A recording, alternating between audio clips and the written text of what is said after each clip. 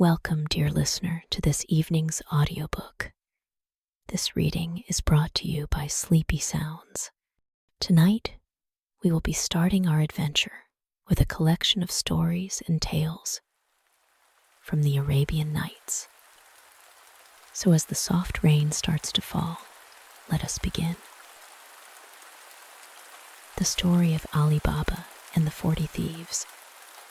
In a town in Persia, there lived two brothers, one named Qasim, the other Ali Baba. Their father left them scarcely anything, but as he had divided his little property equally between them, it would seem that their fortune ought to have been equal, but chance determined otherwise.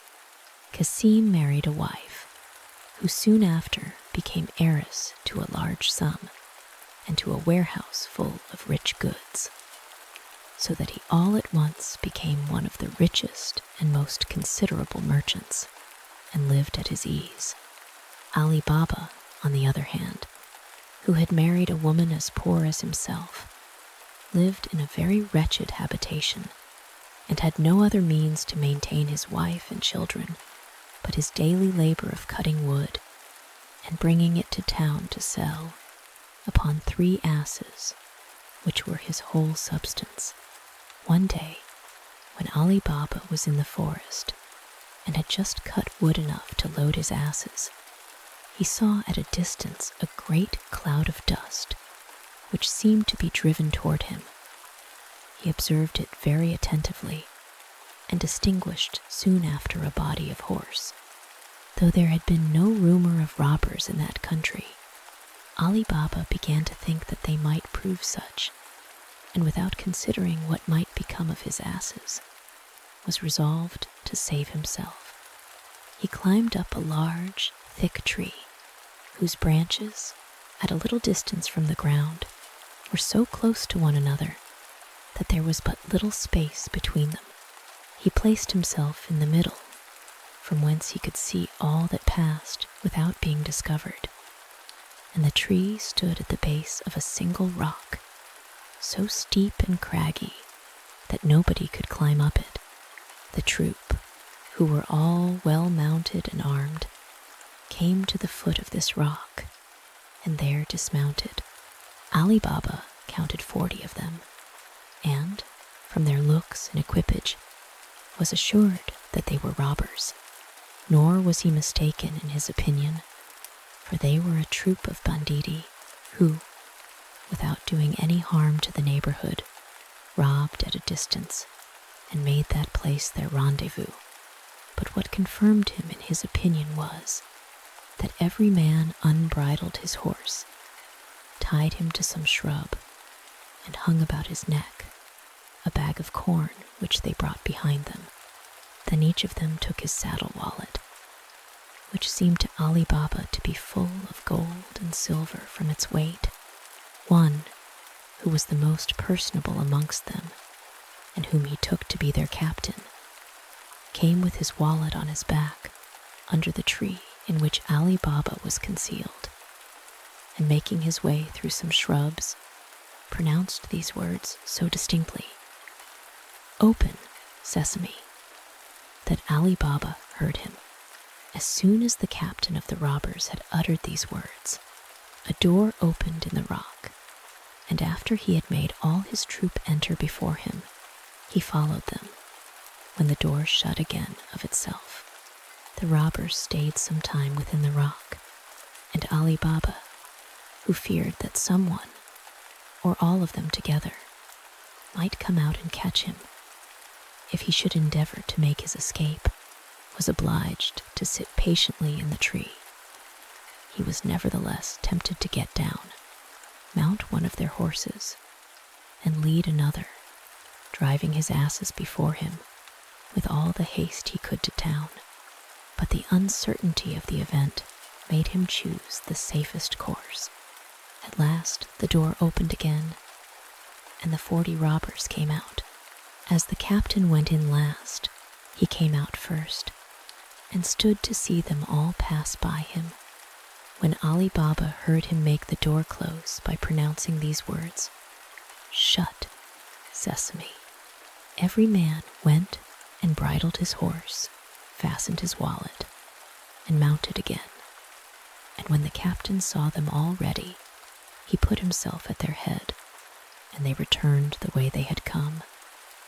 Ali Baba did not immediately quit his tree, for, said he to himself, they may have forgotten something, and may come back again, and then I shall be taken. He followed them with his eyes as far as he could see them, and afterward stayed a considerable time before he descended. Remembering the words the captain of the robbers used to cause the door to open and shut, he had the curiosity to try if his pronouncing them would have the same effect. Accordingly, he went among the shrubs, and perceiving the door concealed behind them, stood before it and said, "Open, sesame." The door instantly flew wide open. Ali Baba, who expected a dark, dismal cavern, was surprised to see it well lighted and spacious, in the form of a vault, which received the light from an opening at the top of the rock. He saw all sorts of provisions, rich bales of silk stuff, brocade, and valuable carpeting, piled upon one another, gold and silver ingots in great heaps, and money in bags. The sight of all these riches made him suppose that this cave must have been occupied for ages by robbers, who had succeeded one another. Ali Baba did not stand long to consider what he should do, but went immediately into the cave, and as soon as he had entered, the door shut of itself. But this did not disturb him, because he knew the secret to open it again. He never regarded the silver, but made the best use of his time in carrying out as much of the gold coin as he thought his 3 asses could carry. He collected his asses, which were dispersed, and when he had loaded them with the bags, laid wood over in such a manner that they could not be seen. When he had done, he stood before the door, and pronouncing the words, "Shut, sesame," the door closed after him, for it had shut of itself while he was within, but remained open while he was out. He then made the best of his way to town. When Ali Baba got home, he drove his asses into a little yard, shut the gates very carefully, threw off the wood that covered the bags, carried them into his house, and ranged them in order before his wife, who sat on a sofa. His wife handled the bags, and finding them full of money, suspected that her husband had been robbing, insomuch that she could not help saying, "Ali Baba, have you been so unhappy as to—" "Be quiet, wife," interrupted Ali Baba. "Do not frighten yourself. I am no robber, unless he may be one who steals from robbers. You will no longer entertain an ill opinion of me when I shall tell you my good fortune." He then emptied the bags, which raised such a great heap of gold as dazzled his wife's eyes, and when he had done, told her the whole adventure from beginning to end, and above all, recommended her to keep it secret. The wife, cured of her fears, rejoiced with her husband at their good fortune, and would count all the gold piece by piece. "Wife," replied Ali Baba, "you do not know what you undertake. When you pretend to count the money, you will never have done. I will dig a hole and bury it. There is no time to be lost." "You are in the right, husband," replied she, "but let us know, as nigh as possible, how much we have. I will borrow a small measure in the neighborhood and measure it while you dig the hole. What you are going to do is to no purpose, wife," said Ali Baba. "If you would take my advice, you had better let it alone, but keep the secret and do what you please." Away the wife ran to her brother-in-law Cassim, who lived just by, but was not then at home, and addressing herself to his wife, desired her to lend her a measure for a little while. Her sister-in-law asked her whether she would have a great or a small one. The wife asked for a small one. The sister-in-law agreed to lend one, but as she knew Ali Baba's poverty, she was curious to know what sort of grain his wife wanted to measure, and artfully putting some suet at the bottom of the measure, brought it to her with an excuse that she was sorry that she had made her stay so long, but that she could not find it sooner. Ali Baba's wife went home, set the measure upon the heap of gold, filled it, and emptied it often on the sofa until she had done, when she was very well satisfied to find the number of measures amounted to so many as they did, and went to tell her husband, who had almost finished digging the hole. While Ali Baba was burying the gold, his wife, to show her exactness and diligence to her sister-in-law, carried the measure back again, but without taking notice that a piece of gold had stuck to the bottom. "Sister," said she, giving it to her again, "you see that I have not kept your measure long. I am obliged to you for it, and return it with thanks." As soon as her sister-in-law was gone, Kasim's wife looked at the bottom of the measure and was inexpressibly surprised to find a piece of gold stuck to it. Envy immediately possessed her breast. "What?" said she. "Has Ali Baba gold so plentiful as to measure it? Where has that poor wretch got all this wealth?" Kasim, her husband, was not at home, but at his counting house, which he left always in the evening. His wife waited for him and thought the time an age. So great was her impatience to tell him the circumstance, at which she guessed he would be as much surprised as herself. When Kasim came home, his wife said to him, "Kasim, I know you think yourself rich, but you are much mistaken. Ali Baba is infinitely richer than you. He does not count his money, but measures it." Kasim desired her to explain the riddle, which she did by telling him the stratagem she had used to make the discovery, and showed him the piece of money, which was so old that they could not tell in what prince's reign it was coined. Kasim, instead of being pleased, conceived a base envy at his brother's prosperity. He could not sleep all that night, and went to him in the morning before sunrise, although after he had married the rich widow, he had never treated him as a brother, but neglected him. "Ali Baba," said he, accosting him, "you are very reserved in your affairs. You pretend to be miserably poor, and yet you measure gold." "How, brother?" replied Ali Baba. "I do not know what you mean. Explain yourself." "Do not pretend ignorance," replied Kasim, showing him the piece of gold his wife had given him. "How many of these pieces," added he, "have you?" "My wife found this at the bottom of the measure you borrowed yesterday."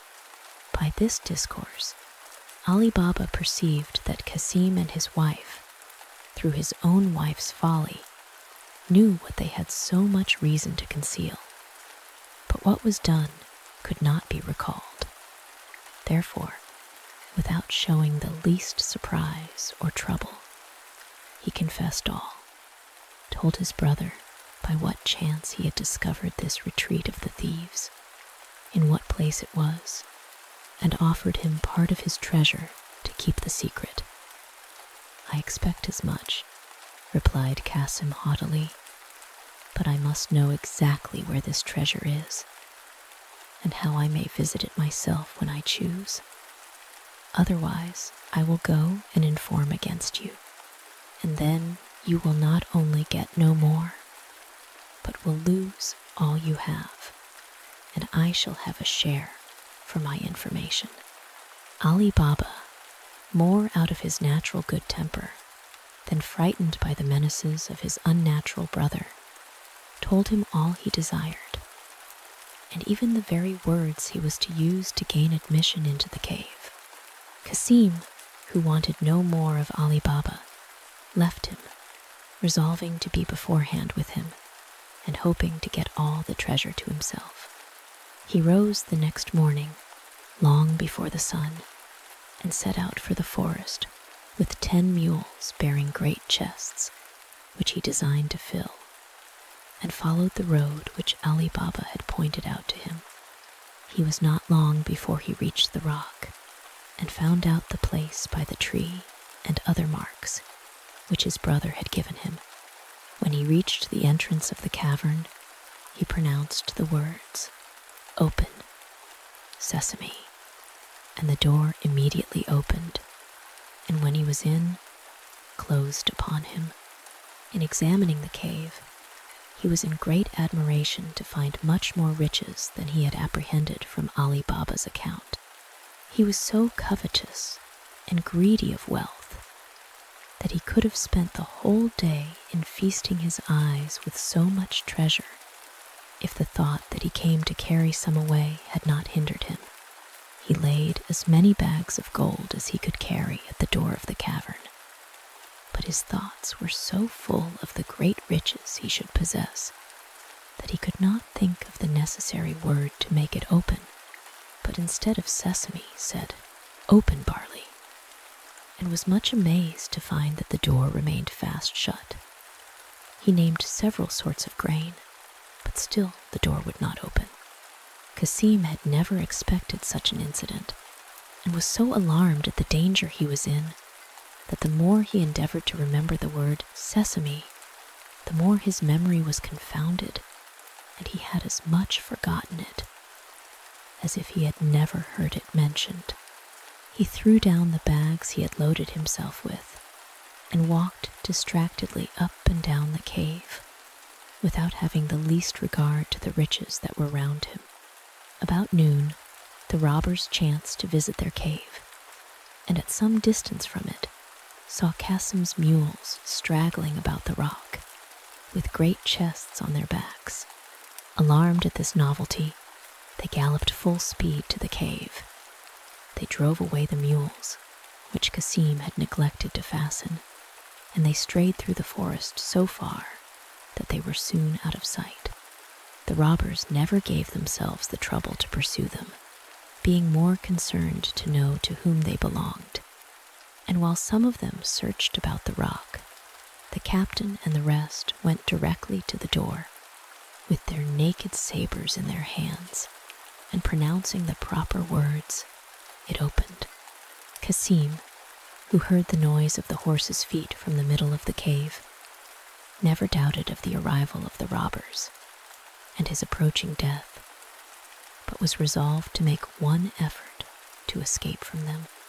To this end, he rushed to the door, and no sooner heard the word sesame, which he had forgotten, and saw the door open, than he ran out and threw the leader down, but could not escape the other robbers, who with their sabers soon deprived him of life. The first care of the robbers after this was to examine the cave. They found all the bags which Cassim had brought to the door, to be ready to load his mules, and carried them again to their places, without missing what Ali Baba had taken away before. Then, holding a council, and deliberating upon this occurrence, they guessed that Cassim, when he was in, could not get out again, but could not imagine how he had entered. It came into their heads that he might have got down by the top of the cave, but the aperture by which it received light was so high, and the rocks so inaccessible without, that they gave up this conjecture. That he came in at the door they could not believe, however, unless he had the secret of making it open. In short, none of them could imagine which way he had entered, for they were all persuaded nobody knew their secret, little imagining that Ali Baba had watched them. It was a matter of the greatest importance to them to secure their riches. They agreed, therefore, to cut Cassim's body into quarters, to hang 2 on one side and 2 on the other, within the door of the cave, to terrify any person who should attempt again to enter. They had no sooner taken this resolution than they put it in execution, and when they had nothing more to detain them, left the place of their hoards well closed. They then mounted their horses, went to beat the roads again, and to attack the caravans they might meet. In the meantime, Kasim's wife was very uneasy when night came, and her husband was not returned. She ran to Ali Baba in alarm, and said, "I believe, brother-in-law, that you know Kasim, your brother, is gone to the forest, and upon what account? It is now night, and he is not returned. I am afraid some misfortune has happened to him." Ali Baba, who had expected that his brother, after what he had said, would go to the forest, had declined going himself that day for fear of giving him any umbrage, therefore told her, without any reflection upon her husband's unhandsome behavior, that she need not frighten herself, for that certainly Kasim would not think it proper to come into the town till the night should be pretty far advanced. Kasim's wife, considering how much it concerned her husband to keep the business secret, was the more easily persuaded to believe her brother-in-law. She went home again and waited patiently till midnight. She repented of her foolish curiosity and cursed her desire of penetrating into the affairs of her brother and sister-in-law. She spent all the night in weeping, and as soon as it was day, went to them, telling them by her tears the cause of her coming. Ali Baba did not wait for his sister-in-law to desire him to go and see what was become of Kasim, but departed immediately with his 3 asses, begging of her first to moderate her affliction. He went to the forest, and when he came near the rock, having seen neither his brother nor the mules in his way, was seriously alarmed at finding some blood spilt near the door, which he took for an ill omen. But when he had pronounced the word, and the door had opened, he was struck with horror at the dismal sight of his brother's body. Without adverting to the little fraternal affection his brother had shown for him, Ali Baba went into the cave to find something to enshroud his remains, and having loaded one of his asses with them, covered them over with wood. The other 2 asses he loaded with bags of gold, covering them with wood also as before, and then bidding the door shut, came away, but was so cautious as to stop some time at the end of the forest, that he might not go into the town before night. When he came home, he drove the 2 asses loaded with gold into his little yard, and left the care of unloading them to his wife, while he led the other to his sister-in-law's house. Ali Baba knocked at the door, which was opened by Morgiana, an intelligent slave, fruitful in inventions to ensure success in the most difficult undertakings, and Ali Baba knew her to be such. When he came into the court, he unloaded the ass, and taking Morgiana aside, said to her, "The first thing I ask of you is an inviolable secrecy, both for your mistress's sake and mine. Your master's body is contained in these 2 bundles, and our business is to bury him as if he had died a natural death. Go, tell your mistress I want to speak with her, and mind what I have said to you." Morgiana went to her mistress, and Ali Baba followed her. "Well, brother," said she with impatience, "what news do you bring me of my husband? I perceive no comfort in your countenance." "Sister," answered Ali Baba, "I cannot satisfy your inquiries unless you hear my story without speaking a word, for it is of as great importance to you as to me to keep what has happened secret." "Alas," said she, "this preamble lets me know that my husband is not to be found. but at the same time I know the necessity of secrecy, and I must constrain myself. Say on, I will hear you." Ali Baba then detailed the incidents of his journey till he came to the finding of Kasim's body. "Now," said he, "sister, I have something to relate which will afflict you the more, because it is what you so little expect, but it cannot now be remedied. If my endeavors can comfort you, I offer to put that which God hath sent me to what you have, and marry you, assuring you that my wife will not be jealous, and that we shall live happily together. If this proposal is agreeable to you, we must think of acting so that my brother should appear to have died a natural death. I think you may leave the management of the business to Morgiana, and I will contribute all that lies in my power to your consolation." What could Kasim's widow do better than accept of this proposal? For though her first husband had left behind him a plentiful substance, his brother was now much richer, and by the discovery of this treasure might be still more so. Instead, therefore, of rejecting the offer, she regarded it as the sure means of comfort, and drying up her tears, which had begun to flow abundantly, and suppressing the outcries usual with women who have lost their husbands, showed Ali Baba that she approved of his proposal. Ali Baba left the widow, recommended to Morgiana to act her part well, and then returned home with his ass.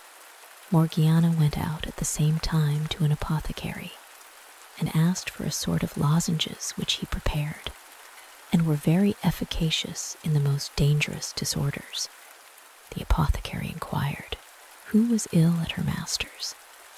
She replied with a sigh, her good master Kasim himself, that they knew not what his disorder was, but that he could neither eat nor speak. After these words, Morgiana carried the lozenges home with her, and the next morning went to the same apothecary's again, and with tears in her eyes, asked for an essence which they used to give to sick people only when at the last extremity. "Alas," said she, taking it from the apothecary, "I am afraid that this remedy will have no better effect than the lozenges, and that I shall lose my good master."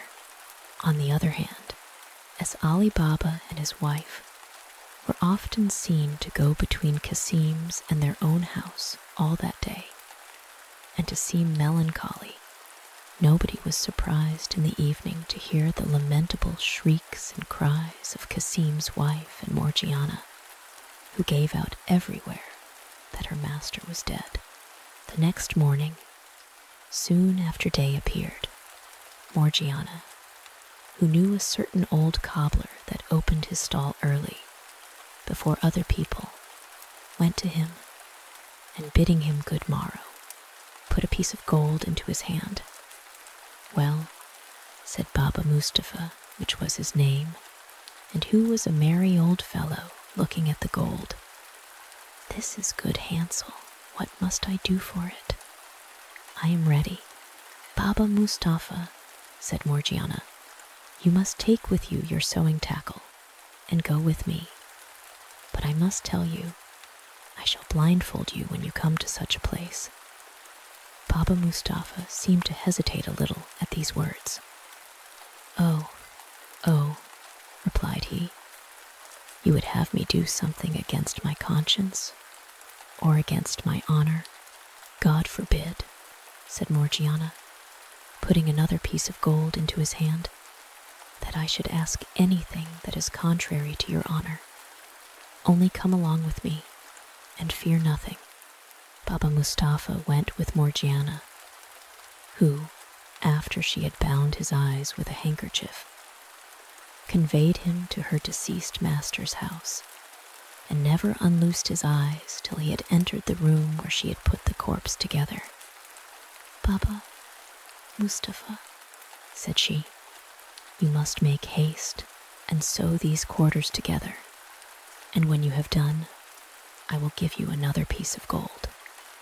After Baba Mustafa had finished his task, she blindfolded him again, gave him the third piece of gold as she had promised, and recommending secrecy to him, carried him back to the place where she first bound his eyes, pulled off the bandage, and let him go home, but watched him that he returned toward his stall till he was quite out of sight, for fear he should have the curiosity to return and track her. By the time Morgiana had warmed some water to wash the body, Ali Baba came with incense to embalm it, after which it was sewn up in a winding sheet. Not long after, the joiner, according to Ali Baba's orders, brought the bier, which Morgiana received at the door, and helped Ali Baba to put the body into it. When she went to the mosque to inform the imam that they were ready, the people of the mosque, whose business it was to wash the dead, offered to perform their duty, but she told them that it was done already. Morgiana had scarcely got home before the imam and the other ministers of the mosque arrived. 4 neighbors carried the corpse on their shoulders to the burying ground, following the imam, who recited some prayers. Morgiana, as a slave to the deceased, followed the corpse, weeping, beating her breast, and tearing her hair, and Ali Baba came after with some neighbors, who often relieved the others in carrying the corpse to the burying ground.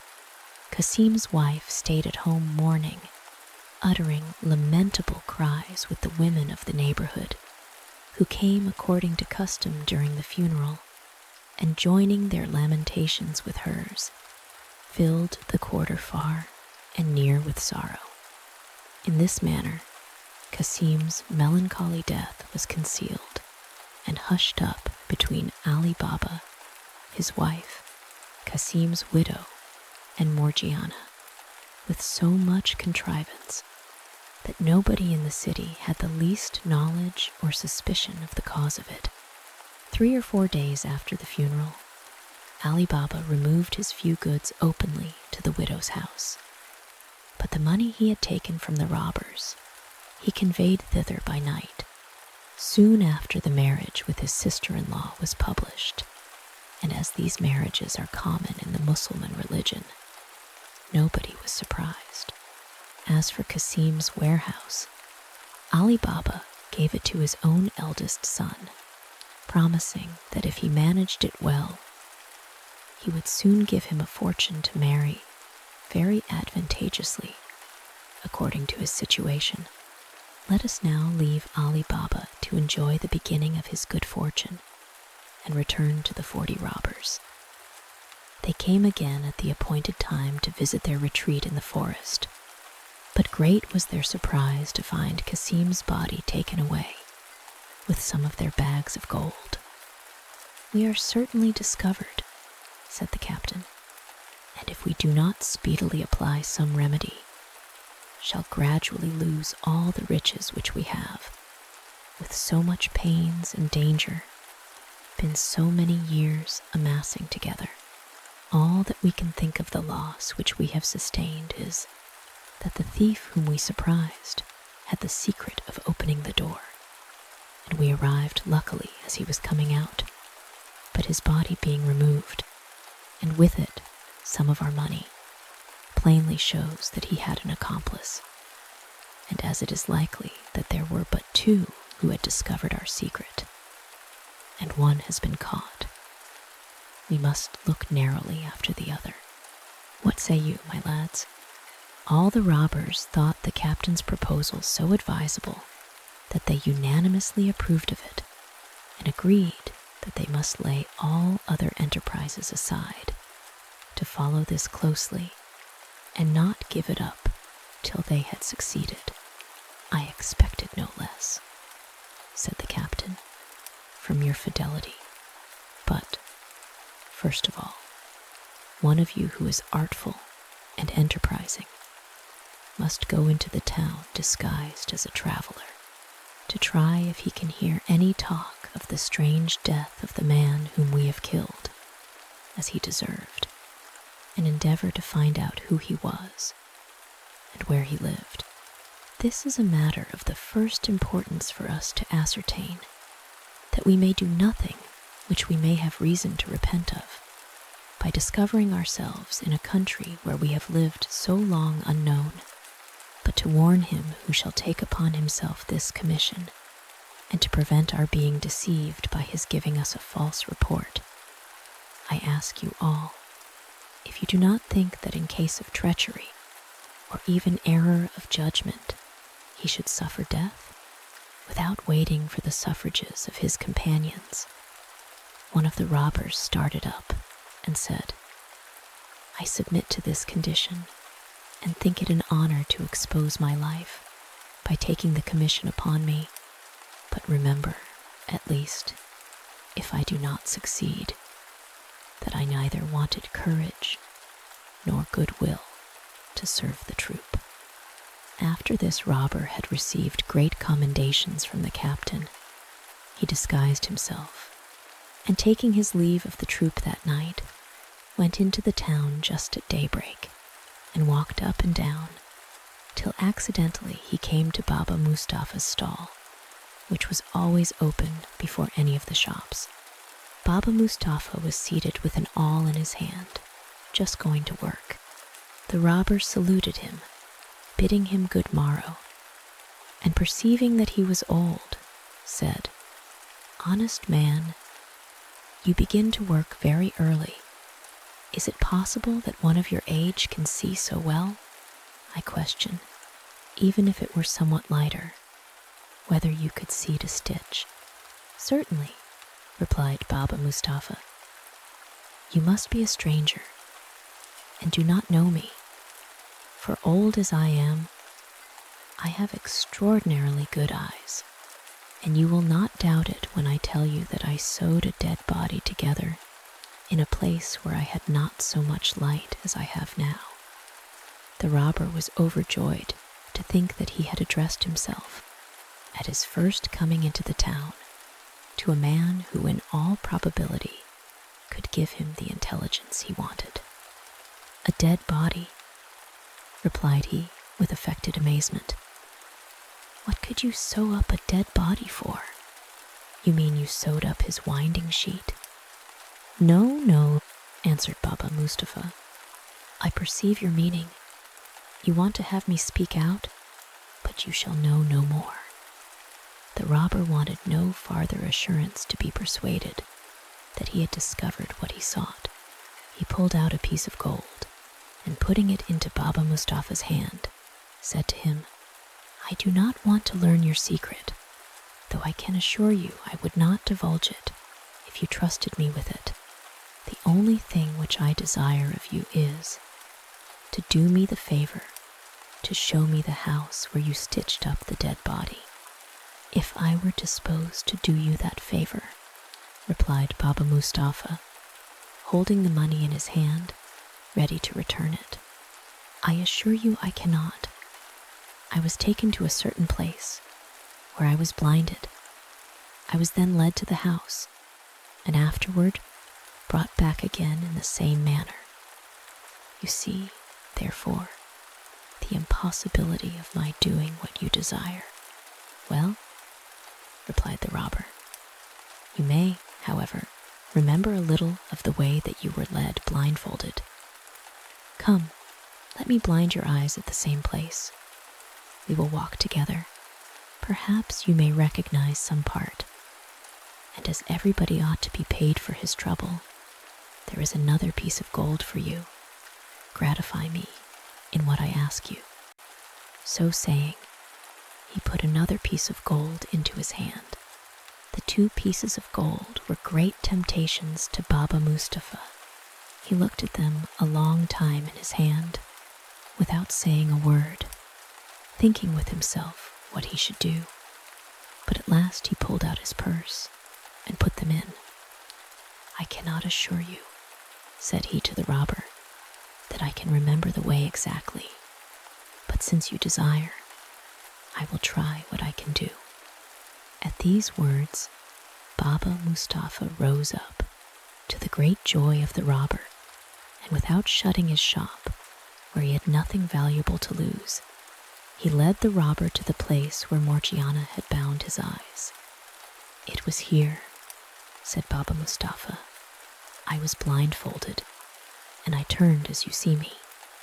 The robber, who had his handkerchief ready, tied it over his eyes, walked by him till he stopped, partly leading and partly guided by him. "I think," said Baba Mustapha, "I went no farther," and he had now stopped directly at Kasim's house, where Ali Baba then lived. The thief, before he pulled off the band, marked the door with a piece of chalk, which he had ready in his hand, and then asked him if he knew whose house that was, to which Baba Mustapha replied that as he did not live in that neighborhood, he could not tell. The robber, finding he could discover no more from Baba Mustapha, thanked him for the trouble he had taken and left him to go back to his stall, while he returned to the forest, persuaded that he should be very well received. A little after the robber and Baba Mustapha had parted, Morgiana went out of Ali Baba's house upon some errand, and upon her return, seeing the mark the robber had made, stopped to observe it. "What can be the meaning of this mark?" said she to herself. "Somebody intends my master no good. However, with whatever intention it was done, it is advisable to guard against the worst." Accordingly, she fetched a piece of chalk and marked 2 or 3 doors on each side in the same manner, without saying a word to her master or mistress. In the meantime, the thief rejoined his troop in the forest and recounted to them his success. All the robbers listened to him with the utmost satisfaction, when the captain, after commending his diligence, addressing himself to them all, said, "Comrades, we have no time to lose. Let us set off well armed, but that we may not excite any suspicion, let only 1 or 2 go into the town together and join at our rendezvous, which shall be the great square. In the meantime, our comrade who brought us the good news and I will go and find out the house, that we may consult what had best be done." This plan was approved of by all, and they were soon ready. They filed off in parties of 2 each, and got into the town without being in the least suspected. The captain, and he who had visited the town in the morning as spy, came in the last. He led the captain into the street, where he had marked Ali Baba's residence, and when they came to the first of the houses which Morgiana had marked, he pointed it out, but the captain observed that the next door was chalked in the same manner, and showing it to his guide, asked him which house it was, that or the first. The guide was so confounded that he knew not what answer to make, but still more puzzled when he saw 5 or 6 houses similarly marked. He assured the captain, with an oath, that he had marked but one, and could not tell who had chalked the rest, so that he could not distinguish the house which the cobbler had stopped at. The captain, finding that their design had proved abortive, went directly to the place of rendezvous, and told the first of his troop whom he met that they had lost their labor and must return to their cave. When the troop was all got together, the captain told them the reason of their returning, and presently the conductor was declared by all worthy of death. He condemned himself, acknowledging that he ought to have taken better precaution, and prepared to receive the stroke from him who was appointed to cut off his head. Another of the gang, who promised himself that he should succeed better, immediately presented himself, and his offer being accepted, he went and corrupted Baba Mustapha, as the other had done, and being shown the house, marked it in a place more remote from sight, with red chalk, Not long after, Morgiana, whose eyes nothing could escape, went out, and seeing the red chalk, and arguing with herself as she had done before, marked the other neighbors' houses in the same place and manner. The robber, at his return to his company, valued himself much on the precaution he had taken, which he looked upon as an infallible way of distinguishing Ali Baba's house from the others, and the captain and all of them thought it must succeed. They conveyed themselves into the town with the same precaution as before, but when the robber and his captain came to the street, they found the same difficulty, at which the captain was enraged, and the robber in as great confusion as his predecessor. Thus the captain and his troop were forced to retire a second time, and much more dissatisfied, while the unfortunate robber, who had been the author of the mistake, underwent the same punishment, which he willingly submitted to. The captain, having lost 2 brave fellows of his troop, was afraid of diminishing it too much by pursuing this plan to get information of the residence of their plunderer. He found by their example that their heads were not so good as their hands on such occasions, and therefore resolved to take upon himself the important commission. Accordingly, he went and addressed himself to Baba Mustafa, who did him the same service he had done to the other robbers. He did not set any particular mark on the house, but examined and observed it so carefully, by passing often by it, that it was impossible for him to mistake it. The captain, well satisfied with his attempt, and informed of what he wanted to know, returned to the forest, and when he came into the cave, where the troop waited for him, said, "Now, comrades, nothing can prevent our full revenge, as I am certain of the house, and in my way hither I have thought how to put it into execution. But if anyone can form a better expedient, let him communicate it." He then told them his contrivance, and as they approved of it, ordered them to go into the villages about and buy 19 mules with 38 large leather jars, one full of oil and the others empty.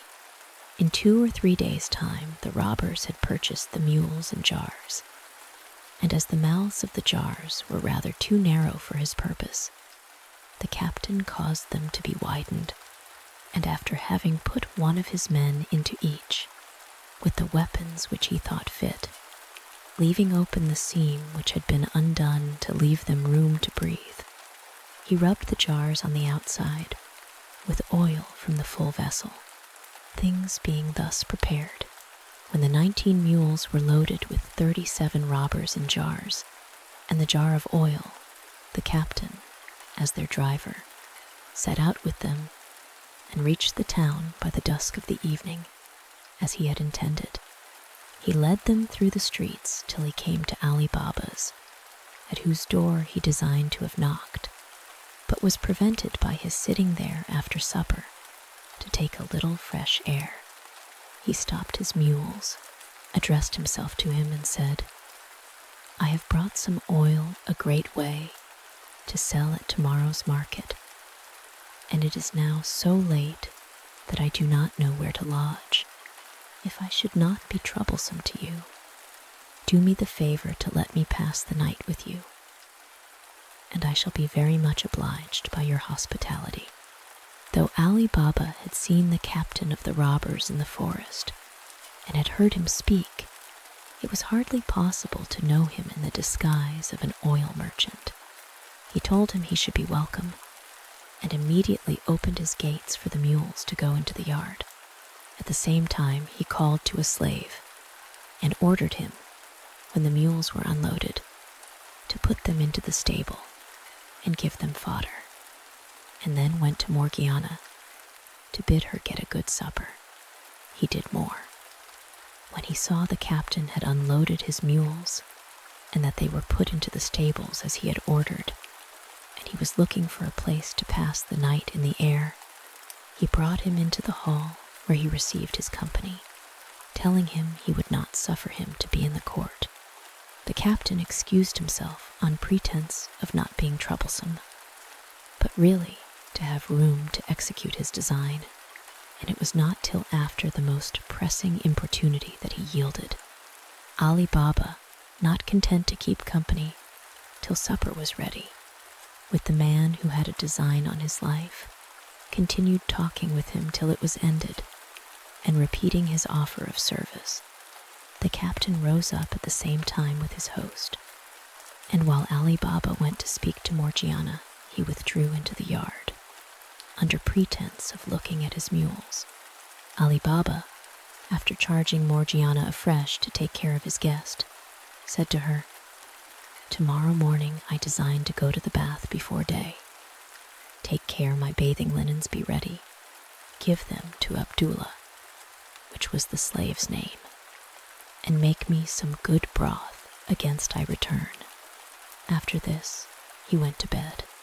In the meantime, the captain went from the stable to give his people orders what to do, and beginning at the first jar, and so on to the last, said to each man, "As soon as I throw some stones out of the chamber window where I lie, do not fail to cut the jar open with the knife you have about you for the purpose, and come out, and I will immediately join you." After this, he returned into the house, when Morgiana, taking up a light, conducted him to his chamber, where she left him, and he, to avoid any suspicion, put the light out soon after, and laid himself down in his clothes, that he might be the more ready to rise. Morgiana, remembering Ali Baba's orders, got his bathing linens ready, and ordered Abdullah to set on the pot for the broth. But while she was preparing it, the lamp went out, and there was no more oil in the house, nor any candles. What to do she did not know, for the broth must be made. Abdullah, seeing her very uneasy, said, "Do not fret and tease yourself, but go into the yard and take some oil out of one of the jars." Morgiana thanked Abdullah for his advice, took the oil pot, and went into the yard. When as she came nigh the first jar, the robber within said softly, "Is it time?" Though the robber spoke low, Morgiana was struck with the voice the more, because the captain, when he unloaded the mules, had taken the lids off this and all the other jars to give air to his men, who were ill enough at their ease, almost wanting room to breathe.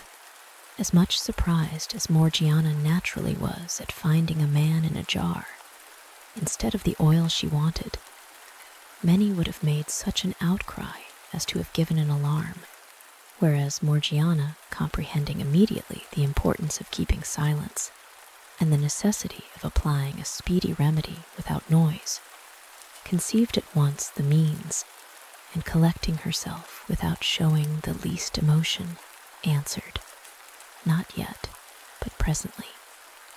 She went in this manner to all the jars, giving the same answer till she came to the jar of oil. By this means, Morgiana found that her master Ali Baba, who thought that he had entertained an oil merchant, had admitted 38 robbers into his house, regarding this pretended merchant as their captain. She made what haste she could to fill her oil pot, and returned into her kitchen, where, as soon as she had lighted her lamp, she took a great kettle, went again to the oil jar, filled the kettle, set it on a large wood fire, and as soon as it boiled, went and poured enough into every jar to stifle and destroy the robber within. When this action, worthy of the courage of Morgiana, was executed without any noise, she returned into the kitchen with the empty kettle, and having put out the great fire she had made to boil the oil, and leaving just enough to make the broth, put out the lamp also, and remained silent, resolving not to go to rest till she had observed what might follow through a window of the kitchen which opened into the yard. She had not waited long before the captain of the robbers got up, opened the window, and finding no light and hearing no noise or anyone stirring in the house, gave the appointed signal by throwing little stones, several of which hit the jars, as he doubted not by the sound they gave.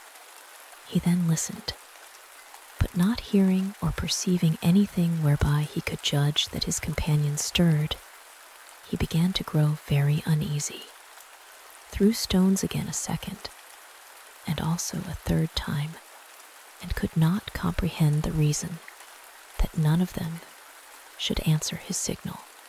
Much alarmed, he went softly down into the yard. In going to the first jar, whilst asking the robber, whom he thought alive, if he was in readiness, smelt the hot boiled oil, which sent forth a steam out of the jar. Hence he suspected that his plot to murder Ali Baba and plunder his house was discovered. Examining all the jars one after another, he found that all the members of his gang were dead, and by the oil he missed out of the last jar, guessed the means and manner of their death.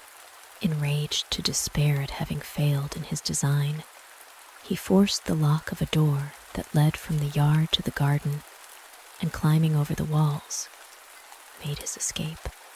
When Morgiana heard no noise, and found, after waiting some time, that the captain did not return, she concluded that he had chosen rather to make his escape by the garden than the street door, which was double locked. Satisfied and pleased to have succeeded so well in saving her master and family, she went to bed. Ali Baba rose before day, and, followed by his slave, went to the baths, entirely ignorant of the important event which had happened at home, for Morgiana had not thought it safe to wake him before, for fear of losing her opportunity, and after her successful exploit, she thought it needless to disturb him. When he returned from the baths, the sun was risen. He was very much surprised to see the oil jars, and that the merchant was not gone with the mules. He asked Morgiana, who opened the door, and had let all things stand as they were, that he might see them, the reason of it. "My good master," answered she, "God preserve you and all your family. You will be better informed of what you wish to know when you have seen what I have to show you, if you will but give yourself the trouble to follow me." As soon as Morgiana had shut the door, Ali Baba followed her, when she requested him to look into the first jar and see if there was any oil. Ali Baba did so, and seeing a man, started back in alarm and cried out. "Do not be afraid," said Morgiana. "The man you see there can neither do you nor anybody else any harm. He is dead." "Ah, Morgiana," said Ali Baba, "what is it you show me? Explain yourself." "I will," replied Morgiana. "Moderate your astonishment, and do not excite the curiosity of your neighbors. Look into all the other jars." Ali Baba examined all the other jars, and when he came to that which had the oil in, found it prodigiously sunk, and stood for some time motionless, sometimes looking at the jars, and sometimes at Morgiana, without saying a word. So great was his surprise. At last, when he had recovered himself, he said, "And what has become of the merchant?" "Merchant," answered she. "He is as much one as I am. I will tell you who he is and what has become of him. But you had better hear the story in your own chamber, for it is time for your health that you had your broth after your bathing." While Ali Baba retired to his chamber, Morgiana went into the kitchen to fetch the broth, but before he would drink it, He first entreated her to satisfy his impatience and tell him what had happened, with all the circumstances, and she obeyed him. "This," she said, when she had completed her story, "is the account you asked of me, and I am convinced it is the consequence of what I observed some days ago, but did not think fit to acquaint you with. For when I came in one morning early, I found our street door marked with white chalk, and the next morning with red, upon which, both times without knowing what was the intention of those chalks, I marked 2 or 3 neighbors' doors on each side in the same manner. If you reflect on this, and what has since happened, you will find it to be a plot of the robbers of the forest, of whose gang there are 2 wanting, and now they are reduced to 3. All this shows that they had sworn your destruction, and it is proper you should be upon your guard, while there is one of them alive. For my part, I shall neglect nothing necessary to your preservation, as I am in duty bound." When Morgiana had left off speaking, Ali Baba was so sensible of the great service she had done him that he said to her, "I will not die without rewarding you as you deserve. I owe my life to you, and for the first token of my acknowledgement, give you your liberty from this moment, till I can complete your recompense as I intend. I am persuaded with you that the 40 robbers have laid snares for my destruction. God, by your means, has delivered me from them as yet, and I hope will continue to preserve me from their wicked designs and deliver the world from their persecution. All that we have to do is to bury the bodies of these pests of mankind immediately and with all the secrecy imaginable, that nobody may suspect what has become of them. But that labor Abdullah and I will undertake." Ali Baba's garden was very long, and shaded at the farther end by a great number of large trees. Under these he and the slave dug a trench, long and wide enough to hold all the robbers. Afterward, they lifted the bodies out of the jars, took away their weapons, carried them to the end of the garden, laid them in the trench, and leveled the ground again. When this was done, Ali Baba hid the jars and weapons, and as he had no occasion for the mules, he sent them at different times to be sold in the market by his slave. While Ali Baba took these measures to prevent the public from knowing how he came by his riches in so short a time, the captain of the 40 robbers returned to the forest with inconceivable mortification, and in his confusion at his ill success, so contrary to what he had promised himself, entered the cave, not being able, all the way from the town, to come to any resolution how to revenge himself of Ali Baba. The loneliness of the gloomy cavern became frightful to him. "Where are you, my brave lads?" cried he. "Old companions of my watchings, inroads, and labor? What can I do without you? Did I collect you only to lose you by so base a fate, and so unworthy of your courage? Had you died with your sabers in your hands, like brave men, my regret had been less. When shall I enlist so gallant a troop again? And if I could, can I undertake it without exposing so much gold and treasure to him who hath already enriched himself out of it? I cannot, I ought not to think of it, before I have taken away his life. I will undertake that alone, which I could not accomplish with your powerful assistance. And when I have taken measures to secure this treasure from being pillaged, I will provide for it new masters and successors after me, who shall preserve and augment it to all posterity." This resolution being taken, he was not at a loss how to execute his purpose, but full of hopes, slept all that night very quietly, When he awoke early next morning, he dressed himself, agreeably to the project he had formed, went to the town, and took a lodging in a khan. As he expected what had happened at Ali Baba's might make a great noise, he asked his host what news there was in the city, upon which the innkeeper told him a great many circumstances, which did not concern him in the least. He judged by this that the reason why Ali Baba kept his affairs so secret was for fear people should know where the treasure lay, and because he knew his life would be sought on account of it. This urged him the more to neglect nothing to rid himself of so cautious an enemy. The captain now assumed the character of a merchant, and conveyed gradually a great many sorts of rich stuffs and fine linen to his lodging from the cavern, but with all the necessary precautions imaginable to conceal the place whence he brought them. In order to dispose of the merchandise, when he had amassed them together, he took a warehouse, which happened to be opposite to Kasim's, which Ali Baba's son had occupied since the death of his uncle. He took the name of Khaujeh Hussein, and as a newcomer was, according to custom, extremely civil and complaisant to all the merchants his neighbors.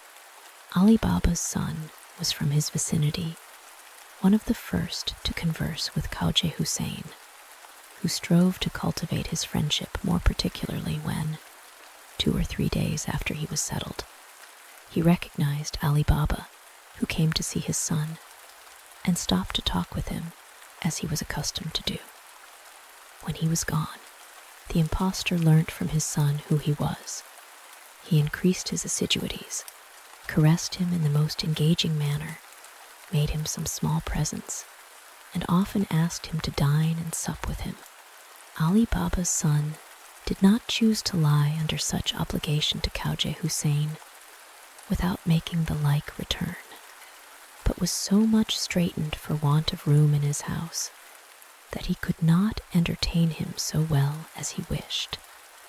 He therefore acquainted his father Ali Baba with his intention, and told him that it did not look well for him to receive such favors from Khaujeh Hussein without inviting him in return.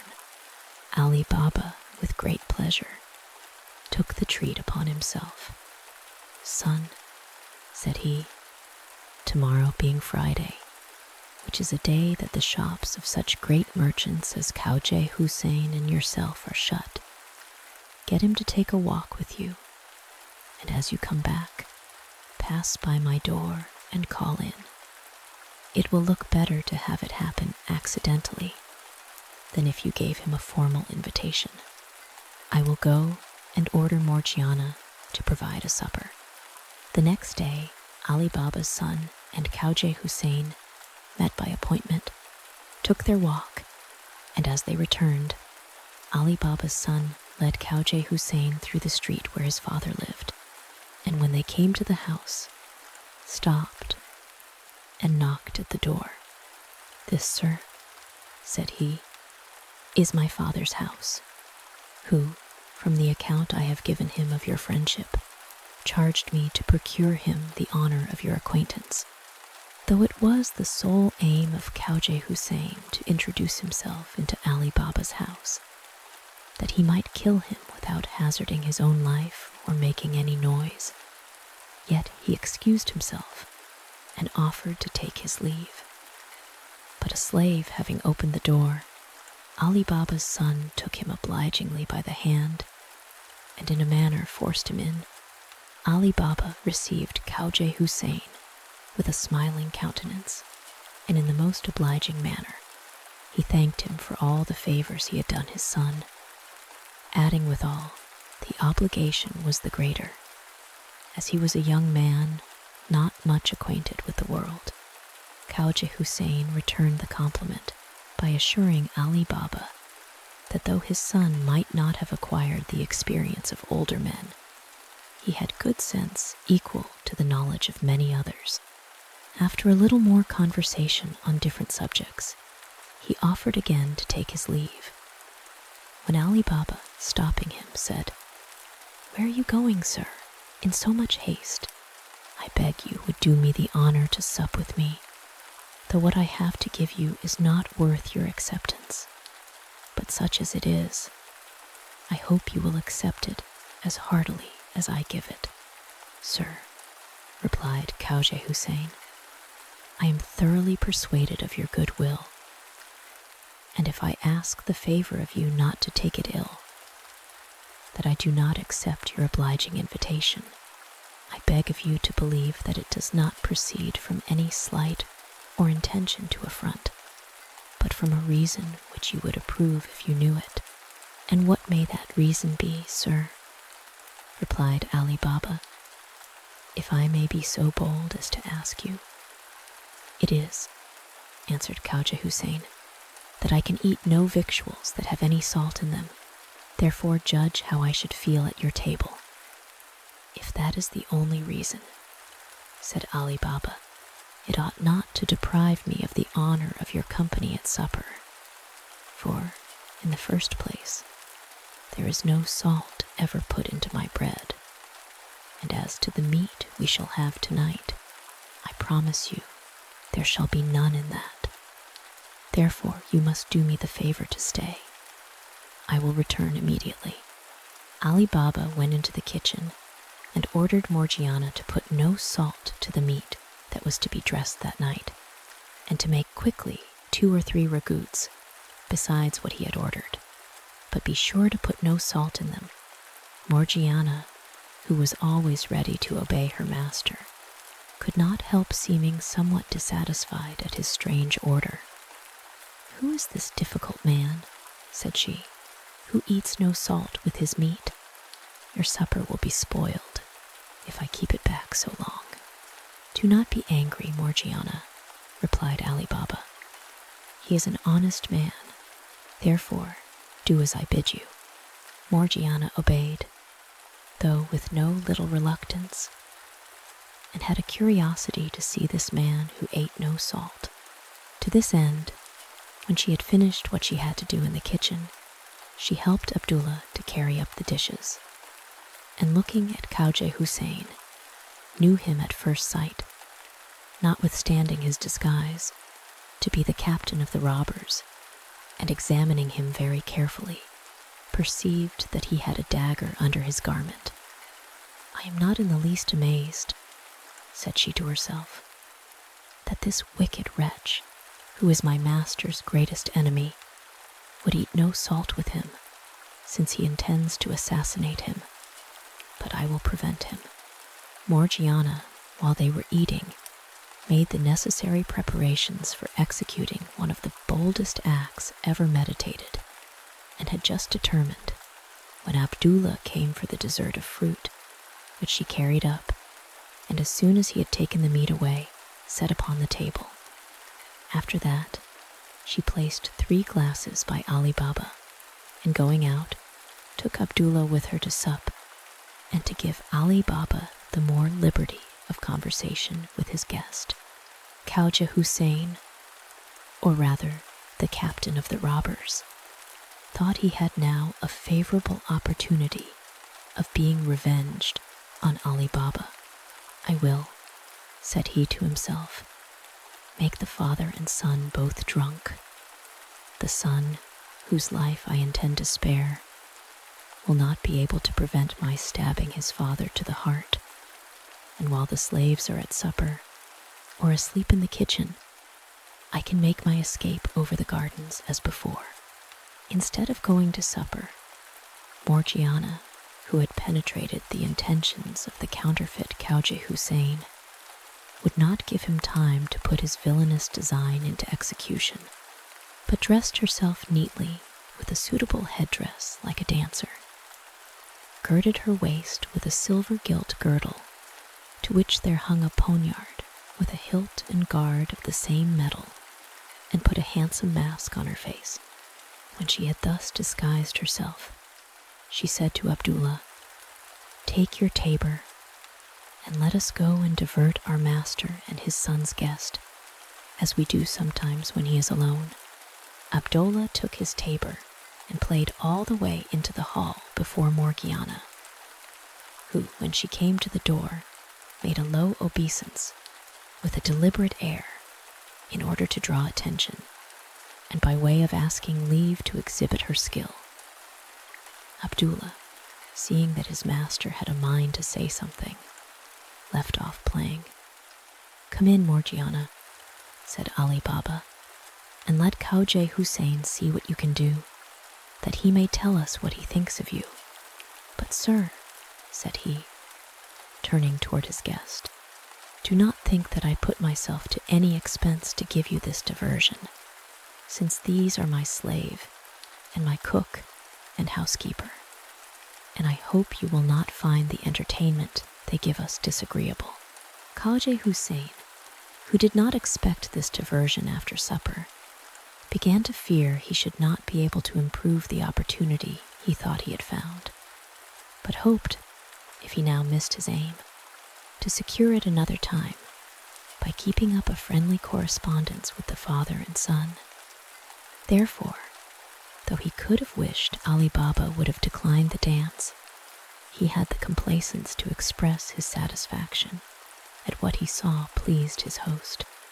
As soon as Abdullah saw that Ali Baba and Khaujeh Hussein had done talking, he began to play on the tabor and accompanied it with an air, to which Morgiana, who was an excellent performer, danced in such a manner as would have created admiration in any other company besides that before which she now exhibited, among whom, perhaps, none but the false Khaujeh Hussein was in the least attentive to her, the rest having seen her so frequently, after she had danced several dances with equal propriety and grace.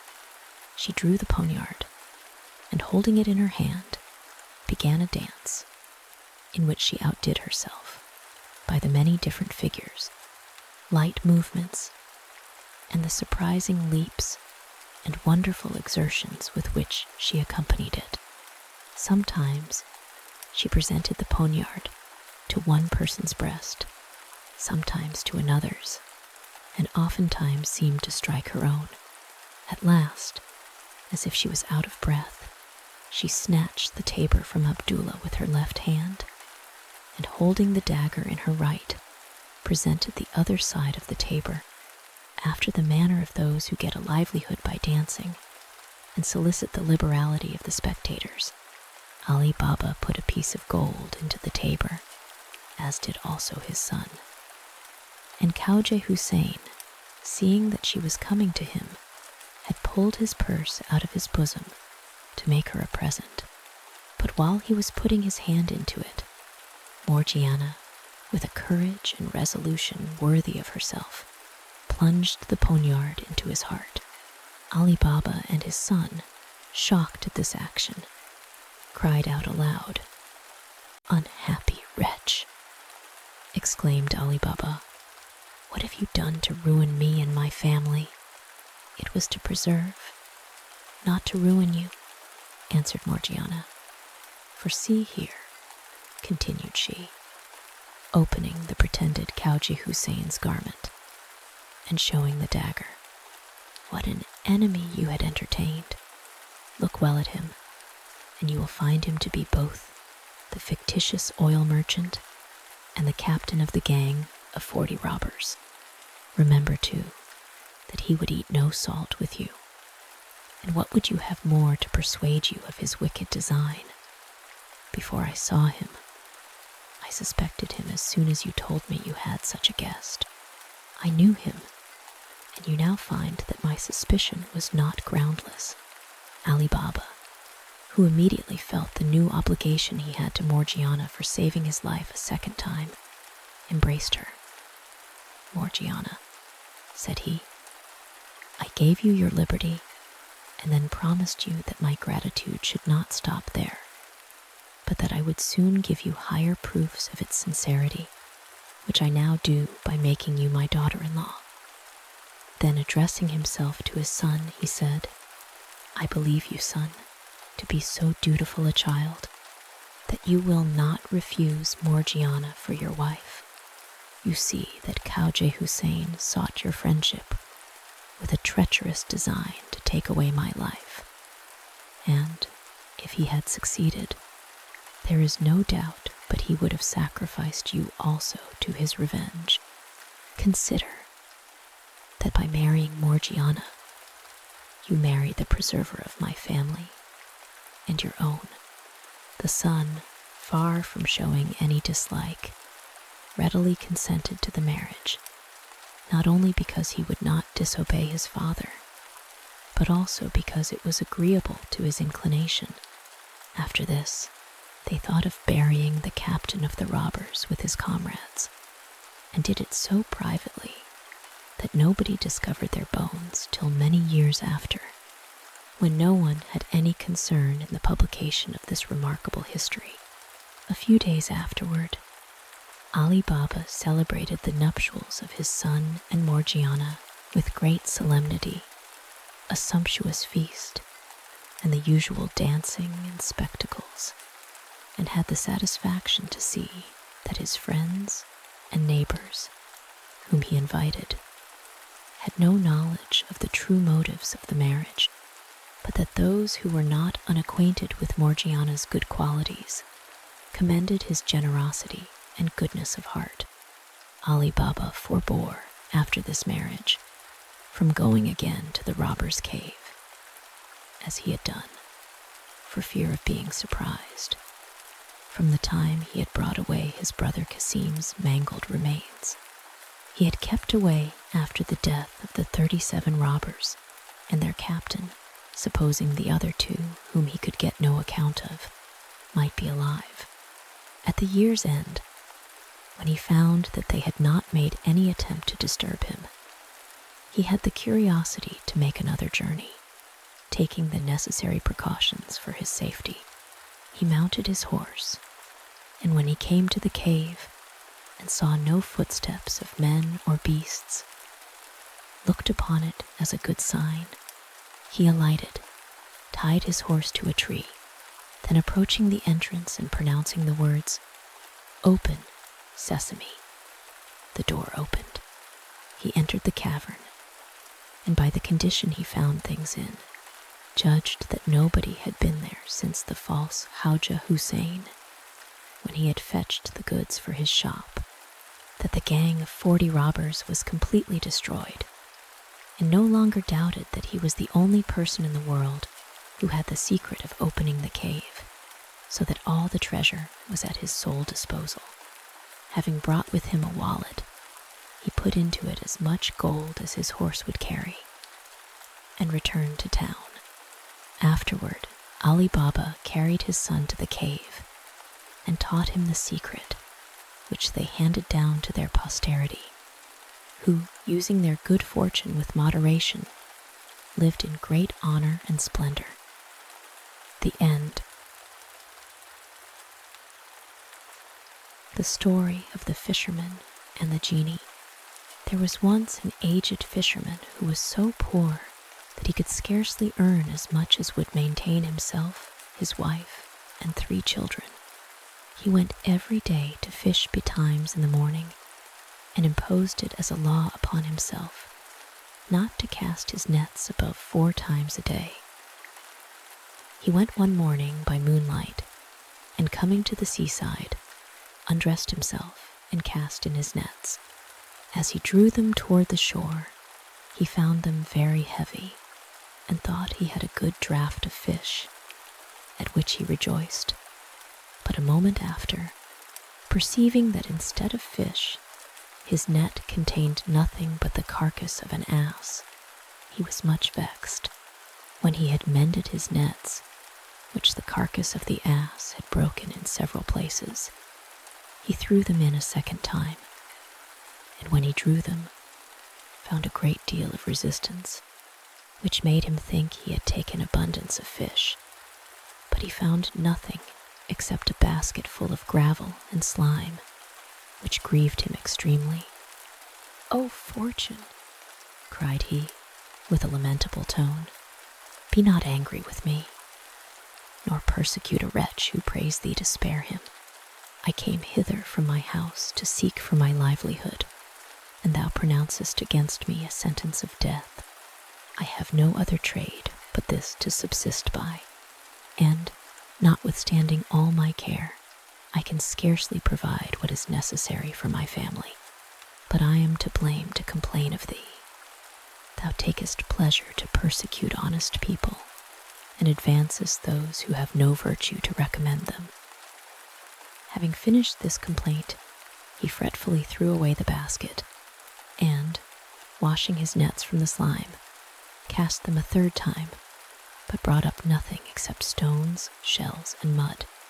No language can express his disappointment. He was almost distracted. However, when day began to appear, he did not forget to say his prayers like a good Muslim, and he added to them this petition: Lord, thou knowest that I cast my nets only 4 times a day. I have already drawn them 3 times, without the least reward for my labor. I am only to cast them once more. I pray thee to render the sea favorable to me, as thou didst to Moses. The fisherman, having finished this prayer, cast his nets the 4th time, and when he thought it was proper, drew them as formerly with great difficulty, but instead of fish, found nothing in them but a vessel of yellow copper, which, from its weight, seemed not to be empty, and he observed that it was fastened and closed with lead, having the impression of a seal upon it. This turn of fortune rejoiced him. I will sell it, said he, to the founder, and with the money buy a measure of corn. He examined the vessel on all sides and shook it to see if its contents made any noise, but heard nothing. This circumstance, with the impression of the seal upon the cover, made him think it enclosed something precious. To try this, he took a knife and opened it with very little labor. He turned the mouth downward, but nothing came out, which surprised him extremely. He placed it before him, but while he viewed it attentively, there burst forth a very thick smoke, which obliged him to retire 2 or 3 paces back. The smoke ascended to the clouds, and, extending itself along the sea and upon the shore, formed a great mist, which filled the fisherman with astonishment. When the smoke was all out of the vessel, it reunited and became a solid body, of which was formed a genie twice as high as the greatest of giants. At the sight of such a monster, the fisherman would fain have fled, but was so frightened that he could not move. Solomon, cried the genie immediately. Solomon, the great prophet, pardon, pardon. I will never more oppose your will. I will obey all your commands. The fisherman, when he heard these words of the genie, recovered his courage and said to him, Thou proud spirit, what is it you say? It is above 1800 years since the prophet Solomon died, and we are now at the end of time. Tell me your history and how you came to be shut up in this vessel. The genie, turning to the fisherman with a fierce look, said, Thou must address me with more courtesy. Thou art a presumptuous fellow to call me a proud spirit. Speak to me more respectfully, or I will kill thee. Ah, replied the fisherman, why should you kill me? Did I not just now set you at liberty, and have you already forgotten my services? No, I remember it, said the genie, but that shall not save thy life. I have only one favor to grant thee. And what is that? Asked the fisherman. It is, answered the genie, to give thee thy choice in what manner thou wouldst have me put thee to death. But wherein have I offended you? Demanded the fisherman. Is that your reward for the service I have rendered you? I cannot treat thee otherwise, said the genie, and that thou mayest know the reason, hearken to my story. I am one of those rebellious spirits that opposed the will of Solomon, the son of David, and to avenge himself, that monarch sent Asaph, the son of Berechiah, his chief minister, to apprehend me. Asaph seized my person and brought me by force before his master's throne. Solomon commanded me to acknowledge his power and to submit to his commands. I bravely refused and told him I would rather expose myself to his resentment than swear fealty as he required. To punish me, he shut me up in this copper vessel, and that I might not break my prison, he himself stamped upon this leaden cover his seal, with the great name of God engraven upon it. He then gave the vessel to one of the genies who had submitted, with orders to throw me into the sea. During the first 100 years of my imprisonment, I swore that if anyone should deliver me before the expiration of that period, I would make him rich, even after his death. But that century ran out, and nobody did me the good office. During the second, I made an oath that I would open all the treasures of the earth to anyone that might set me at liberty, but with no better success. In the third, I promised to make my deliverer a potent monarch, and to grant him every day 3 requests, of what nature soever they might be. But this century passed as well as the 2 former, and I continued in prison.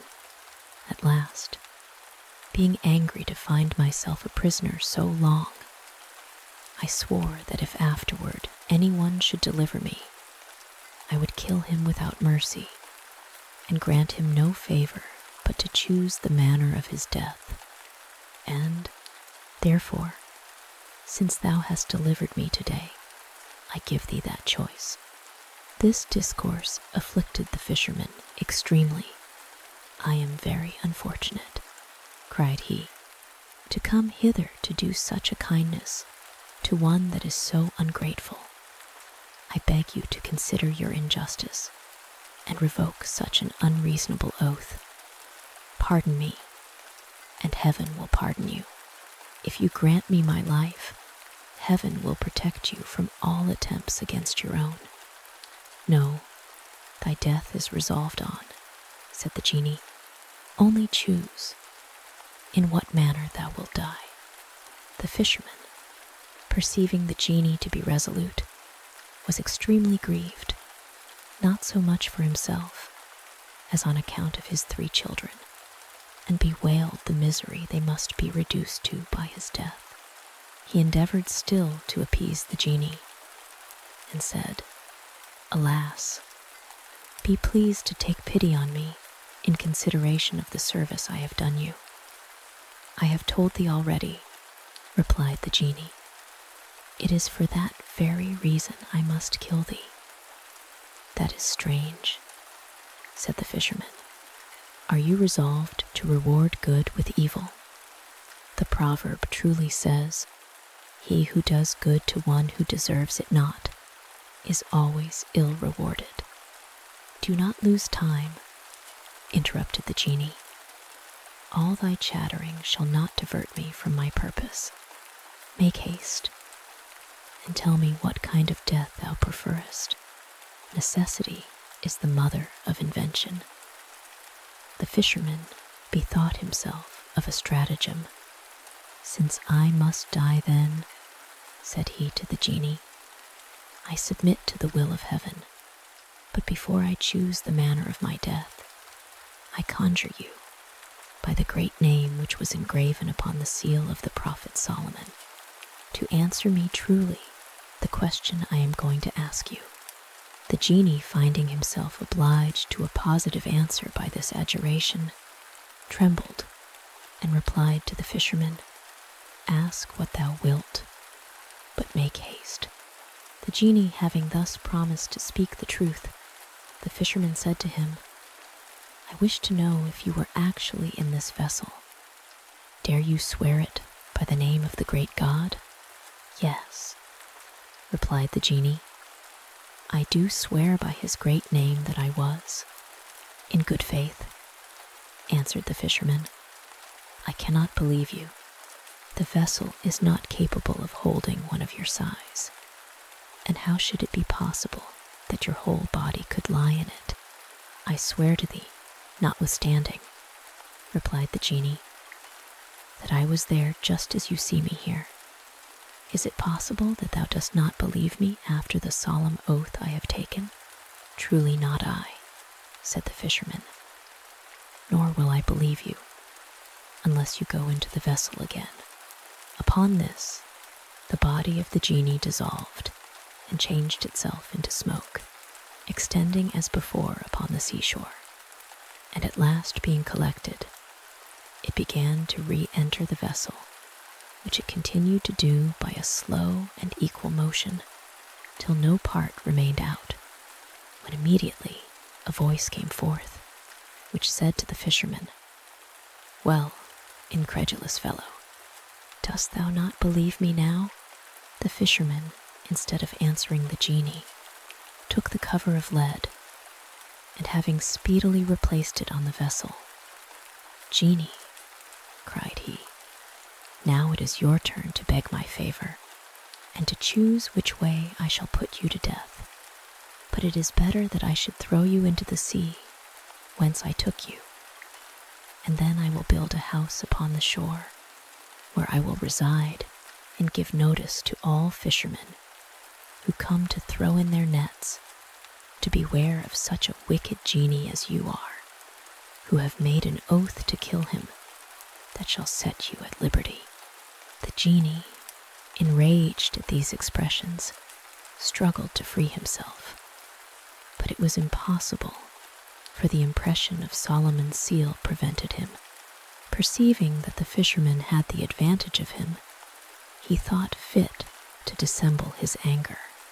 "Fisherman," said he, "take heed you do not what you threaten, for what I spoke to you was only by way of jest."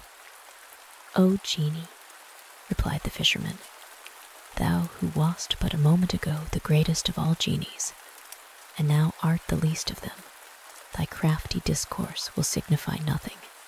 To the sea thou shalt return.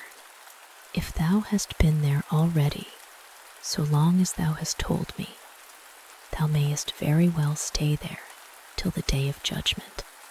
I begged of thee, in God's name, not to take away my life, and thou didst reject my prayers. I am obliged to treat thee in the same manner." The genie omitted nothing that he thought likely to prevail with the fisherman. "Open the vessel," said he.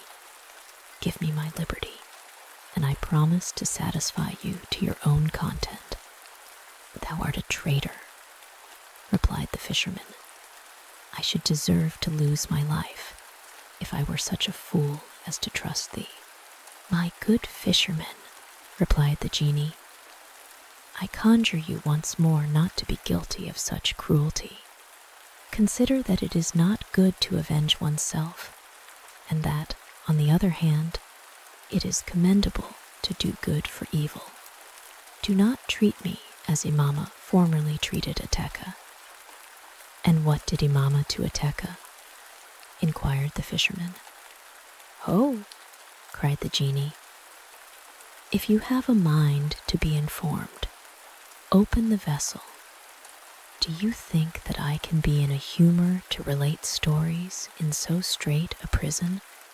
I will tell you as many as you please, when you have let me out."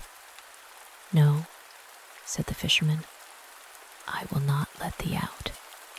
It is in vain to talk of it. I am just going to throw thee into the bottom of the sea." "Hear me one word more," cried the genie. "I promise to do you no hurt. Nay, far from that, I will show you a way to become exceedingly rich." The hope of delivering himself from poverty prevailed with the fisherman. "I could listen to thee," said he, were there any credit to be given to thy word, swear to me, by the great name of God, that thou wilt faithfully perform what thou promisest, and I will open the vessel. I do not believe thou wilt dare to break such an oath." The genie swore to him, upon which the fisherman immediately took off the covering of the vessel. At that instant, the smoke ascended, and the genie, having resumed his form, the first thing he did was to kick the vessel into the sea. This action alarmed the fisherman. "Genie," said he, "will not you keep the oath you just now made?" The genie laughed at his fear and answered, "Fisherman, be not afraid. I only did it to divert myself and to see if you would be alarmed at it. But to convince you that I am in earnest, take your nets and follow me."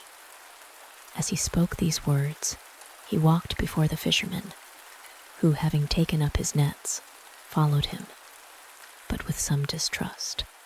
They passed by the town and came to the top of a mountain, from whence they descended into a vast plain, which brought them to a lake that lay betwixt 4 hills. When they reached the side of the lake, the genie said to the fisherman, "Cast in your nets and catch fish." The fisherman did not doubt of taking some, because he saw a great number in the water, but he was extremely surprised when he found they were of 4 colors: white, red, blue, and yellow. He threw in his nets and brought out one of each color. Having never seen the like before, he could not but admire them, and, judging that he might get a considerable sum for them, he was very joyful. "Carry those fish," said the genie to him, "and present them to your sultan. He will give you more money for them. You may come daily to fish in this lake, but I give you warning not to throw in your nets above once a day, otherwise you will repent." Having spoken thus, he struck his foot upon the ground, which opened, and after it had swallowed him up, closed again. The fisherman, being resolved to follow the genie's advice, forbore casting in his nets a second time, and returned to the town very well satisfied, and making 1,000 reflections upon his adventure. He went immediately to the Sultan's palace to offer his fish, and His Majesty was much surprised when he saw the wonders which the fisherman presented. He took them up one after another, and viewed them with attention, and after having admired them a long time, "Take those fish," said he to his vizier, "and carry them to the cook whom the Emperor of the Greeks has sent me. I cannot imagine but that they must be as good as they are beautiful." The vizier carried them as he was directed, and delivering them to the cook, said, "Here are 4 fish just brought to the Sultan. He orders you to dress them." He then returned to the Sultan, who commanded him to give the fisherman 400 pieces of gold, which he did accordingly. The fisherman, who had never seen so much money, could scarcely believe his good fortune, but thought the whole must be a dream, until he found it otherwise. By being able to provide necessaries for his family with the produce of his nets, as soon as the Sultan's cook had cleaned the fish, she put them upon the fire in a frying pan, with oil, and when she thought them fried enough on one side, she turned them upon the other. But, oh, monstrous prodigy! Scarcely were they turned, when the wall of the kitchen divided, and a young lady of wonderful beauty entered from the opening. She held a rod in her hand, and was clad in flowered satin, with pendants in her ears, a necklace of large pearls, and bracelets of gold set with rubies. She moved toward the frying pan, to the great amazement of the cook, and striking one of the fish with the end of the rod, said, "Fish, fish, are you in your duty?" The fish, having answered nothing, she repeated these words, and then the 4 fish lifted up their heads and replied, "Yes, yes. If you reckon, we reckon. If you pay your debts, we pay ours. If you fly, we overcome and are content." As soon as they had finished these words, the lady overturned the frying pan and returned into the open part of the wall, which closed immediately and became as it was before. The cook was greatly frightened at what had happened, and coming a little to herself, went to take up the fish that had fallen on the hearth, but found them blacker than coal and not fit to be carried to the Sultan. This grievously troubled her, and she fell to weeping most bitterly. "Alas," said she, "what will become of me? If I tell the Sultan what I have seen, I am sure he will not believe me, but will be enraged against me." While she was thus bewailing herself, the Grand Vizier entered and asked her if the fish were ready. She told him all that had occurred, which we may easily imagine astonished him. But without speaking a word of it to the Sultan, he invented an excuse that satisfied him, and sending immediately for the fisherman, bid him bring 4 more such fish, for a misfortune had befallen the others, so that they were not fit to be carried to the royal table. The fisherman, without saying anything of what the genie had told him, told the vizier he had a great way to go for them, in order to excuse himself from bringing them that day, but said that he would certainly bring them on the morrow. Accordingly, the fisherman went away by night, and coming to the lake, threw in his nets betimes next morning, took 4 fish like the former, and brought them to the vizier at the hour appointed. The minister took them himself, carried them to the kitchen, and shutting himself up with the cook, she cleaned them and put them on the fire. When they were fried on one side, and she had turned them upon the other, the kitchen wall again opened, and the same lady came in with the rod in her hand, struck one of the fish, spoke to it as before, and all 4 gave her the same answer. After they had spoken to the young lady, she overturned the frying pan with her rod and retired into the wall, the Grand Vizier being witness to what had passed. "This is too wonderful and extraordinary," said he, "to be concealed from the Sultan. I will inform him of this prodigy."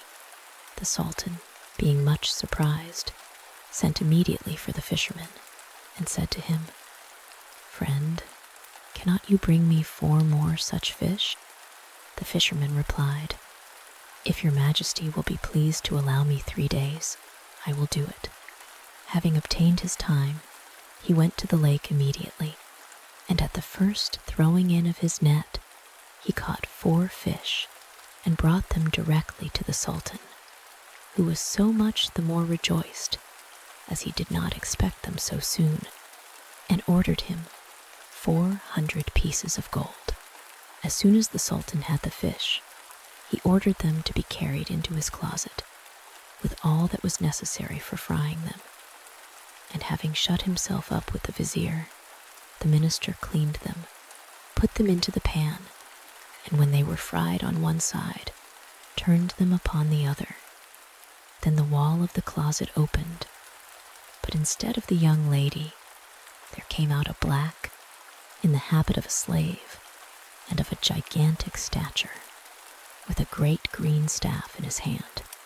He advanced toward the pan, and touching one of the fish with his staff, said, with a terrible voice, "Fish, are you in your duty?" At these words, the fish raised up their heads and answered, "Yes, yes, we are. If you reckon, we reckon. If you pay your debts, we pay ours.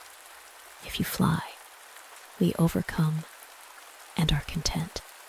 The fish had no sooner finished these words than the black threw the pan into the middle of the closet and reduced them to a coal. Having done this, he retired fiercely, and entering again into the aperture, it closed, and the wall appeared just as it did before.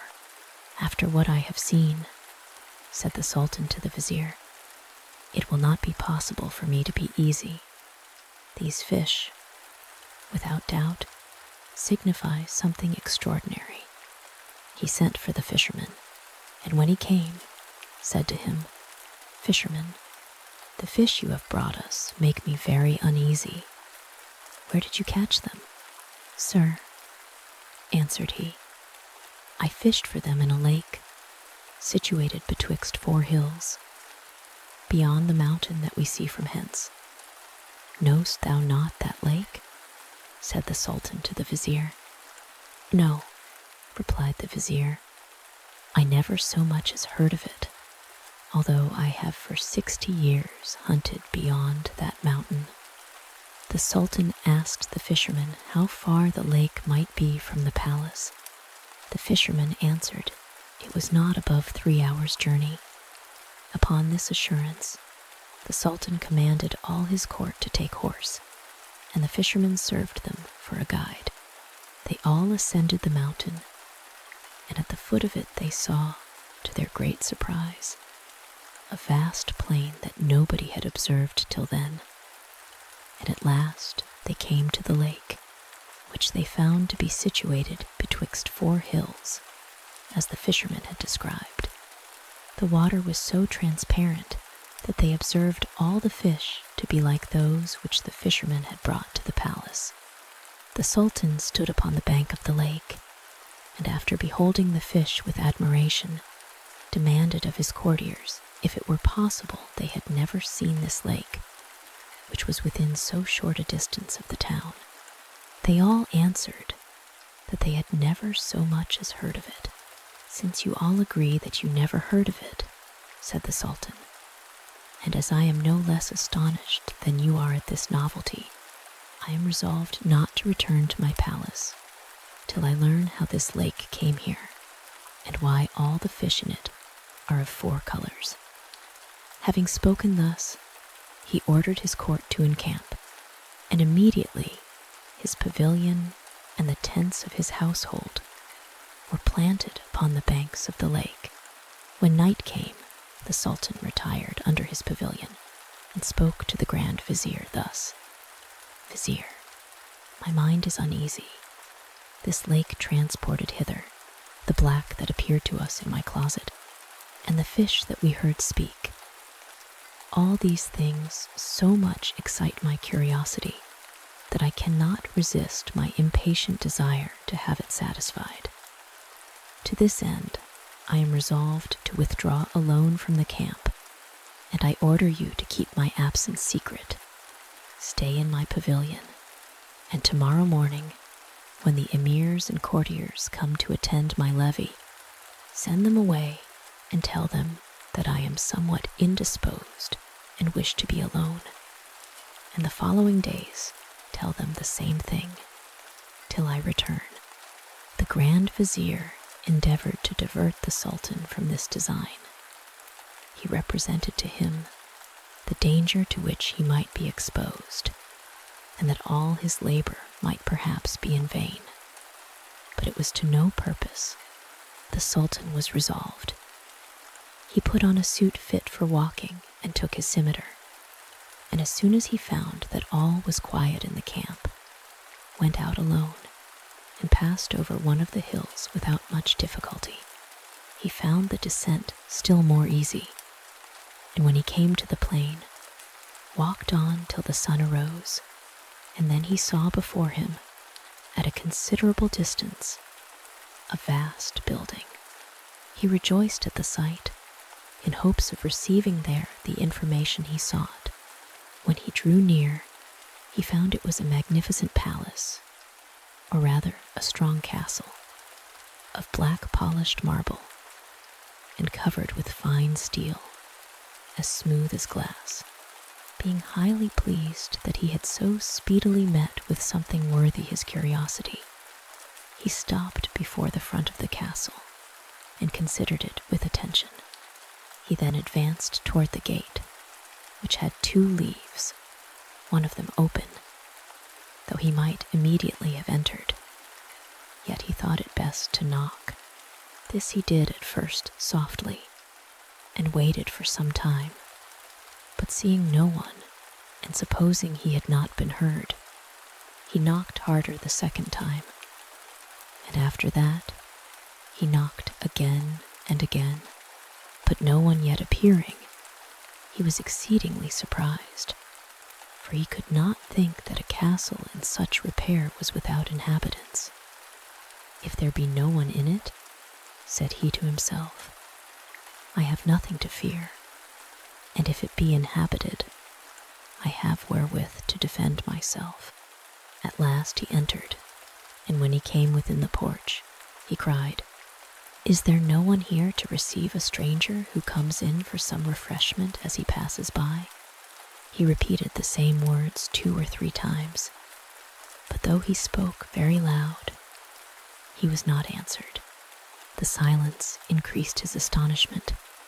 He came into a spacious court, and looked on every side for inhabitants, but discovered none. Perceiving nobody in the court, he entered the grand halls, which were hung with silk tapestry, the alcoves and sofas covered with stuffs of Mecca, and the porches with the richest stuffs of India. He came afterward into a superb saloon, in the middle of which was a fountain, with a lion of massy gold at each angle. Water issued from the mouths of the 4 lions, and as it fell, formed diamonds and pearls resembling a jet d'eau, which, springing from the middle of the fountain, rose nearly to the top of a cupola painted in arabesque.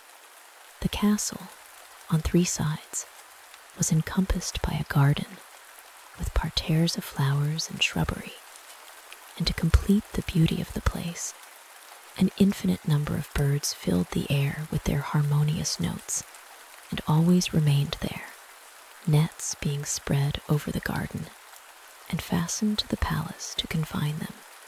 The Sultan walked from apartment to apartment, where he found everything rich and magnificent.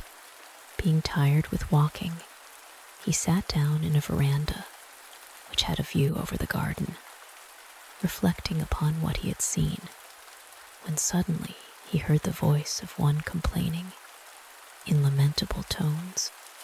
He listened with attention, and heard distinctly these words, "O Fortune, thou who wouldst not suffer me longer to enjoy a happy lot, forbear to persecute me, and by a speedy death put an end to my sorrows.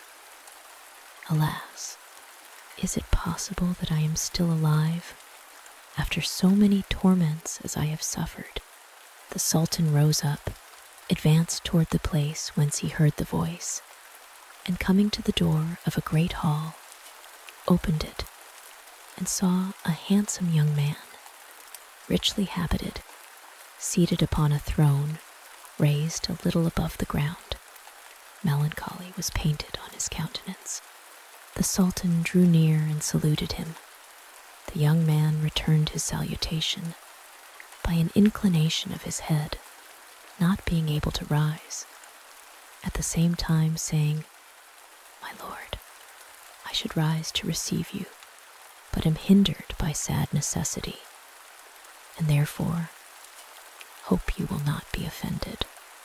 "My lord," replied the Sultan, "I am much obliged to you for having so good an opinion of me. As to the reason of your not rising, whatever your apology be, I heartily accept it, being drawn hither by your complaints and afflicted by your grief. I come to offer you my help. I flatter myself that you will relate to me the history of your misfortunes, but inform me first of the meaning of the lake near the palace, where the fish are of 4 colors. Whose castle is this? How you came to be here, and why you are alone?" Instead of answering these questions, the young man began to weep bitterly. "How inconstant is fortune!" cried he. She takes pleasure to pull down those she has raised. Where are they who enjoy quietly the happiness which they hold of her, and whose day is always clear and serene? The Sultan, moved with compassion to see him in such a condition, prayed him to relate the cause of his excessive grief. "Alas, my lord," replied the young man, "how is it possible but I should grieve, and my eyes be inexhaustible fountains of tears?" At these words, lifting up his robe, he showed the Sultan that he was a man only from the head to the girdle, and that the other half of his body was black marble.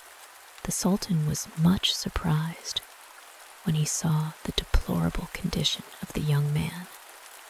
"That which you show me," said he, "while it fills me with horror, excites my curiosity, so that I am impatient to hear your history, which no doubt must be extraordinary, and I am persuaded that the lake and the fish make some part of it.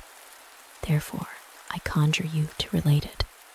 You will find some comfort in so doing, since it is certain that the unfortunate find relief in making known their distress." "I will not refuse your request," replied the young man, "though I cannot comply without renewing my grief. But I give you notice beforehand to prepare your ears, your mind, and even your eyes for things which surpass all that the imagination can conceive." The end. The history of the young king of the Black Isles. "You must know, my lord," said the wretched prisoner, "that my father, named Mahmud, was monarch of this country. This is the kingdom of the Black Isles, which takes its name from the 4 small neighboring mountains, for those mountains were formerly isles, and the capital where the king, my father, resided, was situated on the spot now occupied by the lake you have seen. The sequel of my history will inform you of the reason for those changes. The king, my father, died when he was 70 years of age. I had no sooner succeeded him than I married, and the lady I chose to share the royal dignity with me was my cousin. I had so much reason to be satisfied with her affection, and, on my part, loved her with so much tenderness that nothing could surpass the harmony of our union. This lasted 5 years, at the end of which time I perceived the queen ceased to delight in my attentions. One day, after dinner, while she was at the bath, I found myself inclined to repose, and lay down upon a sofa. 2 of her ladies, who were then in my chamber, came and sat down, one at my head and the other at my feet, with fans in their hands to moderate the heat and to prevent the flies from disturbing me. They thought I was asleep and spoke in whispers, but as I only closed my eyes, I heard all their conversation. One of them said to the other, "Is not the queen wrong, not to love so amiable a prince?" "Certainly," replied her companion. "I do not understand the reason. Neither can I conceive why she goes out every night and leaves him alone. Is it possible that he does not perceive it?" "Alas," said the first, "how should he? She mixes every evening in his liquor the juice of a certain herb, which makes him sleep so sound all night that she has time to go where she pleases. And as day begins to appear, she comes and wakes him by the smell of something she puts under his nostrils. You may guess, my lord, how much I was surprised at this conversation, and with what sentiments it inspired me. Yet whatever emotion it excited, I had sufficient self-command to dissemble and feign to awake without having heard a word. The queen returned from the bath. We supped together, and she presented me with a cup full of such liquid as I was accustomed to drink. But instead of putting it to my mouth, I went to a window that was open, threw out the water so quickly that she did not perceive it, and returned. Soon after, believing that I was asleep, she arose with so little precaution that she whispered loud enough for me to hear her distinctly. "Sleep on, and may you never wake again." And so saying, she dressed herself and went out of the chamber. As soon as the queen, my wife, was gone, I arose in haste, took my scimitar, and followed her so quickly that I soon heard the sound of her feet before me, and then walked softly after her. She passed through several gates, which opened upon her, pronouncing some magical words, and the last she opened was that of the garden, which she entered. I stopped at this gate, that she might not perceive me as she passed along a parterre. Then, looking after her as far as the darkness of the night permitted, I saw her enter a little wood, whose walks were guarded by thick palisadoes. I went thither by another way, and concealing myself, I saw her walking there with a man. I did not fail to lend the most attentive ear to their discourse, and heard her address herself thus to her gallant. "I do not deserve," she said, "to be reproached by you for want of diligence. You well know the reason, but if all the proofs of affection I have already given you be not sufficient to convince you of my sincerity, I am ready to give you others more decisive. You need but command me. You know my power. I will, if you desire it, before sunrise convert this great city and this superb palace into frightful ruins, inhabited only by wolves, owls, and ravens. If you would have me transport all the stones of those walls so solidly built, beyond Mount Caucasus, the bounds of the habitable world, speak but the word, and all shall be changed." As the queen finished this speech, she and her companion came to the end of the walk, turned to enter another, and passed before me. I had already drawn my scimitar, and the man being next me, I struck him on the neck and brought him to the ground. I concluded I had killed him, and therefore retired speedily, without making myself known to the queen, whom I chose to spare, because she was my kinswoman.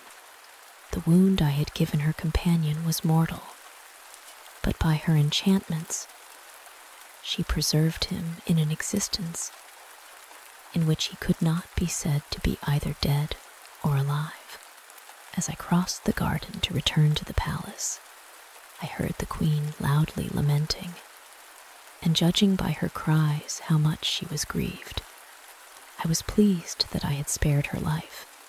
As soon as I had reached my apartment, I went to bed, and being satisfied with having punished the villain who had injured me, fell asleep. Next morning I arose, went to my closet, and dressed myself. I afterward held my council. At my return, the queen, clad in mourning, her hair disheveled, and part of it torn off, presented herself before me and said, "I come to beg your majesty not to be surprised to see me in this condition. My heavy affliction is occasioned by intelligence of 3 distressing events which I have just received." "Alas, what are they, madam?" said I.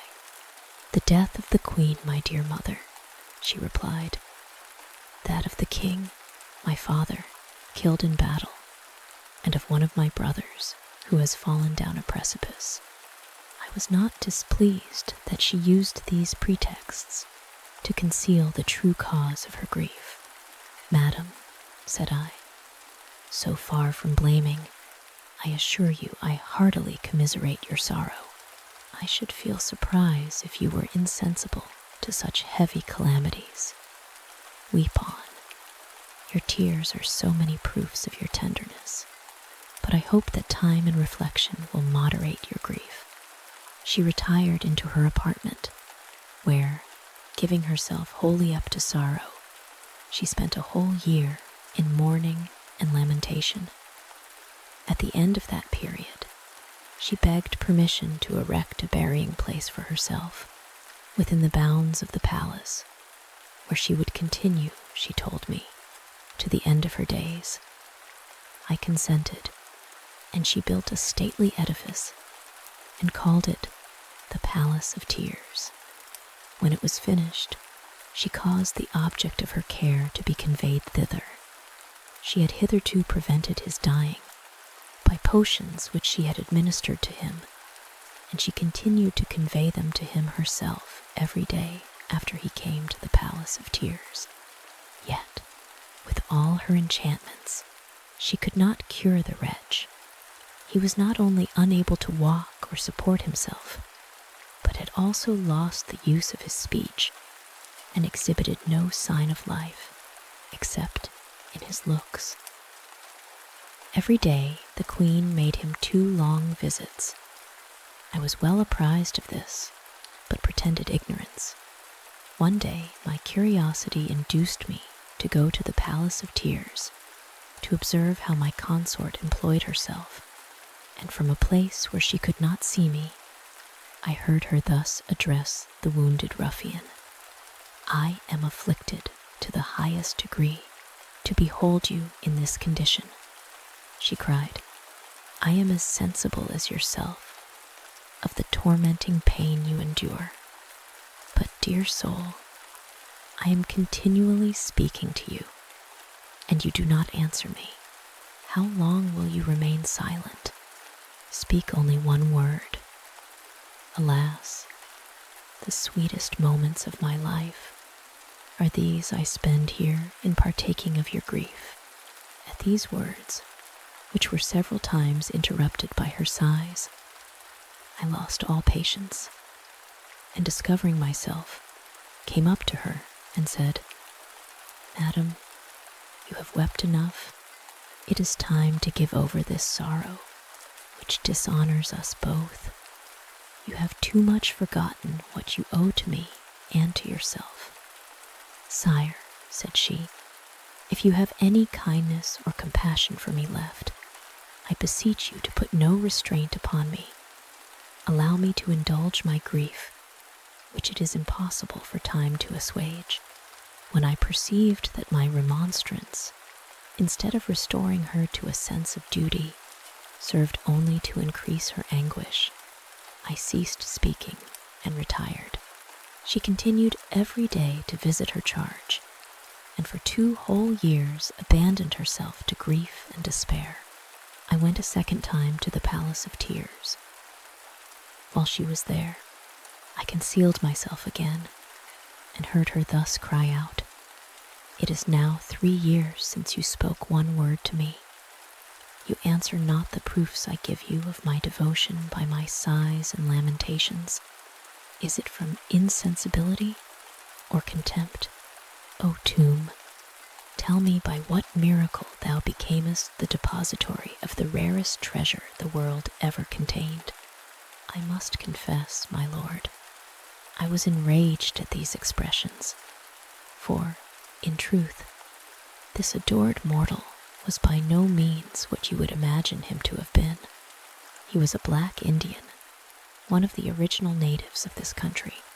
I was so enraged at the language addressed to him that I discovered myself, and apostrophizing the tomb in my turn, I cried, "O tomb, why dost thou not swallow up that monster so revolting to human nature? Or rather, why dost thou not swallow up this pair of monsters?" I had scarcely uttered these words when the queen, who sat by the black, rose up like a fury.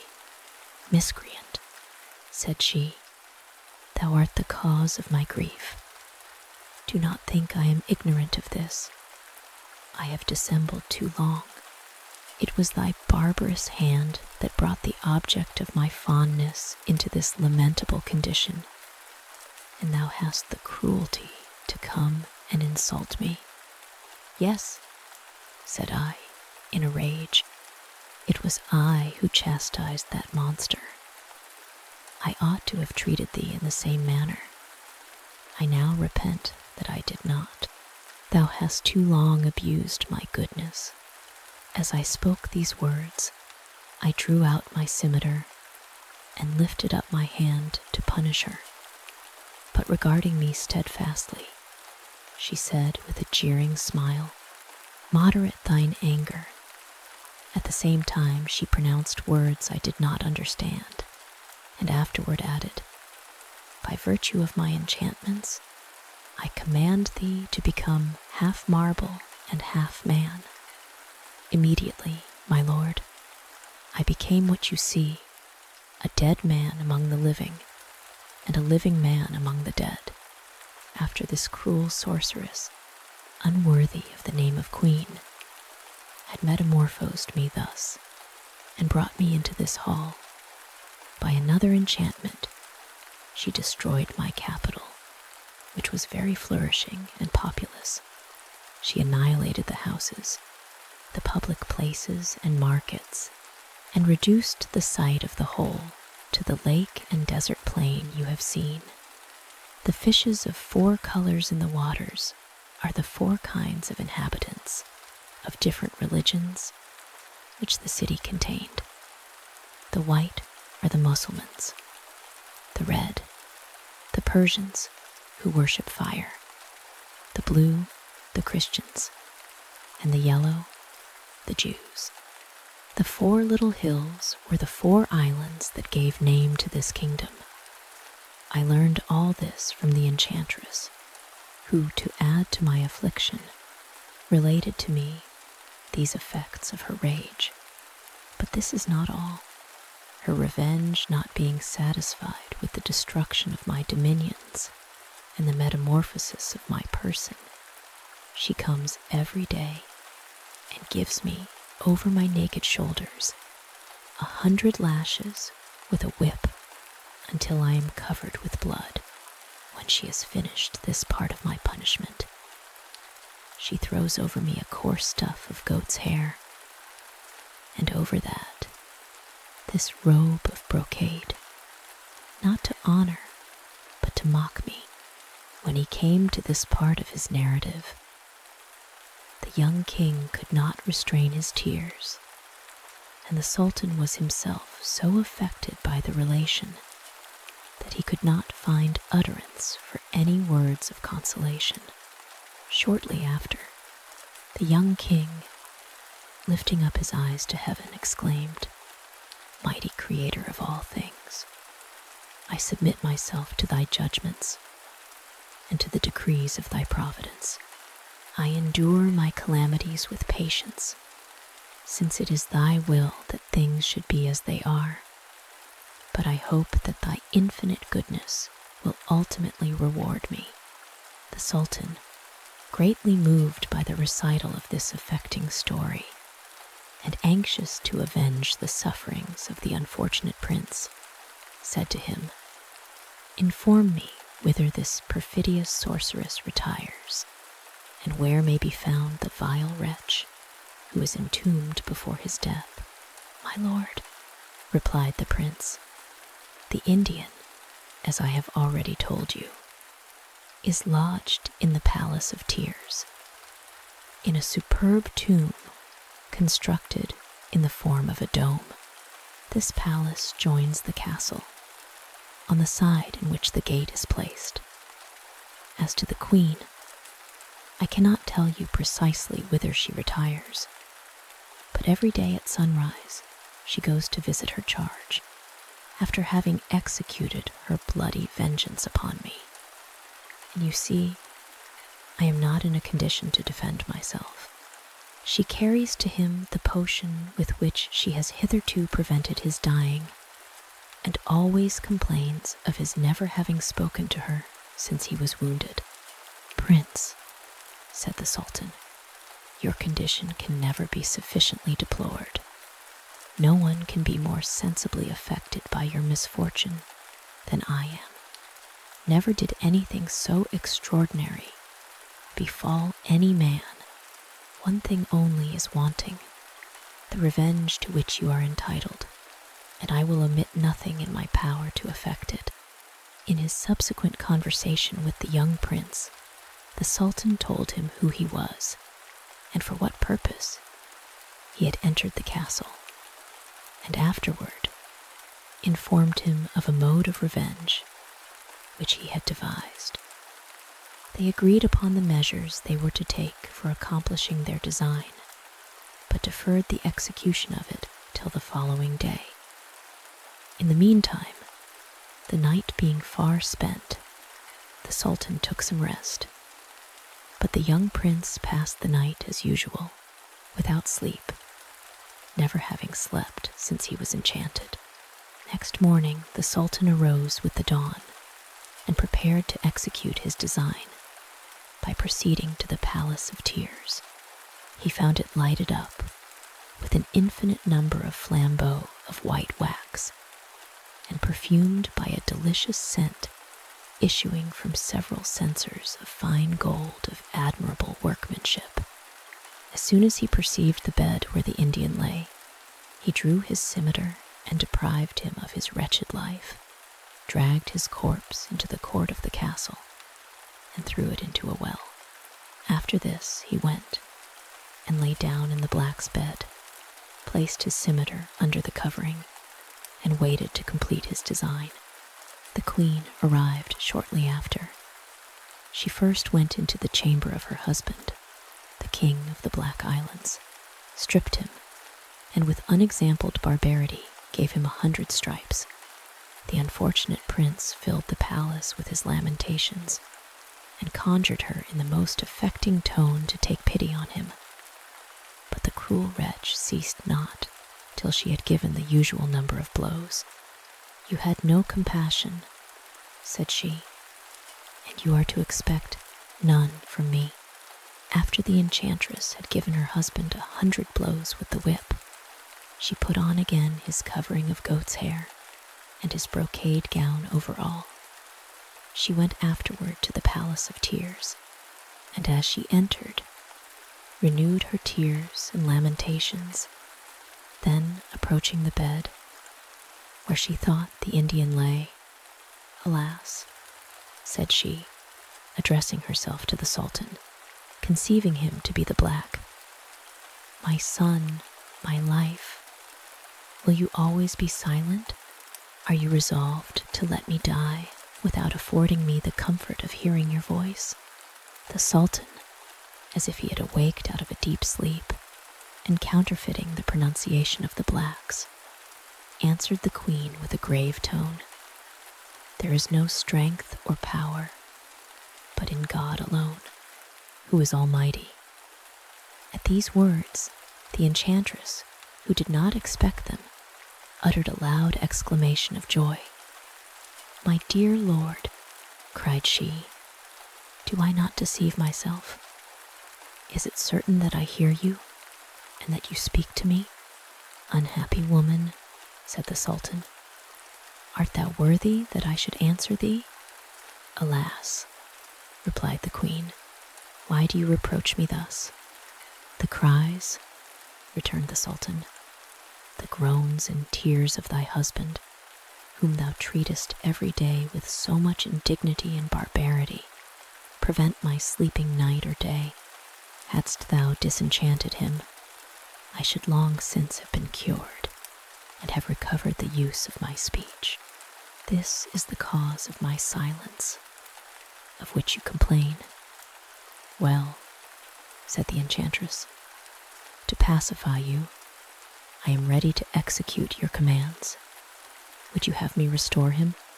"Yes," replied the Sultan. "Make haste to set him at liberty, that I be no longer disturbed by his lamentations." The enchantress went immediately out of the Palace of Tears. She took a cup of water and pronounced some words over it, which caused it to boil. as if it had been on the fire. She afterward proceeded to the young king and threw the water upon him, saying, "If the Creator of all things did form thee as thou art at present, or if he be angry with thee, do not change, but if thou art in that condition, merely by virtue of my enchantments, resume thy natural shape, and become what thou wast before." She had scarcely spoken these words when the prince, finding himself restored to his former condition, rose up and returned thanks to God. The enchantress then said to him, "Get thee from this castle, and never return on pain of death." The young king, yielding to necessity, went away without replying a word, and retired to a remote place where he patiently awaited the event of the design which the Sultan had so happily begun. Meanwhile, the enchantress returned to the Palace of Tears, and supposing that she still spoke to the black, said, "Dear love, I have done what you required. Nothing now prevents your rising and giving me the satisfaction of which I have so long been deprived." The Sultan, still counterfeiting the pronunciation of the black, said, "What you have now done is by no means sufficient for my cure. You have only removed a part of the evil. You must cut it up by the root." "My lovely black," resumed the queen, "what do you mean by the root?" "Wretched woman," replied the Sultan, "understand you not that I allude to the town and its inhabitants, and the 4 islands destroyed by thy enchantments? The fish, every night at midnight, raise their heads out of the lake and cry for vengeance against thee and me. This is the true cause of the delay of my cure. Go speedily, restore things to their former state, and at thy return I will give thee my hand, and thou shalt help me to arise." The enchantress, inspired with hope from these words, cried out in a transport of joy, "My heart, my soul, you shall soon be restored to your health, for I will immediately do as you command me." Accordingly, she went that instant, and when she came to the brink of the lake, she took a little water in her hand, and sprinkling it, she pronounced some words over the fish in the lake, and the city was immediately restored. The fish became men, women, and children, Mohammedans, Christians, Persians, or Jews, freemen or slaves, as they were before, everyone having recovered his natural form. The houses and shops were immediately filled with their inhabitants, who found all things as they were before the enchantment. The Sultan's numerous retinue, who found themselves encamped in the largest square, were astonished to see themselves in an instant in the middle of a large, handsome, well-peopled city. To return to the enchantress. As soon as she had effected this wonderful change, she returned with all expedition to the Palace of Tears, that she might receive her reward. "My dear lord," cried she as she entered, "I have done all that you required of me. Then pray, rise, and give me your hand." "Come near," said the Sultan, still counterfeiting the pronunciation of the black. She did so. "You are not near enough," he continued. "Approach nearer." She obeyed. He then rose up, and seizing her by the arm so suddenly that she had not time to discover him, he, with a blow of his scimitar, cut her in 2, so that one half fell one way and the other another. This done, he left the body on the spot, and going out of the Palace of Tears, went to seek the young king of the Black Isles, who waited for him with great impatience. When he found him, "Prince," said he, embracing him, "rejoice. You have now nothing to fear. Your cruel enemy is dead." The young prince returned thanks to the Sultan in a manner that sufficiently evinced his gratitude, and in return wished him long life and happiness. "You may henceforward," said the Sultan, "dwell peaceably in your capital, unless you will accompany me to mine, which is near. You shall there be welcome, and have as much honor shown you as if you were in your own kingdom. Potent monarch, to whom I am so much indebted," replied the king. "You think, then, that you are near your capital?" "Yes," said the Sultan. "I know it is not above 4 or 5 hours' journey." "It will take you a whole year to return," said the prince. "I do indeed believe that you came hither from your capital in the time you mention, because mine was enchanted. But since the enchantment is taken off, things are changed. However, this shall not prevent my following you, were it to the utmost corners of the earth. You are my deliverer, and that I may give you proofs of my acknowledgement of this during my whole life, I am willing to accompany you, and to leave my kingdom without regret." The Sultan was extremely surprised to understand that he was so far from his dominions, and could not imagine how it could be. But the young king of the Black Islands convinced him beyond a possibility of doubt. Then the Sultan replied, "It is no matter. The trouble of returning to my own country is sufficiently recompensed by the satisfaction of having obliged you, and by acquiring you for a son. For since you will do me the honor to accompany me, as I have no child, I look upon you as such, and from this moment appoint you my heir and successor." The young prince then employed himself in making preparations for his journey, which were finished in 3 weeks, to the great regret of his court and subjects, who agreed to receive at his hands one of his nearest kindred for their monarch. At length, the Sultan and the young prince began their journey, with 100 camels laden with inestimable riches from the treasury, followed by 50 handsome gentlemen on horseback, perfectly well mounted and dressed.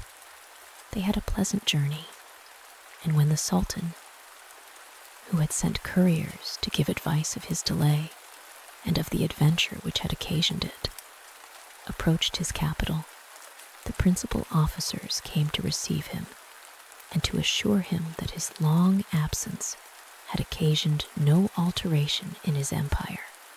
The inhabitants also came out in great crowds, received him with acclamations, and made public rejoicings for several days.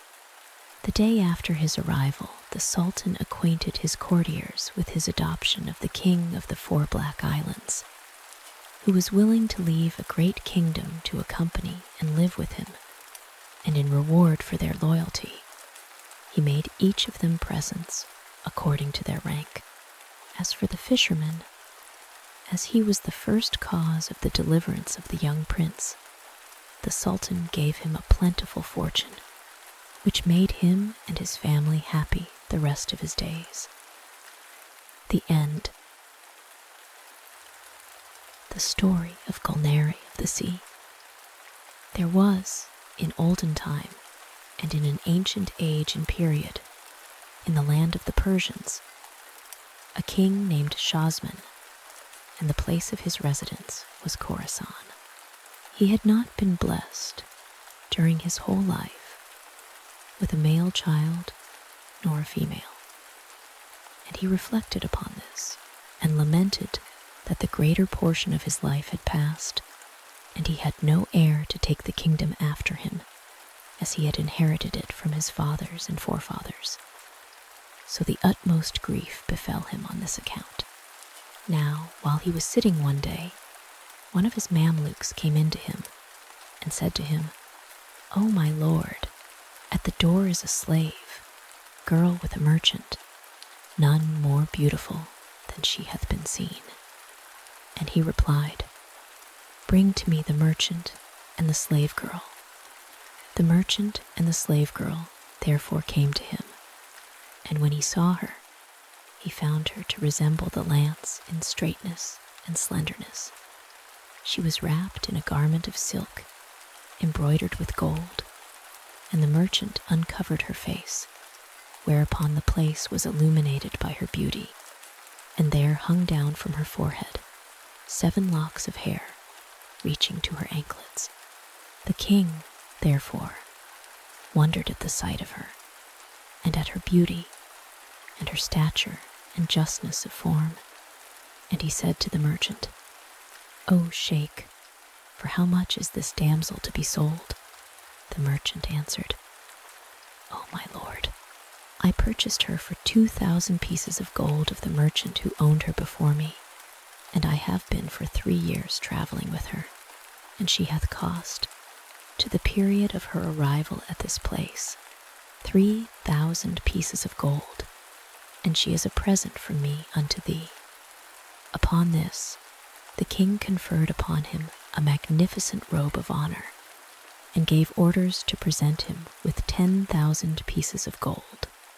So he took them and kissed the hands of the king, thanking him for his beneficence, and departed. Then the king committed the damsel to the tirewomen, saying to them, "Amend the state of this damsel, and deck her, and furnish for her a private chamber, and take her into it." He also gave orders to his chamberlains that everything which she required should be conveyed to her. The seat of government where he resided was on the shore of the sea, and his city was called the White City.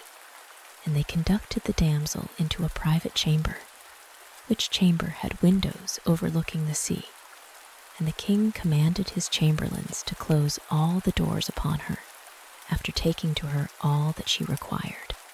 The king then went in to visit the damsel, but she rose not to him, nor took any notice of him. So the king said, "It seemeth that she hath been with people who have not taught her good manners." And looking at the damsel, he saw her to be a person surpassing in loveliness. Her face was like the disk of the moon at the full, or the shining sun in the clear sky, and he wondered at her beauty, extolling the perfection of God, the Creator. Then the king advanced to the damsel, and seated himself by her side, pressed her to his bosom, and kissed her lips, which he found to be sweeter than honey. After this, he gave orders to bring tables of the richest viands, comprising dishes of every kind, and he ate and put morsels into her mouth until she was satisfied. But she spoke not a single word. The king talked to her and inquired of her name, but she was silent, not uttering a word, nor returning him an answer, ceasing not to hang down her head toward the ground.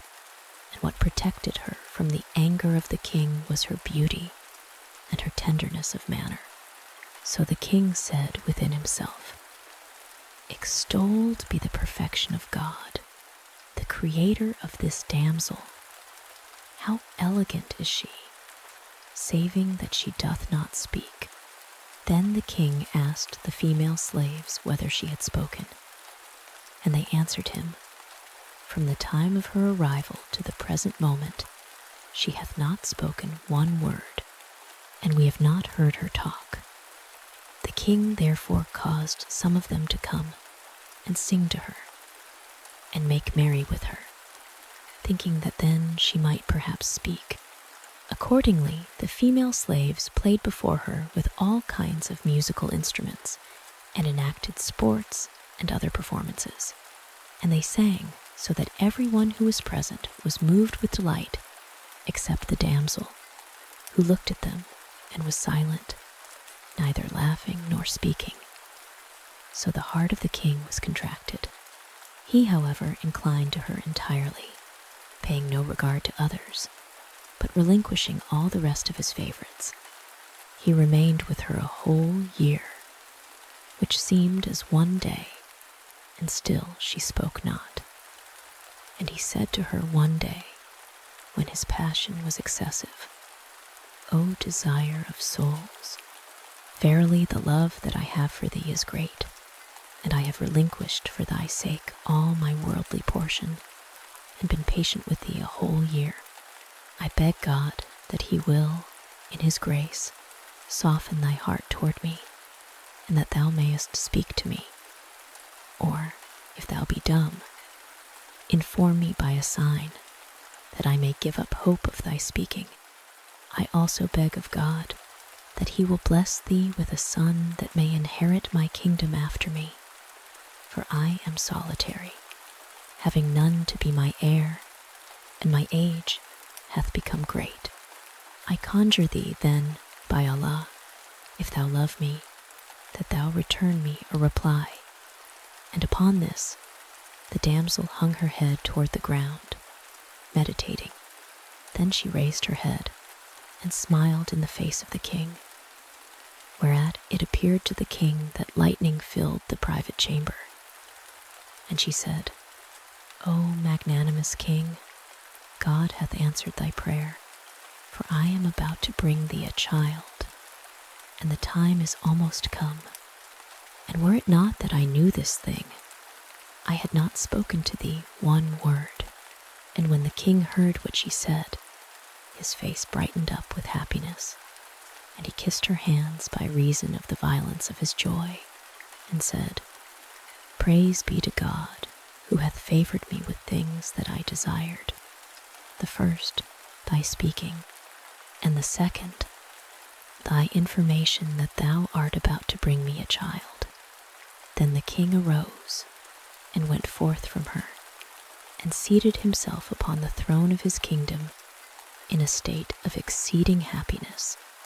And he ordered the vizier to give out to the poor and the needy 100,000 pieces of gold as a thank offering to God. So the vizier did as the king had commanded him, and after that the king went in to the damsel and embraced her, saying to her, O my mistress, wherefore hath been this silence, seeing that thou hast been with me a whole year, awake and asleep, yet hast not spoken to me, except on this day? The damsel answered, Hear, O king of the age, and know that I am a poor person, a stranger, broken-hearted. I have become separated from my mother and my family and my brother.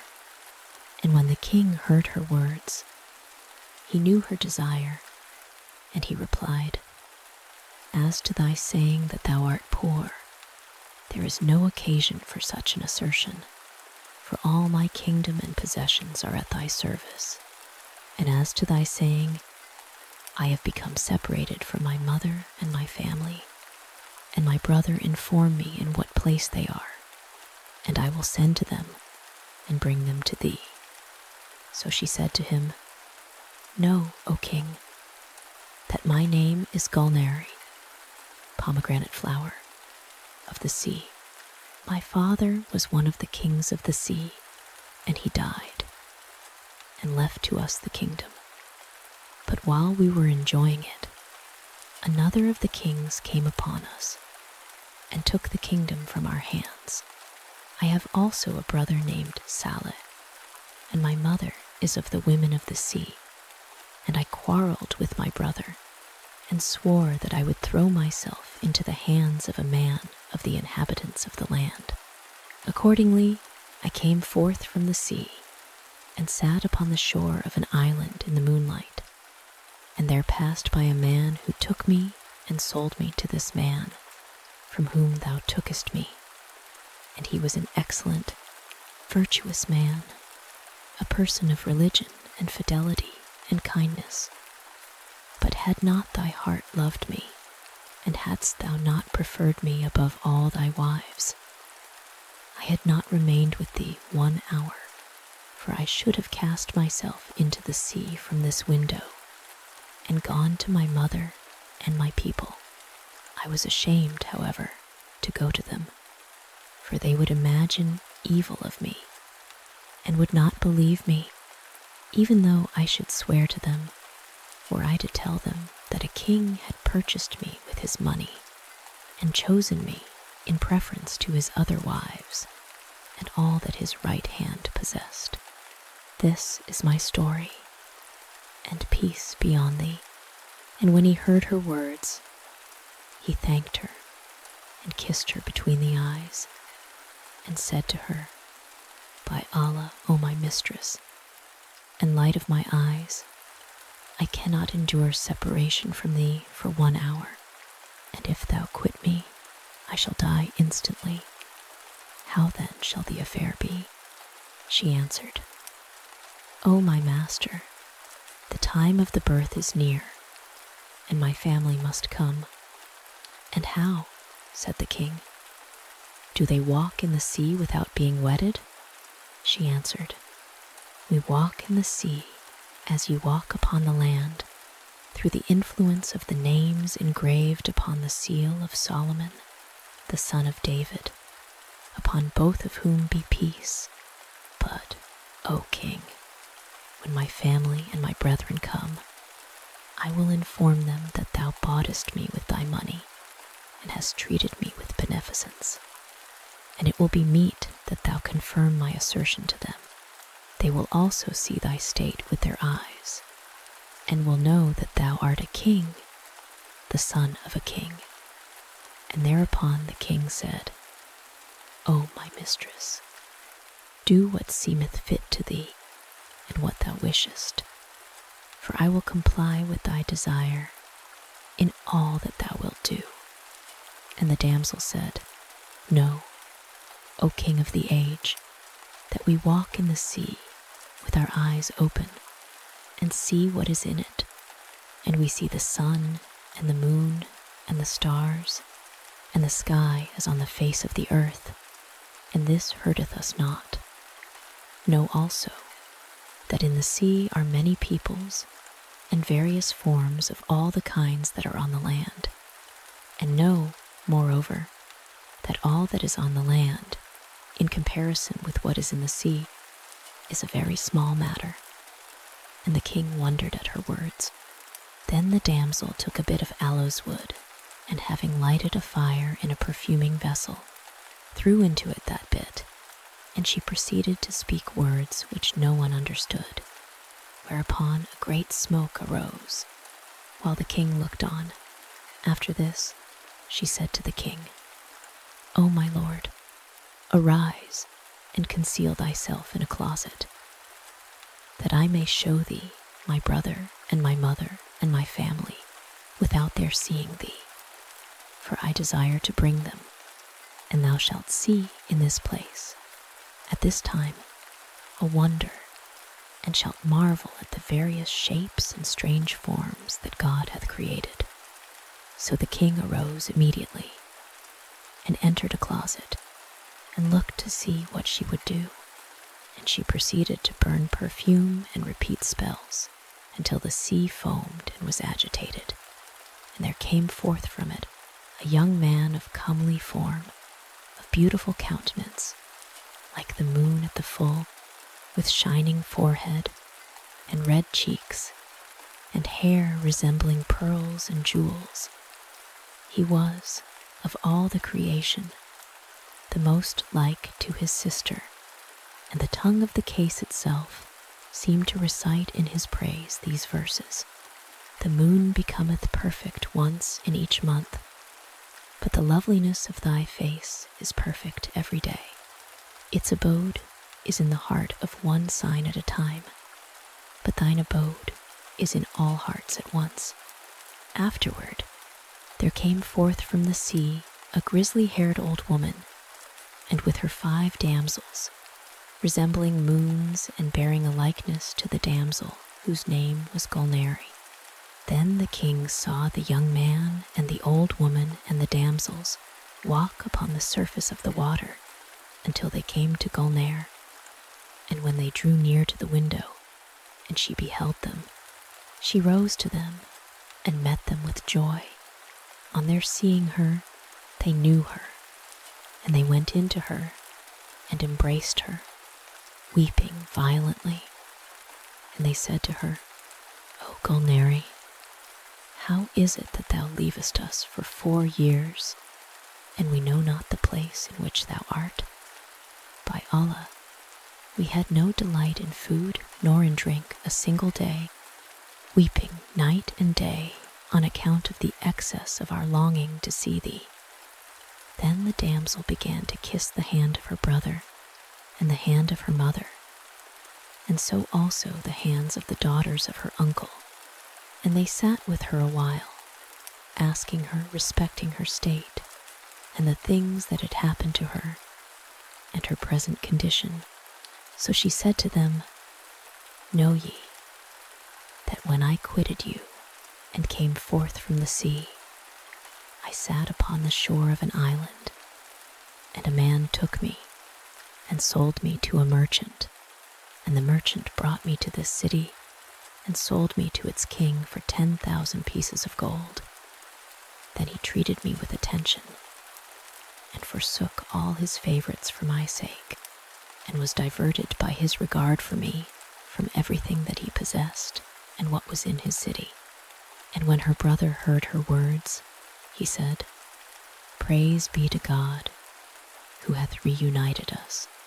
But it is my desire, O my sister, that thou wouldst arise and go with us to our country and our family." So when the king heard the words of her brother, his reason fled in consequence of his fear, lest the damsel should accept the proposal of her kindred. And he could not prevent her, though he was inflamed with love of her, wherefore he became perplexed in violent fear of her separation. But as to the damsel, Gulnare, on hearing the words of her brother, she said, "By Allah, O my brother, the man who purchased me is the king of this city, and he is a great king and a man of wisdom, generous, of the utmost liberality. He hath treated me with honor, and he is a person of kindness and of great wealth, but hath no male child nor a female. He hath shown me favor too, and acted well to me in every respect. And from the day when I came to him to the present time, I have not heard from him a word to grieve my heart. But he hath not ceased to treat me with courtesy, and I am living with him in the most perfect of enjoyments. Moreover, if I quitted him, he would perish, for he can never endure my separation even for a single hour. I also, if I quitted him, should die of my love for him in consequence of his kindness to me during the period of my residence with him. For if my father were living, my condition with him would not be like my condition with this great, glorious king. God, whose name be exalted, afflicted me not, but compensated me well.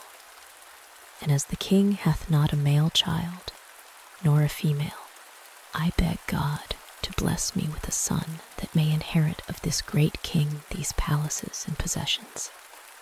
And when her brother and the daughters of her uncle heard her words, their eyes became cheerful thereat, and they said to her, "O Gulnare, thou art acquainted with our affection for thee, and thou art assured that thou art the dearest of all persons to us, and art certain that we desire for thee comfort, without trouble or toil.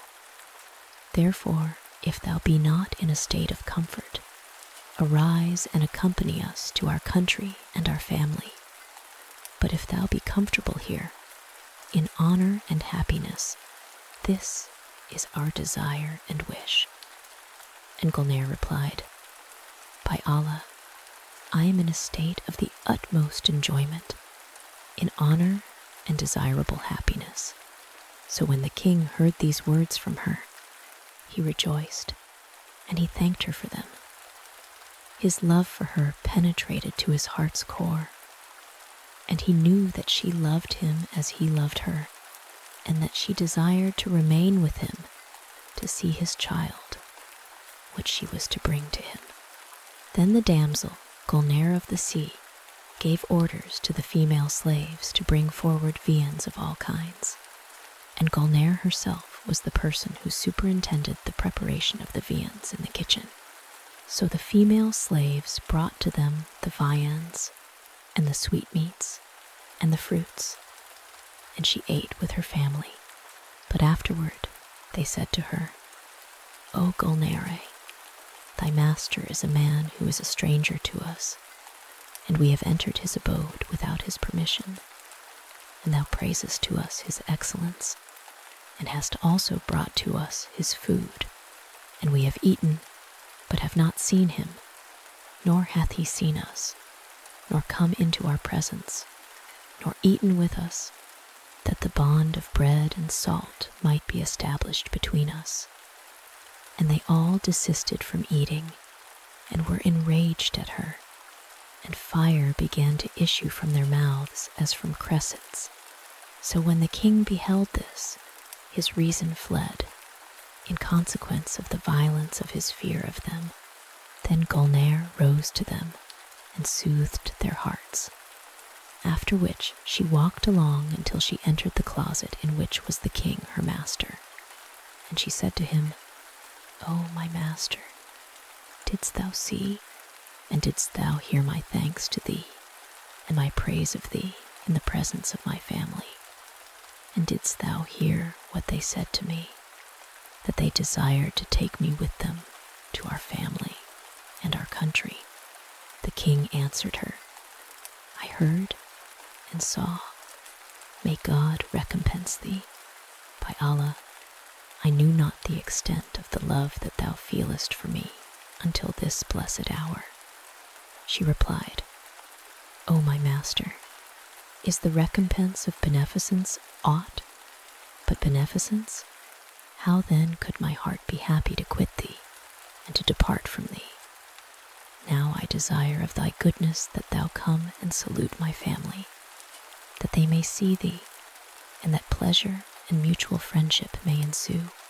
For know, O king, that my brother and my mother and the daughters of my uncle have conceived a great love for thee, in consequence of my praising thee to them, and they have said, we will not depart from thee to our country until we have an interview with the king and salute him." And the king said to her, "I hear and obey, for this is what I desire."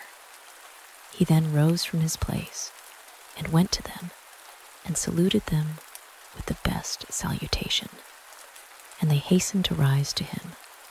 They met him in the most polite manner, and he sat with them in the pavilion, ate with them at the table, and remained with them for a period of 30 days.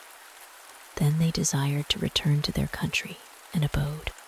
So they took leave of the king and queen Gulnare of the sea, and departed from them, after the king had treated them with the utmost honor. After this, Gulnare gave birth to a boy, resembling the moon at the full, whereat the king experienced the utmost happiness, because he had not before been blessed with a son nor a daughter during his life. They continued the rejoicings and the decoration of the city for a period of 7 days in the utmost happiness and enjoyment. And on the 7th day, the mother of Gulnare and her brother and the daughters of her uncle all came, when they knew that she had given birth to her child. The king met them, rejoicing at their arrival, and said to them, "I said that I would not name my son until ye should come, and that ye should name him according to your knowledge."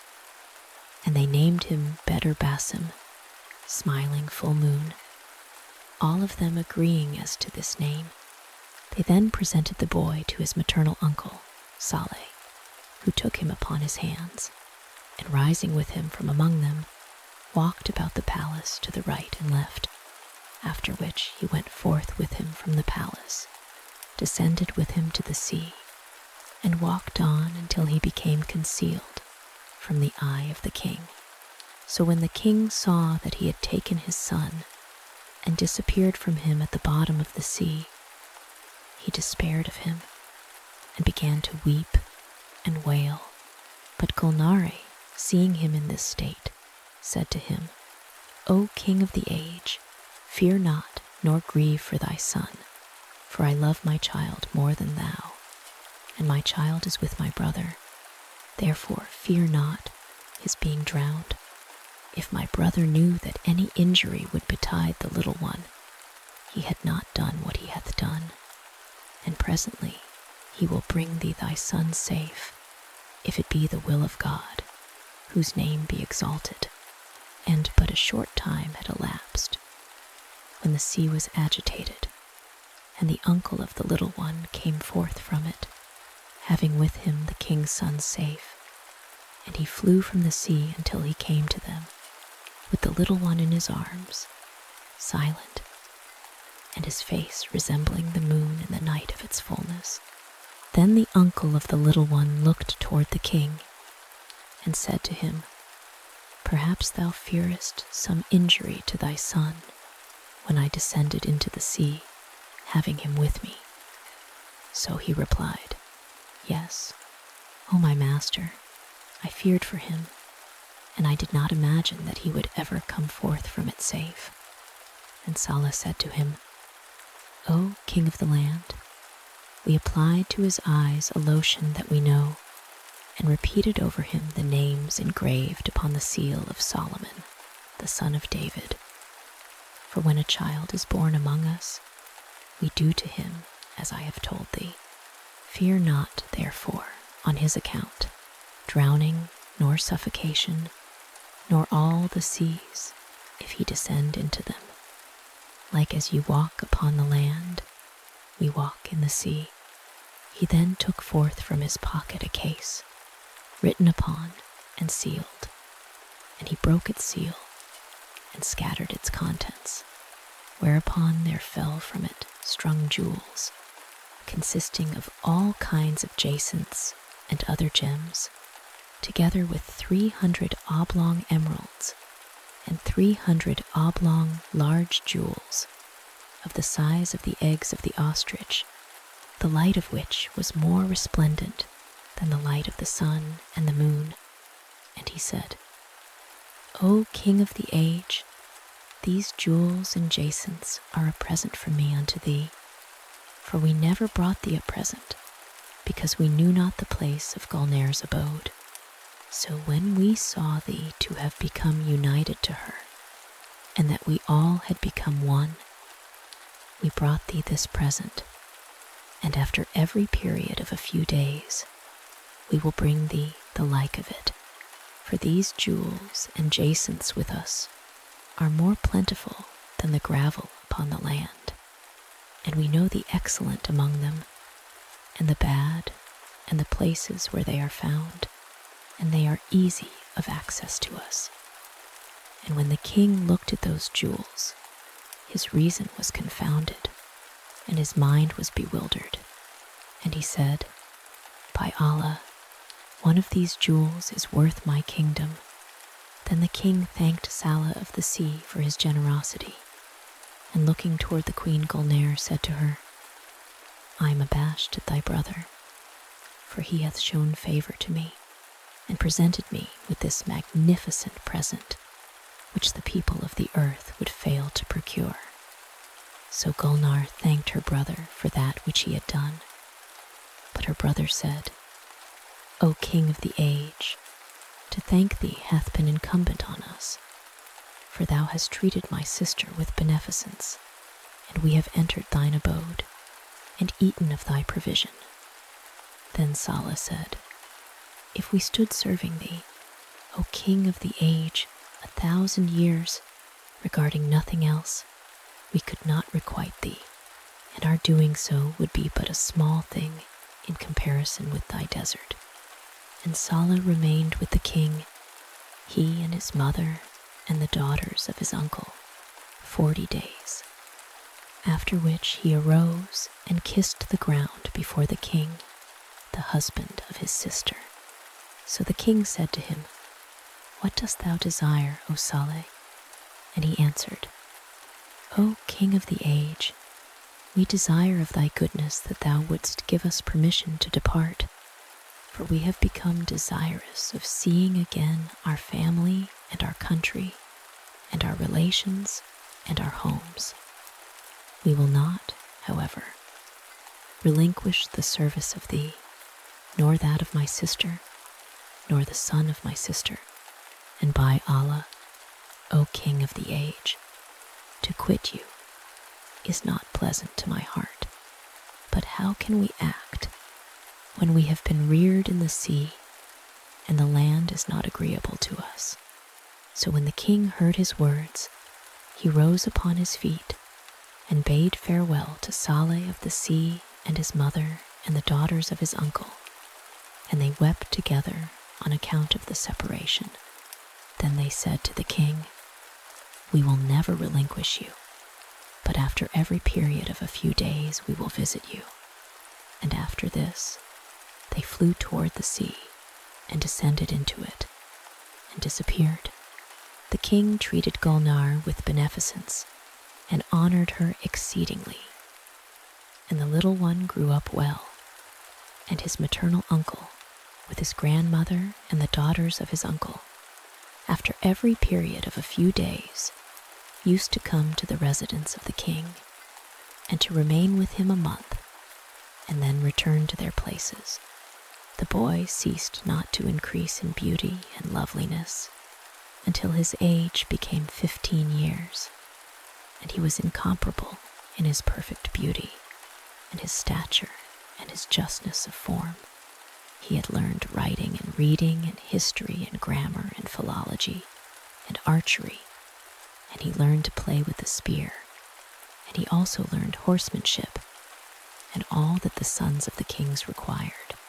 There was not one of the children of the inhabitants of the city, men and women, that talked not of the charms of that young man, for he was of surpassing loveliness and perfection, and the king loved him greatly.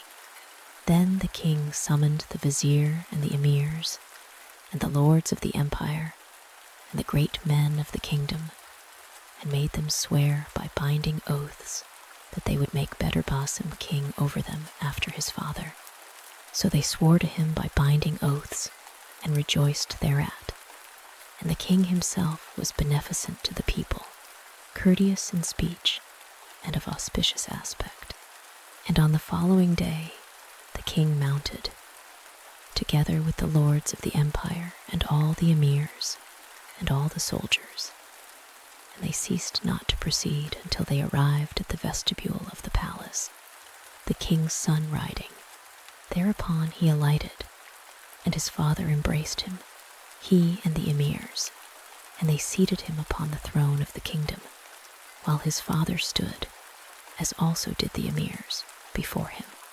Then Bedtime judged the people, displaced the tyrannical, and invested the just, and continued to give judgment until near midday, when he rose from the throne of the kingdom and went in to his mother, Gulnare of the sea, having upon his head the crown and resembling the moon. So when his mother saw him and the king before him, she rose to him and kissed him and congratulated him on his elevation to the dignity of sultan, and she offered up a prayer in favor of him and his father for length of life and victory over their enemies. He then sat with his mother and rested, and when the time of afternoon prayers arrived, he rode with the emirs before him until he came to the horse course, where he played with arms till the time of nightfall, together with his father and the lords of his empire, after which he returned to the palace with all the people before him. Every day he used to ride to the horse course, and when he returned, he sat to judge the people and administered justice between the emir and the poor man. He ceased not to do thus for a whole year, and after that he used to ride to the chase and go about through the cities and provinces that were under his rule, making proclamation of safety and security, and doing as do the kings. And he was incomparable among the people of his age, in glory and courage, and in justice to the people.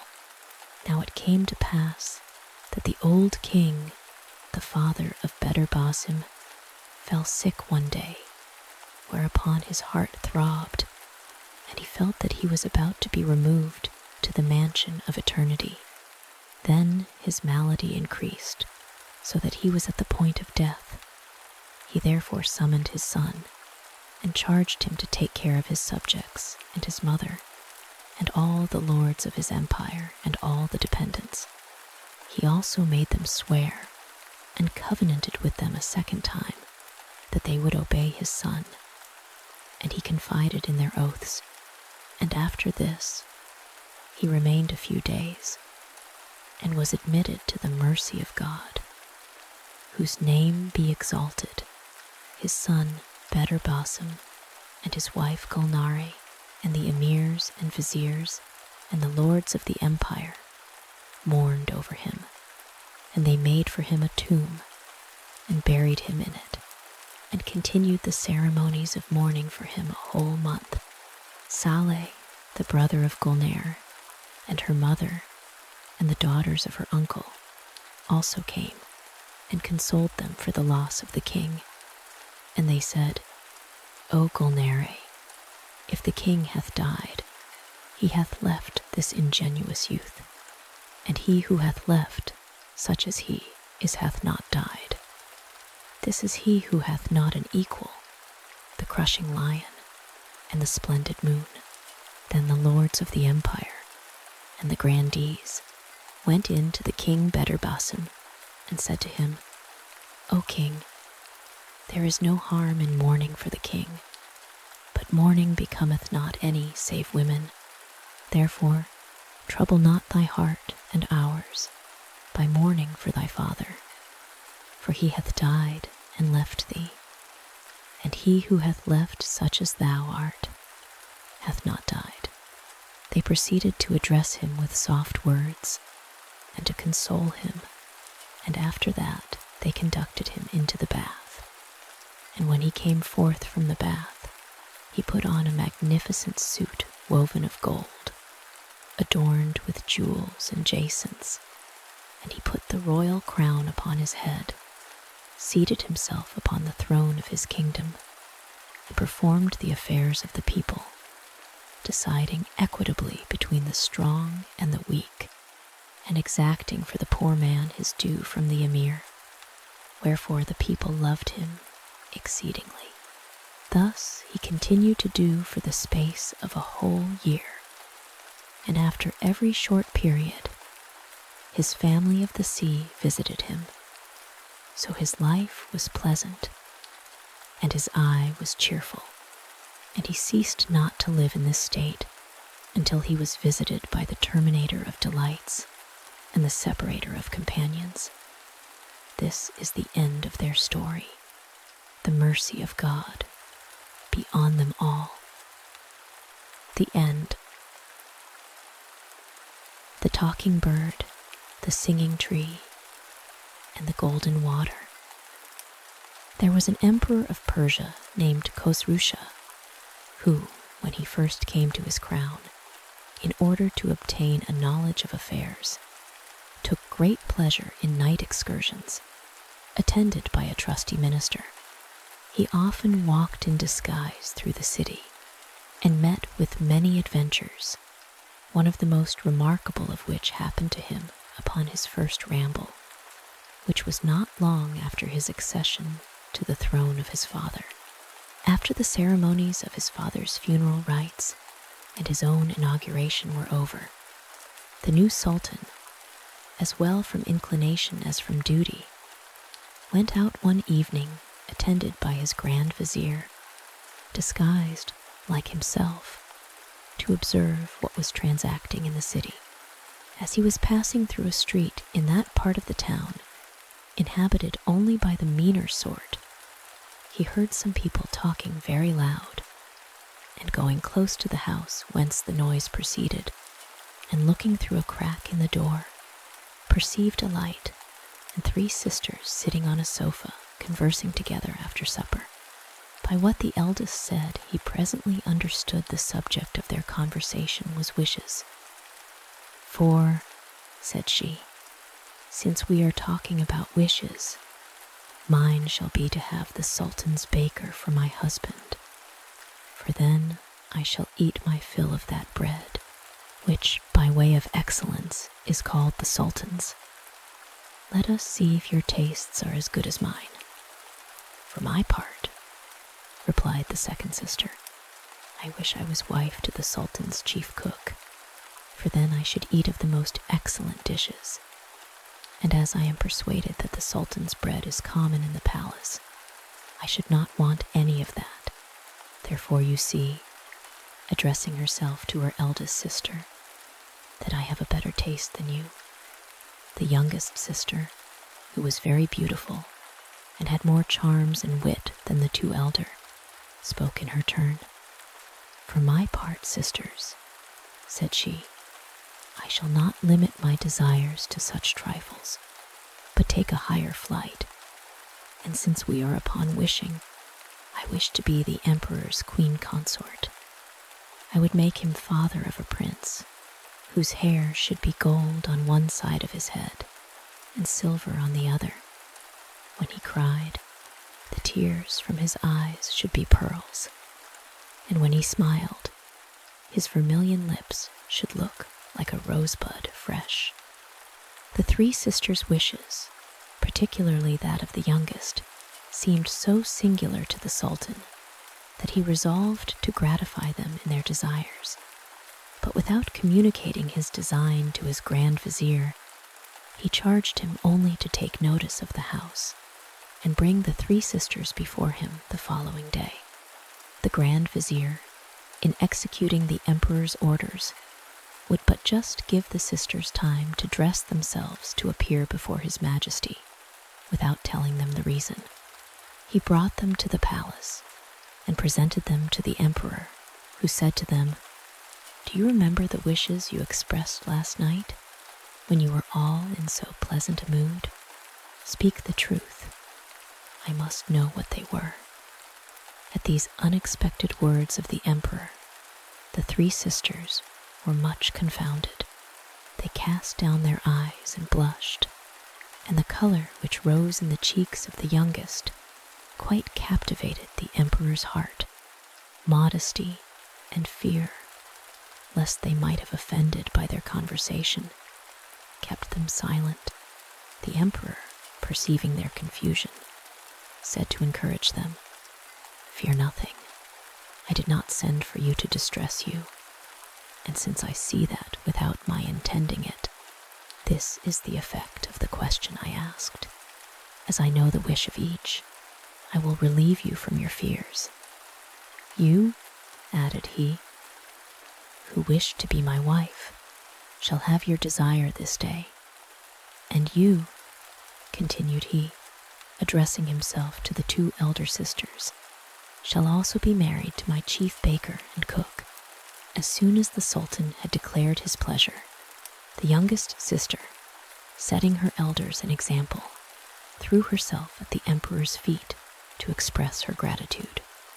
"Sir," said she, "my wish, since it has come to your majesty's knowledge, was expressed only in the way of conversation and amusement. I am unworthy of the honor you do me, and supplicate your pardon for my presumption." The other 2 sisters would have excused themselves also, but the emperor, interrupting them, said, "No, it shall be as I have declared. The wishes of all shall be fulfilled." The nuptials were all celebrated that day, as the emperor had resolved, but in a different manner. The youngest sisters were solemnized with all the rejoicings usual at the marriages of the emperors of Persia, and those of the other 2 sisters, according to the quality and distinction of their husbands, the one as the Sultan's chief baker, and the other as head cook. The two elder felt strongly the disproportion of their marriages to that of their younger sister.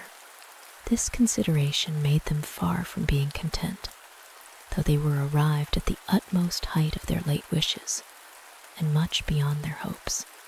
They gave themselves up to an excess of jealousy, which not only disturbed their joy, but was the cause of great trouble and affliction to the queen consort, their younger sister. They had not an opportunity to communicate their thoughts to each other on the preference the emperor had given her, but were altogether employed in preparing themselves for the celebration of their marriages. Some days afterward, when they had an opportunity of seeing each other at the public baths, the eldest said to the other, "Well, what say you to our sister's great fortune? Is not she a fine person to be a queen?" "I must own," said the other sister, "I cannot conceive what charms the emperor could discover to be so bewitched by her. Was it a reason sufficient for him not to cast his eyes on you, because she was somewhat younger? You were as worthy of his throne, and in justice he ought to have preferred you." "Sister," said the elder, "I should not have regretted if his majesty had but pitched upon you, but that he should choose that little simpleton really grieves me. But I will revenge myself, and you, I think, are as much concerned as I. Therefore, I propose that we should contrive measures and act in concert. Communicate to me what you think the likeliest way to mortify her, while I, on my side, will inform you what my desire of revenge shall suggest to me." After this wicked agreement, the two sisters saw each other frequently and consulted how they might disturb and interrupt the happiness of the queen. They proposed a great many ways, but in deliberating about the manner of executing them, found so many difficulties that they durst not attempt them. In the meantime, with a detestable dissimulation, they often went together to make her visits, and every time showed her all the marks of affection they could devise, to persuade her how overjoyed they were to have a sister raised to so high a fortune. The queen, on her part, constantly received them with all the demonstrations of esteem they could expect from so near a relative. Some time after her marriage, the expected birth of an heir gave great joy to the queen and emperor, which was communicated to all the court and spread throughout the empire. Upon this news, the two sisters came to pay their compliments and proffered their services, desiring her, if not provided with nurses, to accept of them. The queen said to them most obligingly, "Sisters, I should desire nothing more if it were in my power to make the choice. I am, however, obliged to you for your goodwill, but must submit to what the emperor shall order on this occasion. Let your husbands employ their friends to make interest, and get some courtier to ask this favor of his majesty, and if he speaks to me about it, be assured that I shall not only express the pleasure he does me, but thank him for making choice of you." The two husbands applied themselves to some courtiers, their patrons, and begged of them to use their interest to procure their wives the honor they aspired to. Those patrons exerted themselves so much in their behalf that the emperor promised them to consider of the matter, and was as good as his word, for in conversation with the queen, he told her that he thought her sisters were the most proper persons to be about her, but would not name them before he had asked her consent. The queen, sensible of the deference the emperor so obligingly paid her, said to him, "Sir, I was prepared to do as your majesty might please to command, but since you have been so kind as to think of my sisters, I thank you for the regard you have shown them for my sake, and therefore I shall not dissemble that I had rather have them than strangers. The emperor therefore named the queen's 2 sisters to be her attendants, and from that time they went frequently to the palace, overjoyed at the opportunity they would have of executing the detestable wickedness they had meditated against the queen. Shortly afterward, a young prince, as bright as the day, was born to the queen. But neither his innocence nor beauty could move the cruel hearts of the merciless sisters. They wrapped him up carelessly in his cloths and put him into a basket, which they abandoned to the stream of a small canal that ran under the queen's apartment, and declared that she had given birth to a puppy. This dreadful intelligence was announced to the emperor, who became so angry at the circumstance that he was likely to have occasioned the queen's death if his grand vizier had not represented to him that he could not, without injustice, make her answerable for the misfortune. In the meantime, the basket in which the little prince was exposed was carried by the stream beyond a wall which bounded the prospect of the queen's apartment, and from thence floated with the current down the gardens. By chance, the intendant of the emperor's gardens, one of the principal officers of the kingdom, was walking in the garden by the side of this canal, and, perceiving a basket floating, called to a gardener who was not far off to bring it to shore that he might see what it contained. The gardener, with a rake which he had in his hand, drew the basket to the side of the canal, took it up, and gave it to him. The intendant of the gardens was extremely surprised to see in the basket a child, which, though he knew it could be but just born, had very fine features. This officer had been married several years, but though he had always been desirous of having children, heaven had never blessed him with any. This accident interrupted his walk. He made the gardener follow him with the child, and when he came to his own house, which was situated at the entrance to the gardens of the palace, went into his wife's apartment. "Wife," said he, "as we have no children of our own, God has sent us one. I recommend him to you. Provide him a nurse, and take as much care of him as if he were our own son, for, from this moment, I acknowledge him as such." The intendant's wife received the child with great joy, and took particular pleasure in the care of him. The intendant himself would not inquire too narrowly whence the infant came. He saw plainly it came not far off from the queen's apartment, but it was not his business to examine too closely into what had passed, nor to create disturbances in a place where peace was so necessary. The following year another prince was born, on whom the unnatural sisters had no more compassion than on his brother, but exposed him likewise in a basket, and set him adrift in the canal, pretending, this time, that the sultana had given birth to a cat. It was happy also for this child that the intendant of the gardens was walking by the canal side, for he had it carried to his wife, and charged her to take as much care of it as of the former, which was as agreeable to her inclination as it was to his own. The Emperor of Persia was more enraged this time against the queen than before, and she had felt the effects of his anger if the Grand Vizier's remonstrances had not prevailed.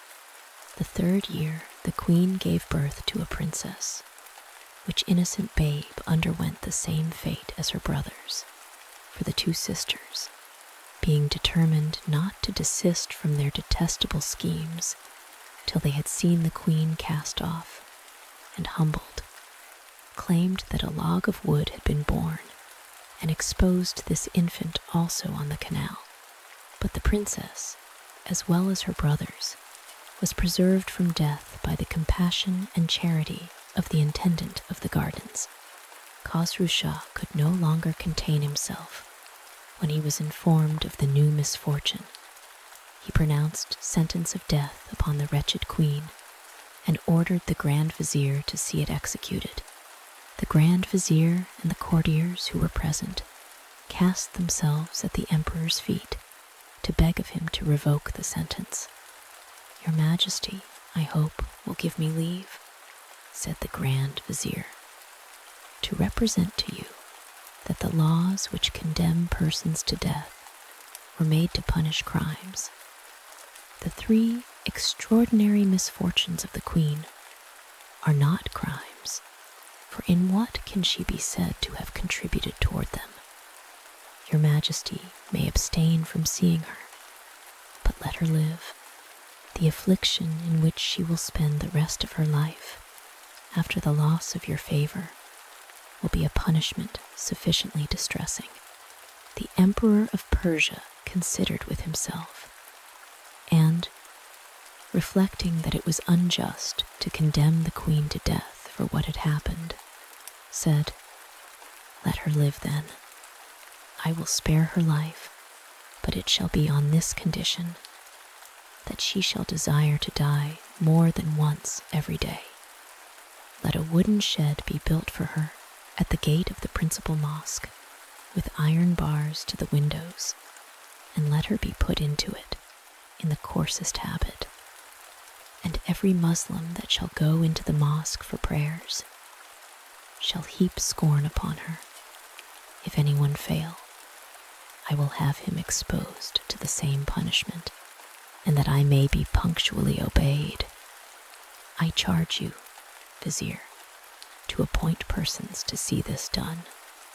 The Emperor pronounced his sentence in such a tone that the Grand Vizier durst not further remonstrate, and it was executed to the great satisfaction of the 2 envious sisters.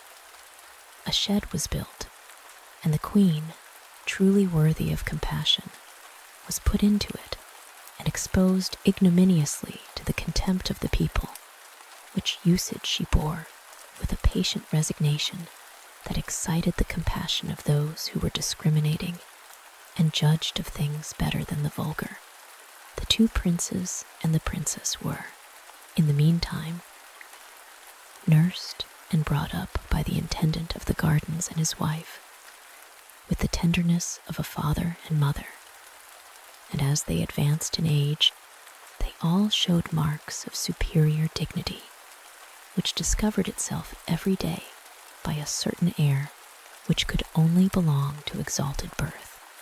All this increased the affections of the intendant and his wife, who called the eldest prince Bahman and the second Perviz, both of them names of the most ancient emperors of Persia, and the princess Periazade, which name also had been borne by several queens and princesses of the kingdom. As soon as the 2 princes were old enough, the intendant provided proper masters to teach them to read and write, and the princess, their sister, who was often with them, showing a great desire to learn, the intendant, pleased with her quickness, employed the same master to teach her also. Her vivacity and piercing wit made her, in a little time, as great a proficient as her brothers. From that time, the brothers and sister had the same masters in geography, poetry, history, and even the secret sciences, and made so wonderful a progress that their tutors were amazed, and frankly owned that they could teach them nothing more. At the hours of recreation, the princess learned to sing and play upon all sorts of instruments, and when the princes were learning to ride, she would not permit them to have that advantage over her, but went through all the exercises with them, learning to ride also, to bend the bow, and dart the reed or javelin, and oftentimes outdid them in the race and other contests of agility. The intendant of the gardens was so overjoyed to find his adopted children so accomplished in all the perfections of body and mind, and that they so well requited the expense he had been at in their education, that he resolved to be at a still greater. For, as he had until then been content simply with his lodge at the entrance of the garden, and kept no country house, he purchased a mansion at a short distance from the city, surrounded by a large tract of arable land, meadows, and woods.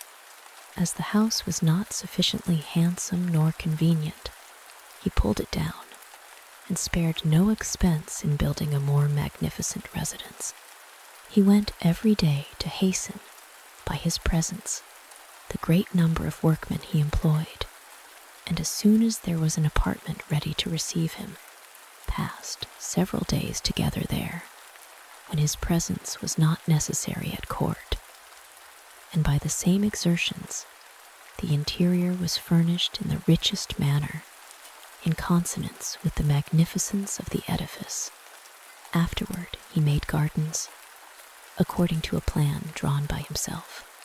He took in a large extent of ground, which he walled around and stocked with fallow deer, that the princes and princess might divert themselves with hunting when they chose. When this country seat was finished and fit for habitation, the intendant of the gardens went and cast himself at the emperor's feet, and, after representing how long he had served, and the infirmities of age which he found growing upon him, begged that he might be permitted to resign his charge into his majesty's disposal and retire. The emperor gave him leave with the more pleasure, because he was satisfied with his long services, both in his father's reign and his own, and when he granted it, asked what he should do to recompense him. "Sir," replied the intendant of the gardens, "I have received so many obligations from your majesty and the late emperor, your father, of happy memory, that I desire no more than the honor of dying in your favor." He took his leave of the emperor and retired with the two princes and the princess to the country retreat he had built. His wife had been dead some years, and he himself had not lived above 6 months with his charges before he was surprised by so sudden a death that he had not time to give them the least account of the manner in which he had discovered them. The Princes Bahman and Perviz, and the Princess Parizade, who knew no other father than the intendant of the emperor's gardens, regretted and bewailed him as such, and paid all the honors in his funeral obsequies, which love and filial gratitude required of them. Satisfied with the plentiful fortune he had left them, they lived together in perfect union, free from the ambition of distinguishing themselves at court or aspiring to places of honor and dignity, which they might easily have obtained. One day, when the two princes were hunting, and the princess had remained at home, a religious old woman came to the gate and desired leave to go in to say her prayers. It being then the hour, the servants asked the princess's permission, who ordered them to show her into the oratory, which the intendant of the emperor's gardens had taken care to fit up in his house, for want of a mosque in the neighborhood.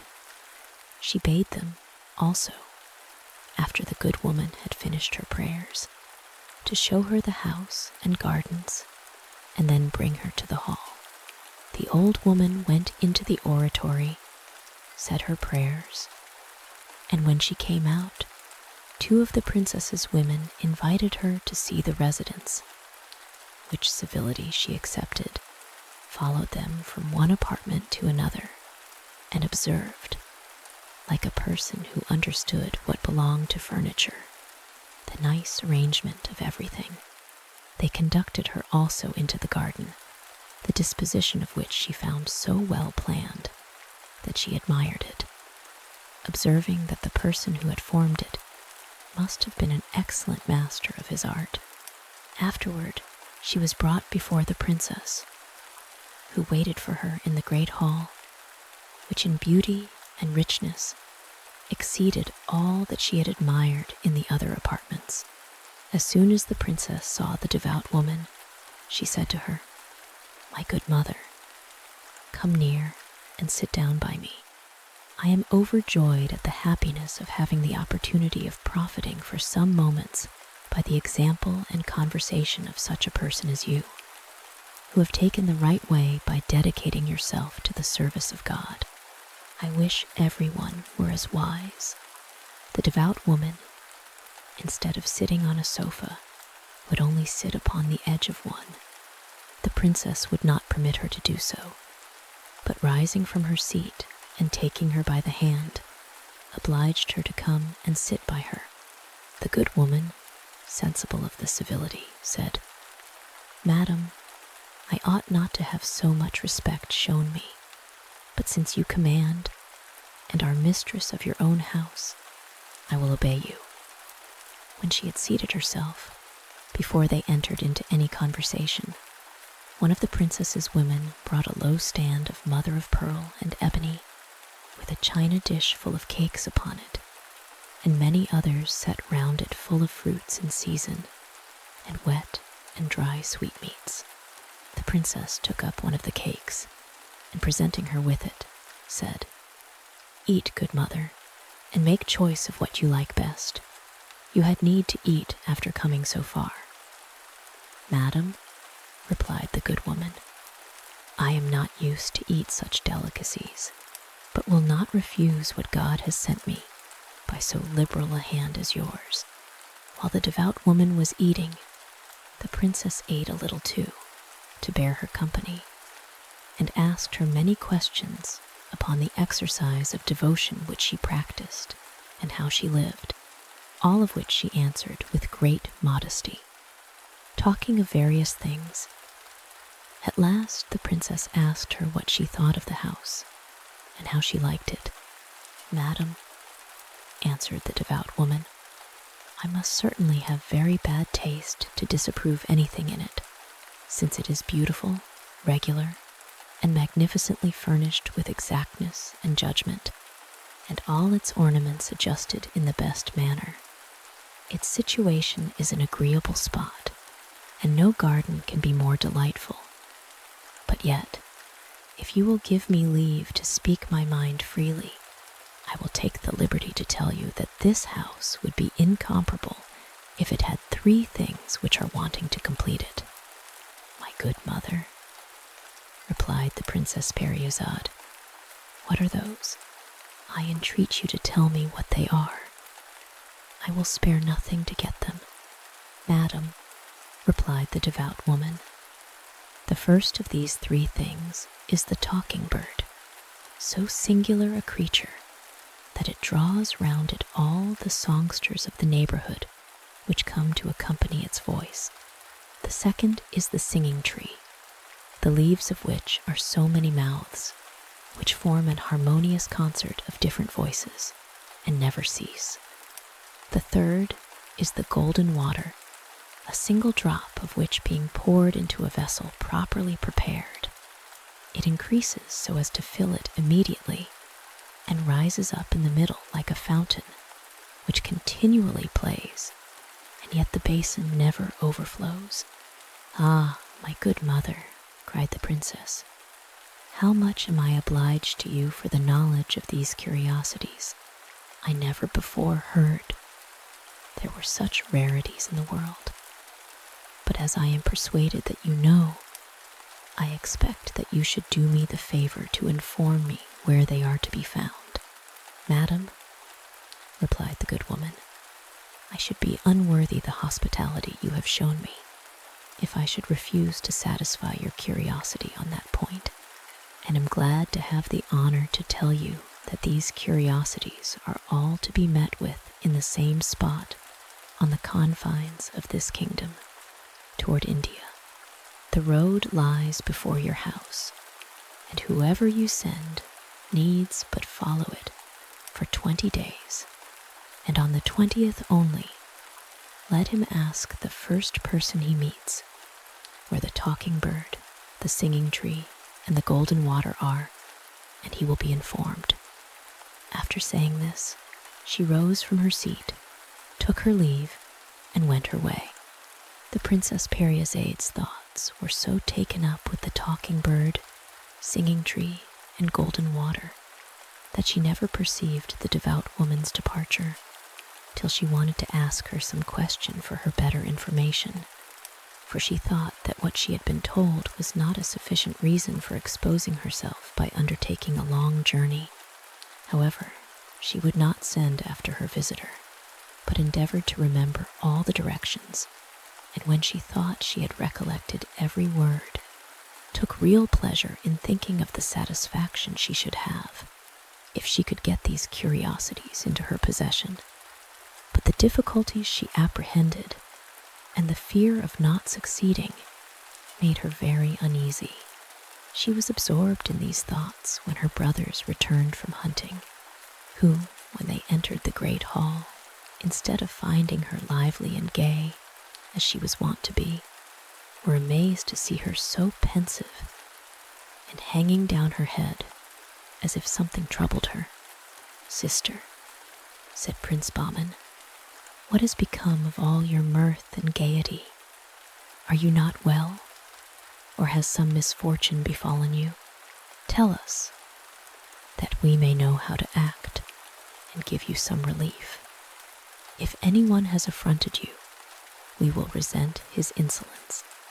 The princess remained in the same posture some time without answering, but at last lifted up her eyes to look at her brothers, and then held them down again, telling them nothing disturbed her.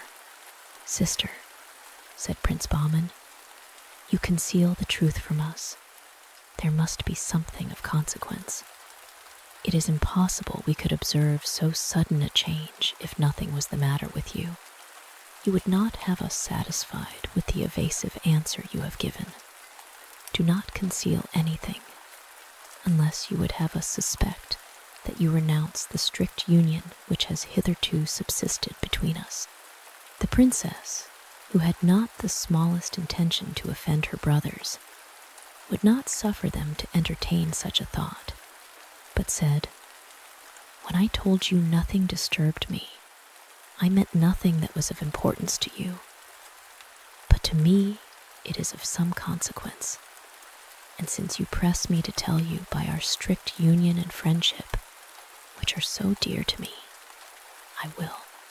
You think, and I always believed so too, that this house was so complete that nothing was wanting, but this day I have learned that it lacks 3 rarities, which would render it so perfect that no country seat in the world could be compared with it.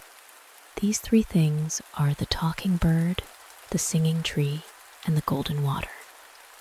After she had informed them wherein consisted the excellency of these rarities, "A devout woman," added she, "has made this discovery to me, told me the place where they are to be found, and the way thither.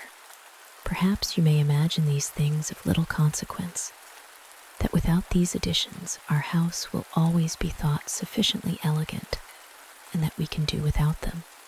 You may think as you please, but I cannot help telling you that I am persuaded they are absolutely necessary, and I shall not be easy without them. Therefore, whether you value them or not, I desire you to consider what person you may think proper for me to send in search of the curiosities I have mentioned." "Sister," replied Prince Bahman, "nothing can concern you in which we have not an equal interest. It is enough that you desire these things to oblige us to take the same interest. But if you had not, we feel ourselves inclined of our own accord and for our own individual satisfaction. I am persuaded my brother is of the same opinion, and therefore we ought to undertake this conquest, for the importance and singularity of the undertaking deserve that name. I will take the charge upon myself. Only tell me the place and the way to it, and I will defer my journey no longer than till tomorrow." "Brother," said Prince Perviz, "it is not proper that you, who are the head of our family, should be absent. I desire my sister should join with me to oblige you to abandon your design and allow me to undertake it. I hope to acquit myself as well as you, and it will be a more regular proceeding." "I am persuaded of your goodwill, brother," replied Prince Bahman, "and that you would succeed as well as myself in this journey. But I have resolved, and will undertake it. You shall stay at home with our sister, and I need not recommend her to you." The next morning, Bahman mounted his horse, and Perviz and the princess embraced and wished him a good journey. But in the midst of their adieus, the princess recollected what she had not thought of before. "Brother," said she, "I had quite forgotten the accidents which attend travelers. Who knows whether I shall ever see you again? Alight, I beseech you, and give up this journey. I would rather be deprived of the sight and possession of the talking bird, the singing tree, and the golden water, than run the risk of never seeing you more." "Sister," replied Bahman, smiling at her sudden fears, "my resolution is fixed. The accidents you speak of befall only those who are unfortunate, but there are more who are not so. However, as events are uncertain, and I may fail in this undertaking, all I can do is to leave you this knife." Bahman, pulling a knife from his vestband and presenting it to the princess in the sheath, said, "Take this knife, sister, and give yourself the trouble sometimes to pull it out of the sheath. While you see it clean as it is now, it will be a sign that I am alive. But if you find it stained with blood, then you may believe me dead and indulge me with your prayers." The princess could obtain nothing more of Bahman. He bade adieu to her and Prince Perviz for the last time and rode away. When he got into the road, he never turned to the right hand nor to the left, but went directly forward toward India. The 20th day he perceived on the roadside a hideous old man who sat under a tree near a thatched house, which was his retreat from the weather. His eyebrows were as white as snow, as was also the hair of his head. His whiskers covered his mouth, and his beard and hair reached down to his feet. The nails of his hands and feet were grown to an extensive length, while a flat, broad umbrella covered his head. He had no clothes, but only a mat thrown round his body. This old man was a dervish for so many years, retired from the world, to give himself up entirely to the service of God, that at last he had become what we have described.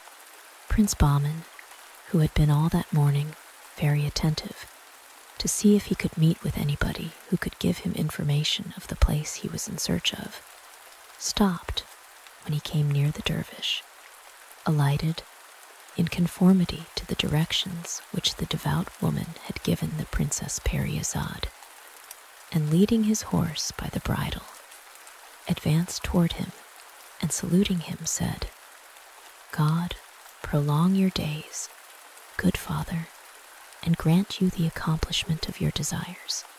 The dervish returned the prince's salutation, but so unintelligibly that he could not understand one word he said, and Prince Bahman, perceiving that this difficulty proceeded from the dervish's whiskers hanging over his mouth, and unwilling to go any further without the instructions he wanted, pulled out a pair of scissors he had about him, and having tied his horse to a branch of the tree, said, "Good dervish, I want to have some talk with you, but your whiskers prevent my understanding what you say, and if you will consent, I will cut off some part of them and of your eyebrows, which disfigure you so much that you look more like a bear than a man." The dervish did not oppose the offer, and when the prince had cut off as much hair as he thought fit, he perceived that the dervish had a good complexion, and that he was not as old as he seemed. "Good dervish," said he. "If I had a glass, I would show you how young you look. You are now a man, but before, nobody could tell what you were." The kind behavior of Prince Bahman made the dervish smile and return his compliment. "Sir," said he, "whoever you are, I am obliged by the good office you have performed, and am ready to show my gratitude by doing anything in my power for you. You must have alighted here upon some account or other. Tell me what it is, and I will endeavor to serve you." "Good dervish," replied Prince Bahman, "I am in search of the talking bird, the singing tree, and the golden water. I know these 3 rarities are not far from hence, but cannot tell exactly the place where they are to be found. If you know, I conjure you to show me the way, that I may not lose my labor after so long a journey." The prince, while he spoke, observed that the dervish changed countenance, held down his eyes, looked very serious, and remained silent, which obliged him to say to him again, "Good father, tell me whether you know what I ask you, that I may not lose my time, but inform myself somewhere else." At last, the dervish broke silence. "Sir," said he to Prince Bahman, "I know the way you ask of me, but the regard which I conceived for you the first moment I saw you, and which has grown stronger by the service you have done me, kept me in suspense as to whether I should give you the satisfaction you desire." "What motive can hinder you?" replied the prince. "And what difficulties do you find in so doing?" "I will tell you," replied the dervish. "The danger to which you are going to expose yourself is greater than you may suppose. A number of gentlemen of as much bravery as you can possibly possess have passed this way, and asked me the same question. When I had used all my endeavors to persuade them to desist, they would not believe me. At last I yielded to their importunities. I was compelled to show them the way, and I can assure you they have all perished, for I have not seen one come back. Therefore, if you have any regard for your life, take my advice. Go no farther, but return home." Prince Bahman persisted in his resolution. "I will not suppose," said he to the dervish, "but that your advice is sincere. I am obliged to you for the friendship you express for me, but whatever may be the danger, nothing shall make me change my intention. Whoever attacks me, I am well armed, and can say I am as brave as anyone, but they who will attack you are not to be seen," replied the dervish. "How will you defend yourself against invisible persons?" "It is no matter," answered the prince. "All you say shall not persuade me to do anything contrary to my duty. Since you know the way, I conjure you once more to inform me." When the dervish found he could not prevail upon Prince Bahman, and that he was obstinately bent to pursue his journey, notwithstanding his friendly remonstrance, he put his hand into a bag that lay by him and pulled out a bowl, which he presented to him. "Since I cannot prevail on you to attend to my advice," said he, "take this bowl, and when you are on horseback, throw it before you, and follow it to the foot of a mountain, where it will stop. As soon as the bowl stops, alight, leave your horse with the bridle over his neck, and he will stand in the same place till you return. As you ascend, you will see on your right and left a great number of large black stones, and will hear on all sides a confusion of voices, which will utter 1,000 abuses to discourage you and prevent your reaching the summit of the mountain. Be not afraid, but, above all things, do not turn your head to look behind you, for in that instant you will be changed into such a black stone as those you see, which are all youths who have failed in this enterprise." If you escape the danger of which I give you but a faint idea and get to the top of the mountain, you will see a cage. And in that cage is the bird you seek. Ask him which are the singing tree and the golden water, and he will tell you. I have nothing more to say. This is what you have to do. And if you are prudent, you will take my advice and not expose your life. Consider once more while you have time that the difficulties are almost insuperable. I am obliged to you for your advice, replied Prince Bahman after he had received the bowl, but cannot follow it. However, I will endeavor to conform myself to that part of it which bids me not to look behind me, and I hope to come and thank you when I have obtained what I am seeking. After these words, to which the dervish made no other answer than that he should be overjoyed to see him again, the prince mounted his horse, took leave of the dervish with a respectful salute, and threw the bowl before him. The bowl rolled away with as much swiftness as when Prince Bahman first hurled it from his hand, which obliged him to put his horse to the same pace to avoid losing sight of it, and when it had reached the foot of the mountain, it stopped. The prince alighted from his horse, laid the bridle on his neck, and having first surveyed the mountain and seen the black stones, began to ascend, but had not gone 4 steps before he heard the voices mentioned by the dervish, though he could see nobody. Some said, "Where is that fool going? Where is he going? What would he have? Do not let him pass."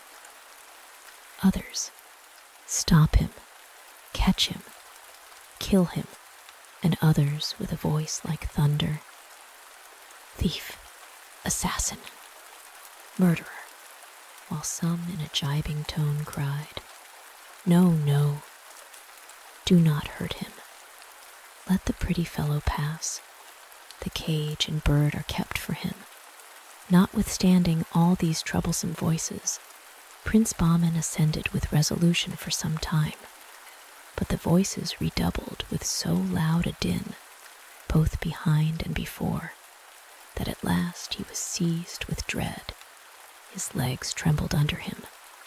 He staggered, and finding that his strength failed him, he forgot the dervish's advice, turned about to run down the hill, and was that instant changed into a black stone, a metamorphosis which had happened to many before him who had attempted the ascent.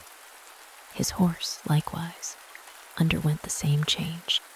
From the time of Prince Bahman's departure, the Princess Parizade always wore the knife and sheath in her girdle, and pulled it out several times in a day, to know whether her brother was alive.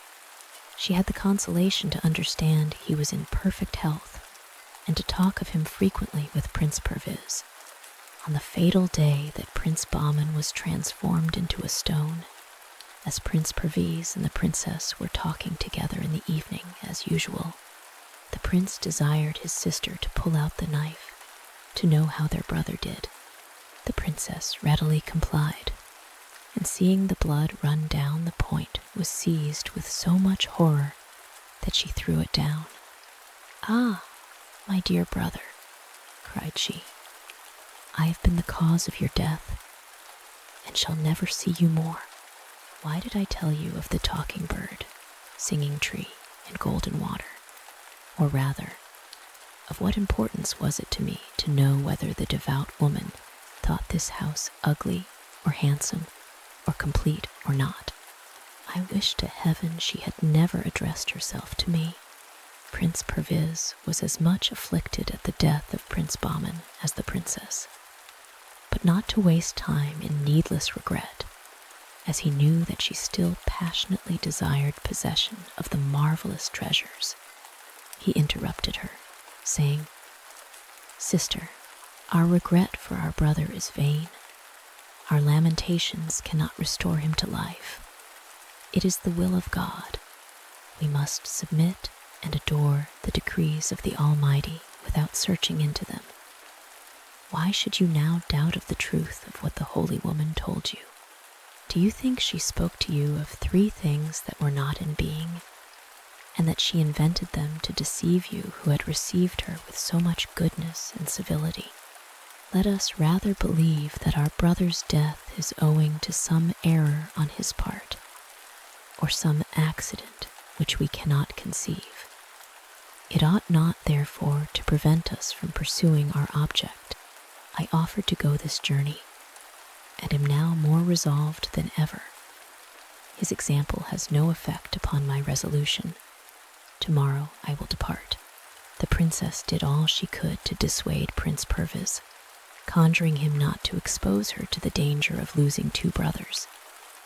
But he was obstinate, and all the remonstrances she could urge had no effect upon him.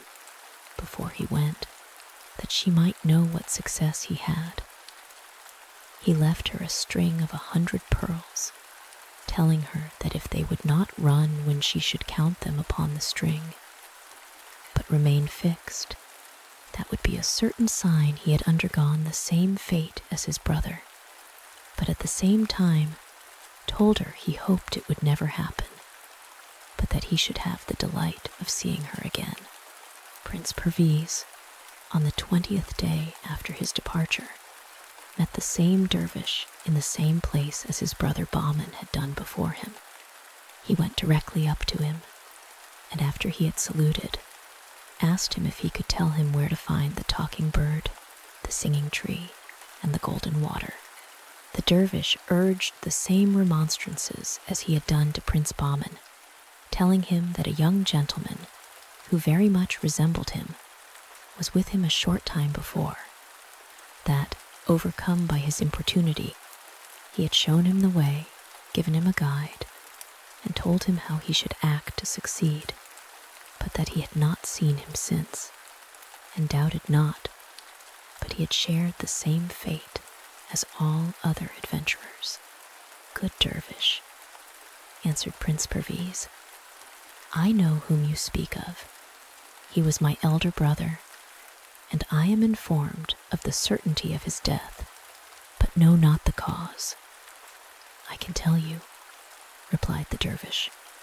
He was changed into a black stone, as all I speak of have been, and you must expect the same transformation, unless you observe more exactly than he has done the advice I gave him, in case you persist in your resolution, which I once more entreat you to renounce.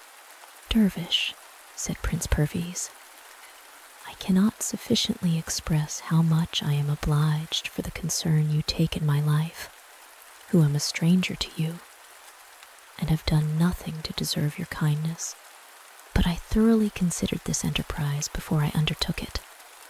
Therefore I beg of you to do me the same favor you have done my brother. Perhaps I may have better success in following your directions. Since I cannot prevail with you, said the dervish, to give up your obstinate resolution, if my age did not prevent me, and I could stand, I would get up to reach you a bowl I have here, which will show you the way.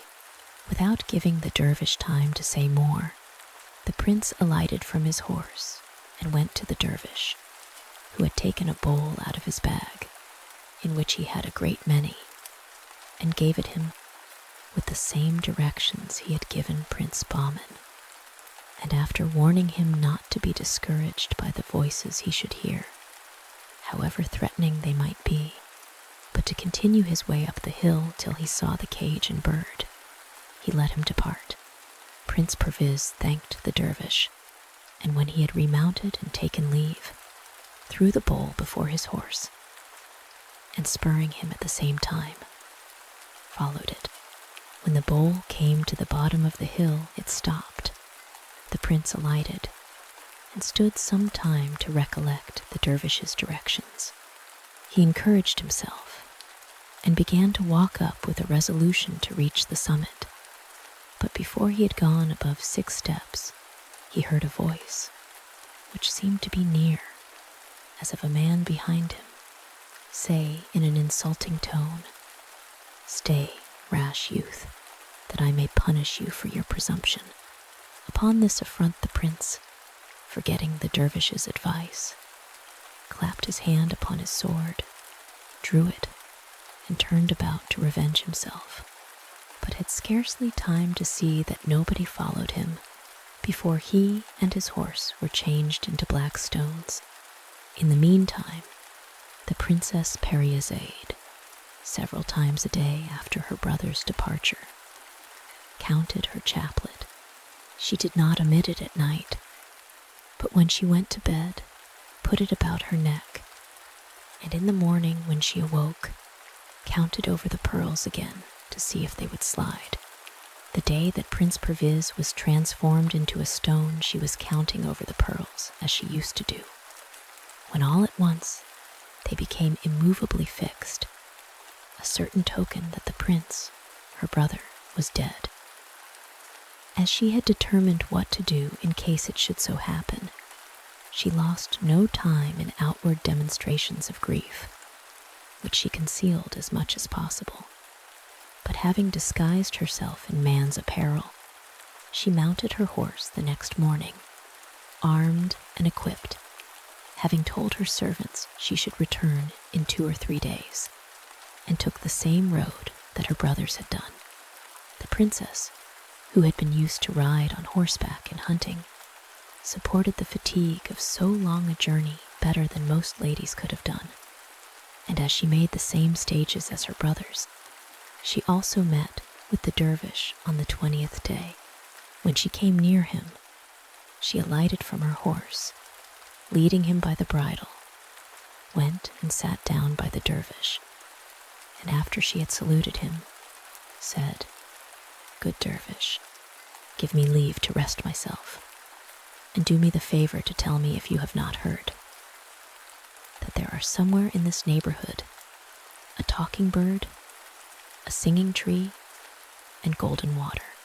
"Princess," answered the dervish, "for so I must call you, since by your voice I know you to be a woman disguised in man's apparel.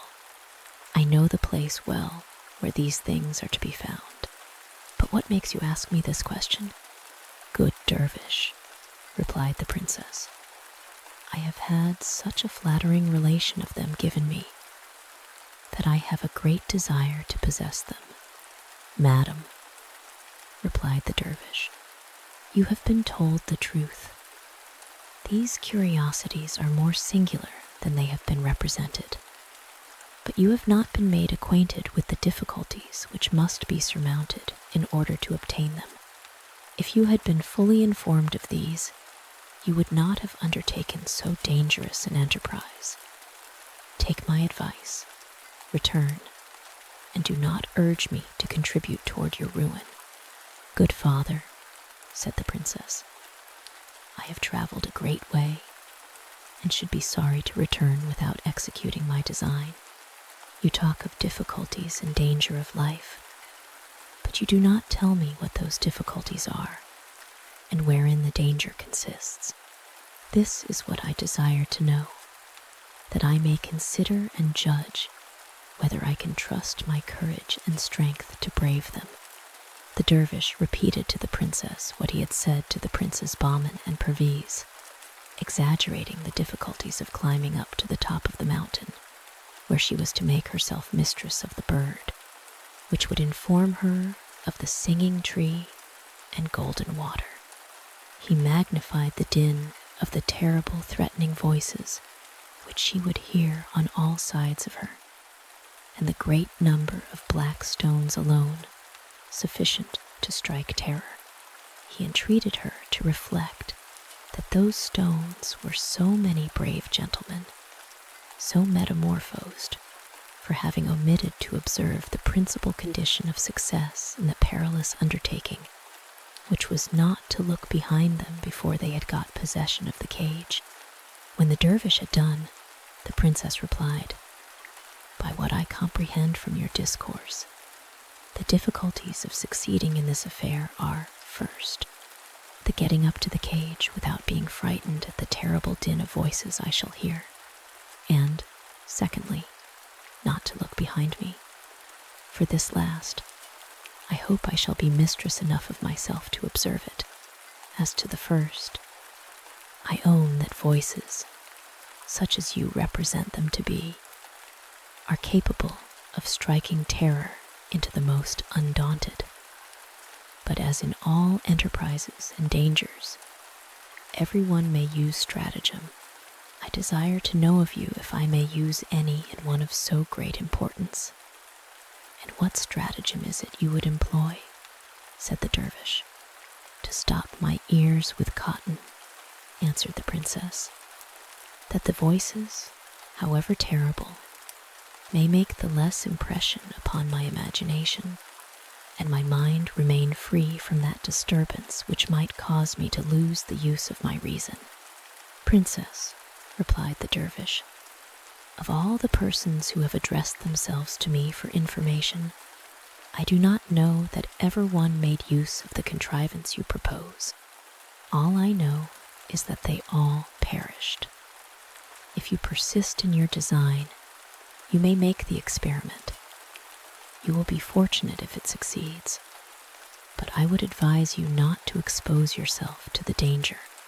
My good father, replied the princess, I am sure my precaution will succeed, and am resolved to try the experiment.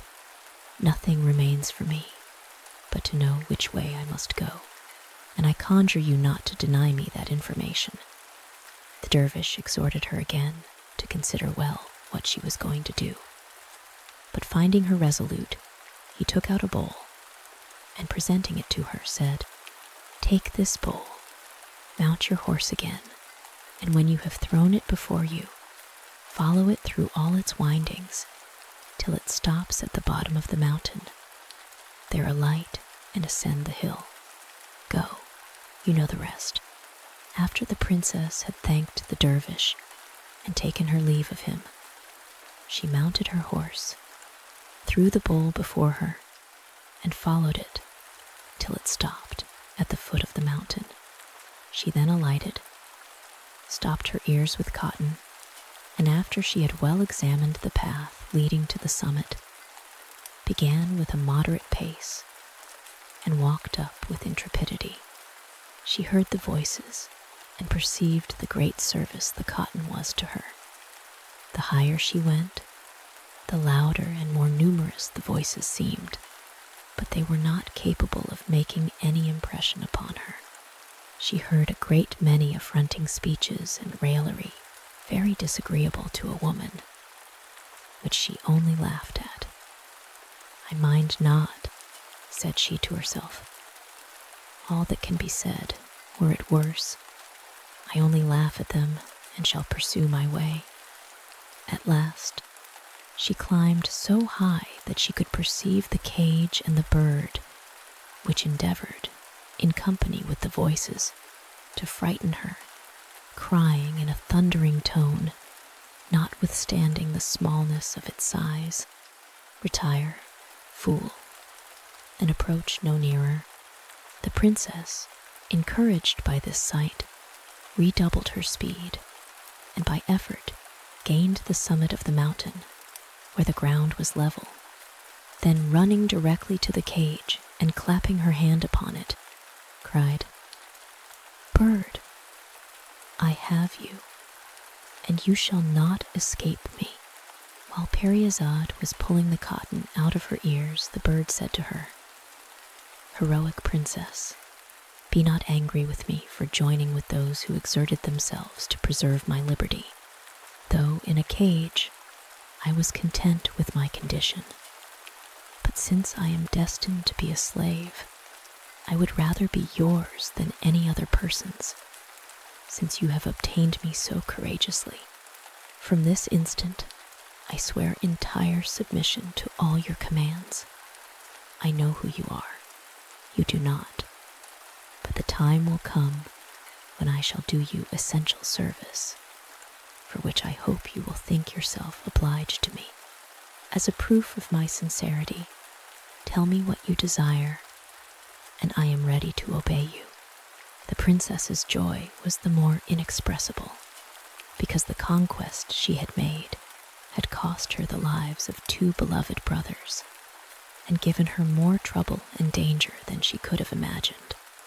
"Bird," said she, "it was my intention to have told you that I wish for many things which are of importance, but I am overjoyed that you have shown your goodwill and prevented me. I have been told that there is not far off a golden water, the property of which is very wonderful. Before all things, I ask you to tell me where it is." The bird showed her the place, which was just by, and she went and filled a little silver flagon which she had brought with her. She returned at once and said, "Bird, this is not enough. I want also the singing tree. Tell me where it is." "Turn about," said the bird, "and you will see behind you a wood where you will find the tree." The princess went into the wood, and by the harmonious concert she heard, soon knew the tree among many others, but it was very large and high. She came back again and said, "Bird, I have found the singing tree, but I can neither pull it up by the roots nor carry it." The bird replied, "It is not necessary that you should take it up. It will be sufficient to break off a branch and carry it to plant in your garden. It will take root as soon as it is put into the earth, and in a little time will grow to as fine a tree as that you have seen." When the princess had obtained possession of the 3 things for which she had conceived so great a desire, she said again, "Bird, what you have yet done for me is not sufficient. You have been the cause of the death of my 2 brothers, who must be among the black stones I saw as I ascended the mountain. I wish to take the princes home with me." The bird seemed reluctant to satisfy the princess in this point, and indeed made some difficulty to comply. "Bird," said the princess, "remember you told me that you were my slave. You are so, and your life is in my disposal." "That I cannot deny," answered the bird. "But although what you now ask is more difficult than all the rest, yet I will do it for you. Cast your eyes around," added he, "and look if you can see a little pitcher." "I see it already," said the princess. "Take it then," said he, "and as you descend the mountain, sprinkle a little of the water that is in it upon every black stone." The princess took up the pitcher accordingly, carried with her the cage and bird, the flagon of golden water, and the branch of the singing tree, and as she descended the mountain, threw a little of the water on every black stone, which was changed immediately into a man. And as she did not miss one stone, all the horses, both of her brothers and of the other gentlemen, resumed their natural forms also. She instantly recognized Bahman and Perviz as they did her, and ran to embrace her. She returned their embraces and expressed her amazement. "What do you here, my dear brothers?" said she, and they told her they had been asleep. "Yes," replied she, "and if it had not been for me, perhaps you might have slept till the day of judgment. Do not you remember that you came to fetch the talking bird, the singing tree, and the golden water? And did not you see, as you came along, the place covered with black stones? Look and see if there be any now. The gentlemen and their horses who surround us, and you yourselves, were these black stones. If you desire to know how this wonder was performed," continued she, showing the pitcher, which she set down at the foot of the mountain, "it was done by virtue of the water which was in this pitcher, with which I sprinkled every stone after I had made the talking bird, which you see in this cage, my slave. By his directions, I found out the singing tree, a branch of which I have now in my hand, and the golden water with which this flagon is filled. But being still unwilling to return without taking you with me, I constrained the bird, by the power I had over him, to afford me the means. He told me where to find this pitcher, and the use I was to make of it. The Princes Bahman and Perviz learned by this relation the obligation they had to their sister, as did all the other gentlemen, who expressed to her that, far from envying her happiness in the conquest she had made, and which they all had aspired to, they thought they could not better express their gratitude for restoring them to life again than by declaring themselves her slaves, and that they were ready to obey her in whatever she should command. "Gentlemen," replied the princess, "if you had given any attention to my words, you might have observed that I had no other intention in what I have done than to recover my brothers. Therefore, if you have received any benefit, you owe me no obligation, and I have no further share in your compliment than your politeness toward me, for which I return you my thanks. In other respects, I regard each of you as quite as free as you were before your misfortunes, and I rejoice with you at the happiness which has accrued to you by my means. Let us, however, stay no longer in a place where we have nothing to detain us, but mount our horses and return to our respective homes."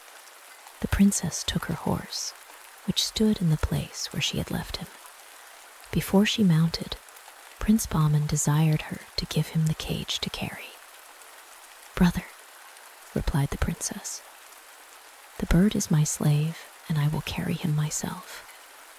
If you will take the pains to carry the branch of the singing tree, there it is. Only hold the cage while I get on horseback." When she had mounted her horse, and Prince Bahman had given her the cage, she turned about and said to Prince Perviz, "I leave the flagon of golden water to your care, if it will not be too much trouble for you to carry it." And Prince Perviz accordingly took charge of it with pleasure. When Bahman, Perviz, and all the gentlemen had mounted their horses, the princess waited for some of them to lead the way.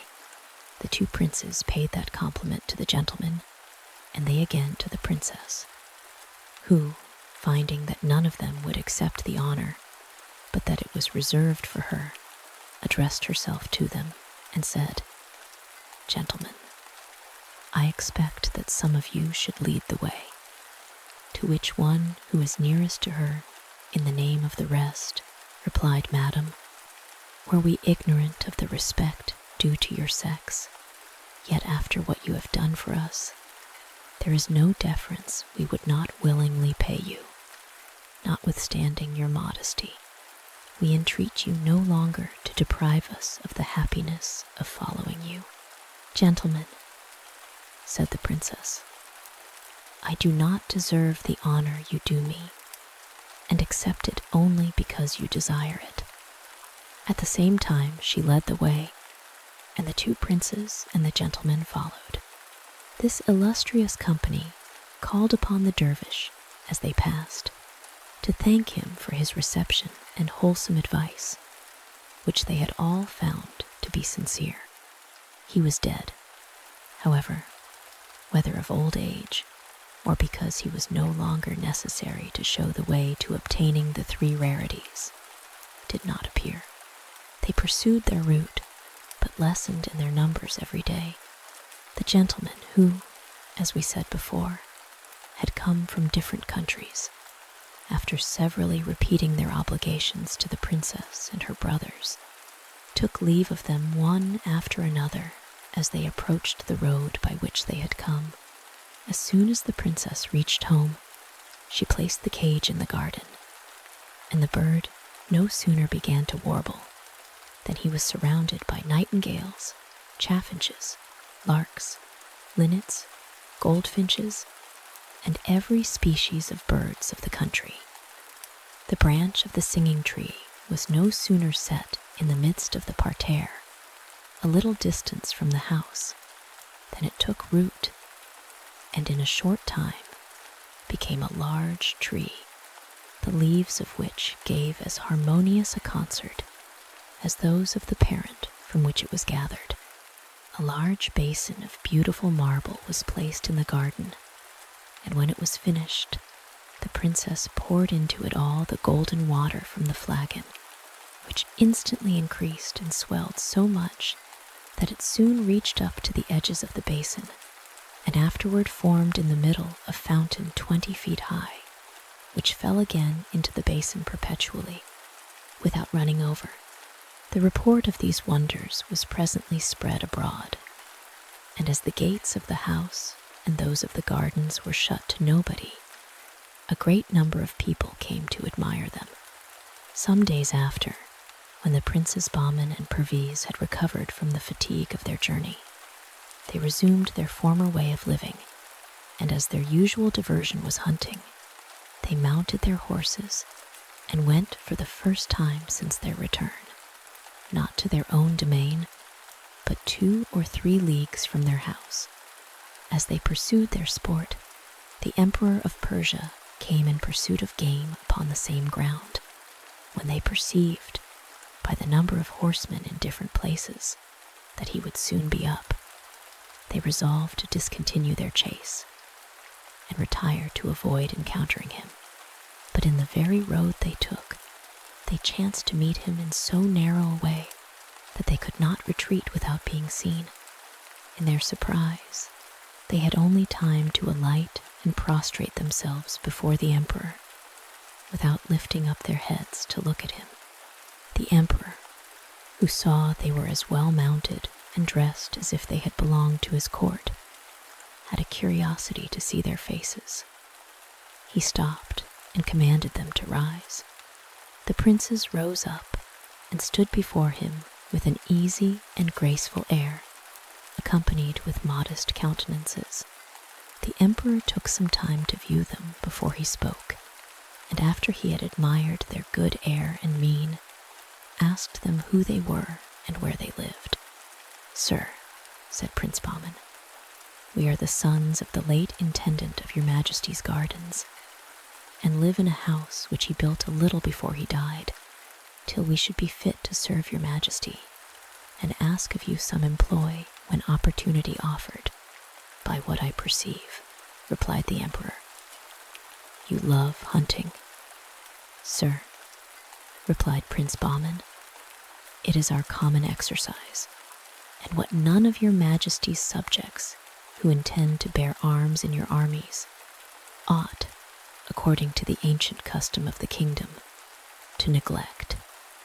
The emperor, charmed with so prudent an answer, said, "Since it is so, I should be glad to see your expertness in the chase. Choose your own game." The princes mounted their horses again and followed the emperor, but had not gone far before they saw many wild beasts together. Prince Bahman chose a lion and Prince Perviz a bear, and pursued them with so much intrepidity that the emperor was surprised. They came up with their game nearly at the same time, and darted their javelins with so much skill and address that they pierced the one, the lion, and the other, the bear, so effectually that the emperor saw them fall one after the other. Immediately afterward, Prince Bahman pursued another bear, and Prince Perviz another lion, and killed them in a short time, and would have beaten out for fresh game. But the emperor would not let them, and sent to them to come to him. When they approached, he said, "If I had given you leave, you would soon have destroyed all my game. But it is not that which I would preserve, but your persons. For I am so well assured your bravery may one time or other be serviceable to me, that from this moment your lives will be always dear to me." The emperor, in short, conceived so great a kindness for the 2 princes that he invited them immediately to make him a visit, to which Prince Bahman replied, "Your Majesty does us an honor we do not deserve, and we beg you will excuse us." The emperor, who could not comprehend what reason the princes could have to refuse this token of his favor, pressed them to tell him why they excused themselves. "Sir," said Prince Bahman, "we have a sister younger than ourselves, with whom we live in such perfect union that we undertake nothing before we consult her, nor she anything without asking our advice." "I commend your brotherly affection," answered the emperor. "Consult your sister. Meet me tomorrow and give me an answer." The princes went home, but neglected to speak of their adventure in meeting the emperor and hunting with him, and also of the honor he had done them, yet did not the next morning fail to meet him at the place appointed. "Well," said the emperor, "have you spoken to your sister, and has she consented to the pleasure I expect of seeing you?" The two princes looked at each other and blushed. "Sir," said Prince Bahman, "we beg your majesty to excuse us, for both my brother and I forgot." "Then remember today," replied the emperor, "and be sure to bring me an answer tomorrow." The princes were guilty of the same fault a second time, and the emperor was so good-natured as to forgive their negligence. But to prevent their forgetfulness the third time, he pulled 3 little golden balls out of a purse and put them into Prince Bahman's bosom. "These balls," said he, smiling, "will prevent your forgetting a third time what I wish you to do for my sake, since the noise they will make by falling on the floor when you undress will remind you, if you do not recollect it before." The event happened just as the emperor foresaw, and without these balls the princes had not thought of speaking to their sister of this affair, for as Prince Bahman unloosed his girdle to go to bed, the balls dropped on the floor, upon which he ran into Prince Perviz's chamber. When both went into the Princess Periazade's apartment, and after they had asked her pardon for coming at so unseasonable a time, they told her all the circumstances of their meeting the emperor. The princess was somewhat surprised at this intelligence. "Your meeting with the emperor," said she, "is happy and honorable, and may in the end be highly advantageous to you. But it places me in an awkward position. It was on my account, I know, you refused the emperor, and I am infinitely obliged to you for doing so. I know by this that you would rather be guilty of incivility toward the emperor than violate the union we have sworn to each other. You judge right, for if you had once gone, you would insensibly have been engaged to devote yourselves to him. But do you think it an easy matter absolutely to refuse the emperor what he seems so earnestly to desire? Monarchs will be obeyed in their desires, and it may be dangerous to oppose them. Therefore, if to follow my inclination I should dissuade you from obeying him, it may expose you to his resentment, and may render myself and you miserable. These are my sentiments. But before we conclude upon anything, let us consult the talking bird and hear what he says. He is penetrating and has promised his assistance in all difficulties." The princess sent for the cage, and after she had related the circumstances to the bird in the presence of her brothers, asked him what they should do in this perplexity. The bird answered, "The princes, your brothers, must conform to the emperor's pleasure, and in their turn invite him to come and see your house." "But bird," replied the princess, "my brothers and I love one another, and our friendship is yet undisturbed. Will not this step be injurious to that friendship?" "Not at all," replied the bird. "It will tend rather to cement it." "Then," answered the princess, "the emperor will see me." The bird told her it was necessary he should, and that everything would go better afterward Next morning, the princes met the emperor hunting, who asked them if they had remembered to speak to their sister. Prince Bahman approached and answered, "Sir, we are ready to obey you, for we have not only obtained our sister's consent with great ease, but she took it amiss that we should pay her that deference in a matter wherein our duty to your majesty was concerned. If we have offended, we hope you will pardon us." "Do not be uneasy," replied the emperor. "I highly approve of your conduct and hope you will have the same deference and attachment to my person, if I have ever so little share in your friendship." The princes, confounded at the emperor's goodness, returned no other answer but a low obeisance. The emperor, contrary to his usual custom, did not hunt long that day. Presuming that the princes possessed wit equal to their courage and bravery, he longed with impatience to converse with them more at liberty. He made them ride on each side of him, an honor which was envied by the Grand Vizier, who was much mortified to see them preferred before him. When the emperor entered his capital, the eyes of the people, who stood in crowds in the streets, were fixed upon the two princes Bahman and Perviz, and they were earnest to know who they might be. All, however, agreed in wishing that the emperor had been blessed with two such handsome princes, and said that his children would have been about the same age, if the queen had not been so unfortunate as to lose them. The first thing the emperor did when he arrived at his palace was to conduct the princes into the principal apartments, who praised without affectation the beauty and symmetry of the rooms, and the richness of the furniture and ornaments. Afterward, a magnificent repast was served up, and the emperor made them sit with him, which they at first refused, but finding it was his pleasure, they obeyed. The emperor, who had himself much learning, particularly in history, foresaw that the princes, out of modesty and respect, would not take the liberty of beginning any conversation.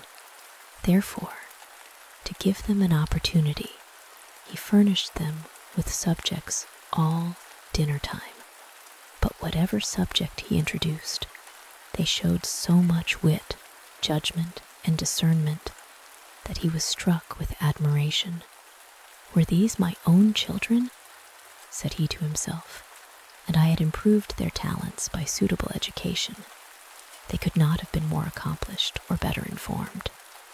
In short, he took such great pleasure in their conversation that, after having sat longer than usual, he led them into his closet, where he pursued his conversation with them, and at last said, "I never supposed that there were among my subjects in the country youths so well brought up, so lively, so capable, and I never was better pleased with any conversation than yours.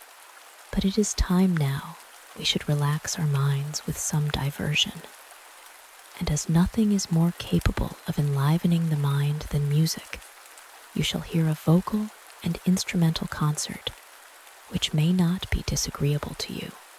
The emperor had no sooner spoken than the musicians, who had orders to attend, entered, and answered fully the expectations the princes had been led to entertain of their abilities. After the concerts, an excellent farce was acted, and the entertainment was concluded by dancers of both sexes. The two princes, seeing night approach, prostrated themselves at the emperor's feet, and having first thanked him for the favors and honors he had heaped upon them, asked his permission to retire, which was granted by the emperor, who, in dismissing them, said, "I give you leave to go, but remember, you will be always welcome, and the oftener you come, the greater pleasure you will do me."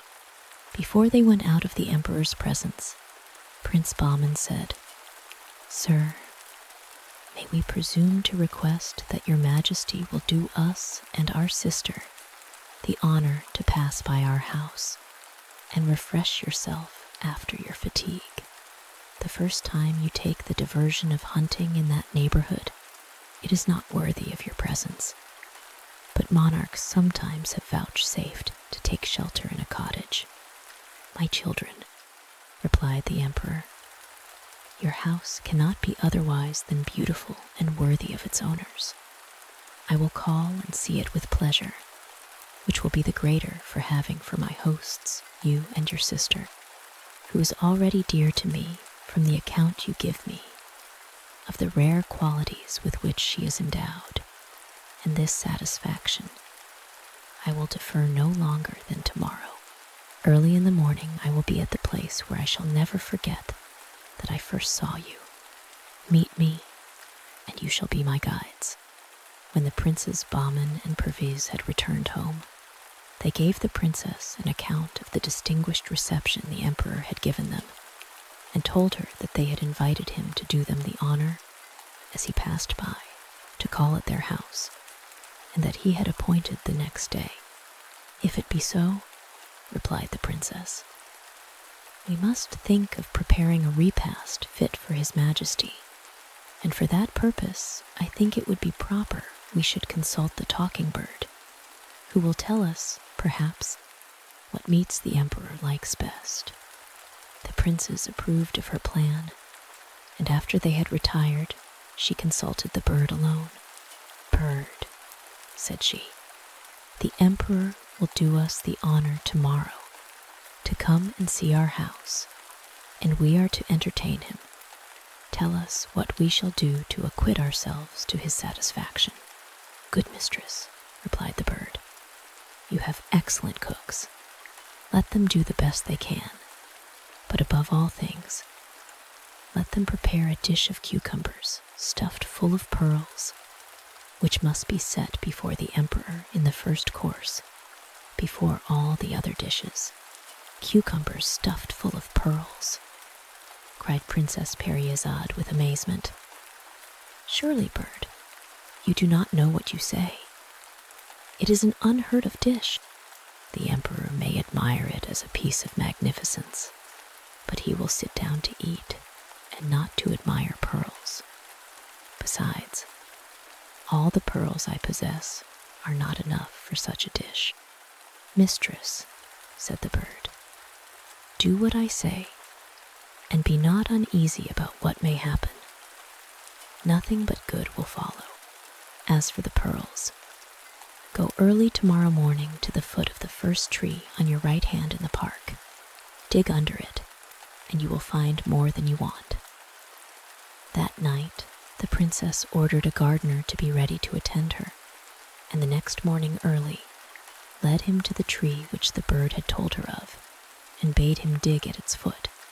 When the gardener came to a certain depth, he found some resistance to the spade, and presently discovered a gold box about a foot square, which he showed the princess.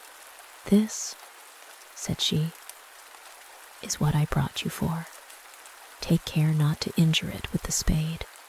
When the gardener took up the box, he gave it into the princess's hands, who, as it was only fastened with neat little hasps, soon opened it and found it full of pearls of a moderate size, but equal and fit for the use that was to be made of them. Very well satisfied with having found this treasure, after she had shut the box again, she put it under her arm and went back to the house, while the gardener threw the earth into the hole at the foot of the tree, as it had been before. The princes Bahman and Perviz, who, as they were dressing themselves in their own apartments, saw their sister in the garden earlier than usual, as soon as they could get out, went to her and met her as she was returning, with a gold box under her arm, which much surprised them. Sister, said Bahman, you carried nothing with you when we saw you before with the gardener, and now we see you have a golden box. Is this some treasure found by the gardener? And did he come and tell you of it?" "No, brother," answered the princess. "I took the gardener to the place where this casket was concealed and showed him where to dig, but you will be more amazed when you see what it contains." The princess opened the box, and when the princes saw that it was full of pearls, which, though small, were of great value, they asked her how she came to the knowledge of this treasure. "Brothers," said she, "come with me and I will tell you." The princess, as they returned to the house, gave them an account of her having consulted the bird, as they had agreed she should, and the answer he had given her, the objection she had raised to preparing a dish of cucumbers stuffed full of pearls, and how he had told her where to find this box. The sister and brothers formed many conjectures to penetrate into what the bird could mean by ordering them to prepare such a dish. But after much conversation, they agreed to follow his advice exactly. As soon as the princess entered the house, she called for the head cook, and after she had given him directions about the entertainment for the emperor, said to him, "Besides all this, you must dress an extraordinary dish for the emperor's own eating, which nobody else must have anything to do with besides yourself. This dish must be of cucumbers stuffed with these pearls." And at the same time, she opened him the box and showed him the jewels. The chief cook, who had never heard of such a dish, started back and showed his thoughts by his looks, which the princess, penetrating, said, "I see you take me to be mad to order such a dish, which one may say with certainty was never made. I know this as well as you, but I am not mad, and give you these orders with the most perfect recollection. You must invent and do the best you can, and bring me back what pearls are left." The cook could make no reply, but took the box and retired, and afterward the princess gave directions to all the domestics to have everything in order, both in the house and gardens, to receive the emperor. Next day the two princes went to the place appointed, and as soon as the emperor of Persia arrived, the chase began and lasted till the heat of the sun obliged him to leave off. While Prince Bahman stayed to conduct the emperor to their house, Prince Perviz rode before to show the way, and when he came in sight of the house, spurred his horse to inform the princess that the emperor was approaching. But she had been told by some servants whom she had placed to give notice, and the prince found her waiting, ready to receive him. When the emperor had entered the courtyard and alighted at the portico, the princess came and threw herself at his feet, and the two princes informed him she was their sister, and besought him to accept her respects. The emperor stooped to raise her, and after he had gazed some time on her beauty, struck with her fine person and dignified air, he said, "The brothers are worthy of the sister, and she worthy of them, since, if I may judge of her understanding by her person, I am not amazed that the brothers would do nothing without their sister's consent. But," added he, "I hope to be better acquainted with you, my daughter, after I have seen the house." "Sir," said the princess, "it is only a plain country residence, fit for such people as we are, who live retired from the great world. It is not to be compared with the magnificent palaces of emperors." "I cannot perfectly agree with you in opinion," said the emperor very obligingly, "for its first appearance makes me suspect you. However, I will not pass my judgment upon it till I have seen it all. Therefore, be pleased to conduct me through the apartments." The princess led the emperor through all the rooms except the hall, and, after he had considered them very attentively, and admired their variety. "My daughter," said he to the princess, "do you call this a country house? The finest and largest cities would soon be deserted if all country houses were like yours. I am no longer surprised that you despise the town. Now let me see the garden, which I doubt not is answerable to the house." The princess opened a door which led into the garden, and the first object which presented itself to the emperor's view was the golden fountain. Surprised at so rare an object, he asked from whence that wonderful water, which gave so much pleasure to behold, had been procured. Where was its source, and by what art it was made to play so high? He said he would presently take a nearer view of it. The princess then led him to the spot where the harmonious tree was planted, and there the emperor heard a concert, different from all he had ever heard before, and stopping to see where the musicians were, he could discern nobody far or near, but still distinctly heard the music which ravished his senses. "My daughter," said he to the princess, "where are the musicians whom I hear? Are they underground or invisible in the air? Such excellent performers will hazard nothing by being seen. On the contrary, they would please the more." "Sir," answered the princess, smiling, "they are not musicians, but the leaves of the tree your majesty sees before you, which form this concert, and if you will give yourself the trouble to go a little nearer, you will be convinced, and the voices will be the more distinct." The emperor went nearer, and was so charmed with the sweet harmony that he would never have been tired with hearing it, but that his desire to have a nearer view of the fountain of golden water forced him away. "Daughter," said he, "tell me, I pray you, whether this wonderful tree was found in your garden by chance, or was a present made to you, or have you procured it from some foreign country? It must certainly have come from a great distance, otherwise, curious as I am after natural rarities, I should have heard of it. What name do you call it by?"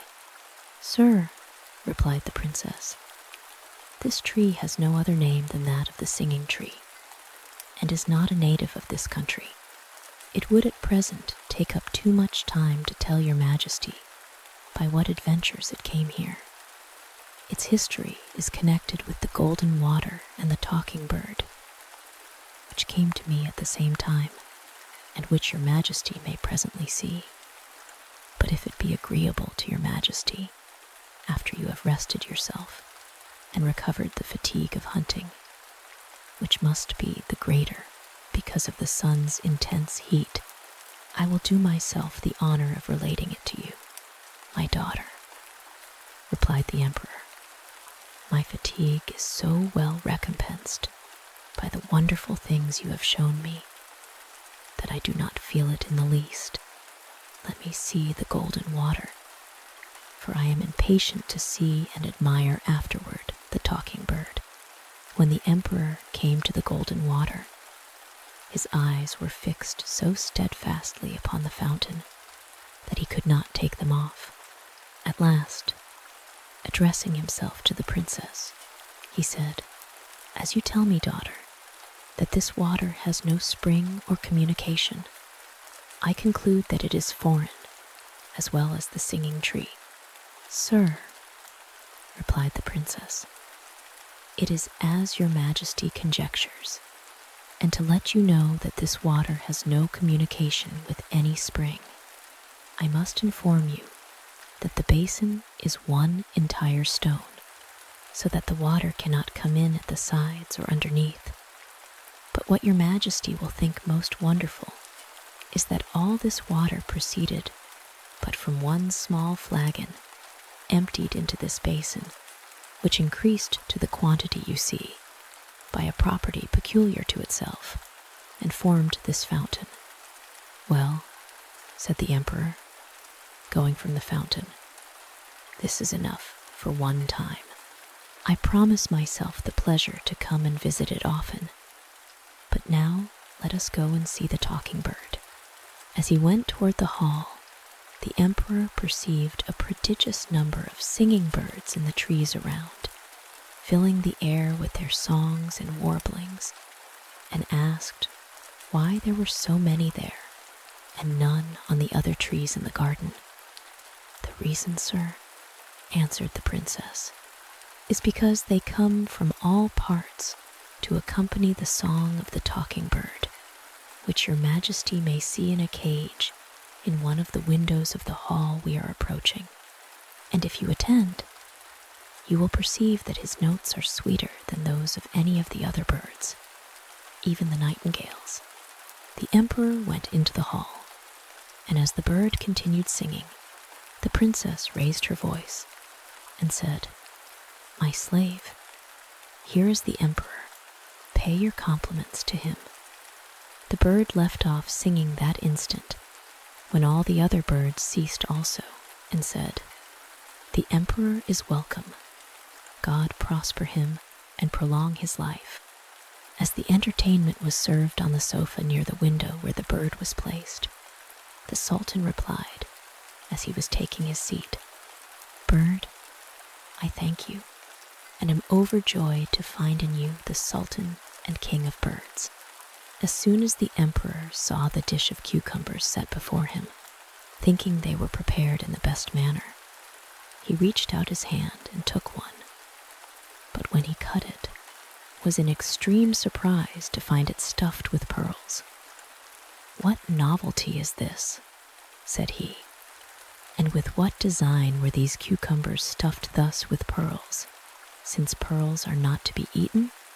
He looked at his hosts to ask them the meaning, when the bird, interrupting him, said, "Can your majesty be in such great astonishment at cucumbers stuffed with pearls, which you see with your own eyes, and yet so easily believe that the queen, your wife, gave birth to a dog, a cat, and a piece of wood?"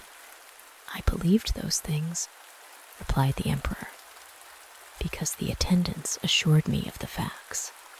"Those attendants, sir," replied the bird, "were the queen's two sisters, who, envious of her happiness in being preferred by your majesty before them, to satisfy their envy and revenge, have abused your majesty's credulity. If you interrogate them, they will confess their crime. The two brothers and the sister whom you see before you are your own children, whom they exposed, and who were taken in by the intendant of your gardens, who provided nurses for them and took care of their education." This speech presently cleared up the emperor's understanding. "Bird," cried he, "I believe the truth which you discover to me. The inclination which drew me to them told me plainly they must be of my own blood. Come then, my sons. Come, my daughter.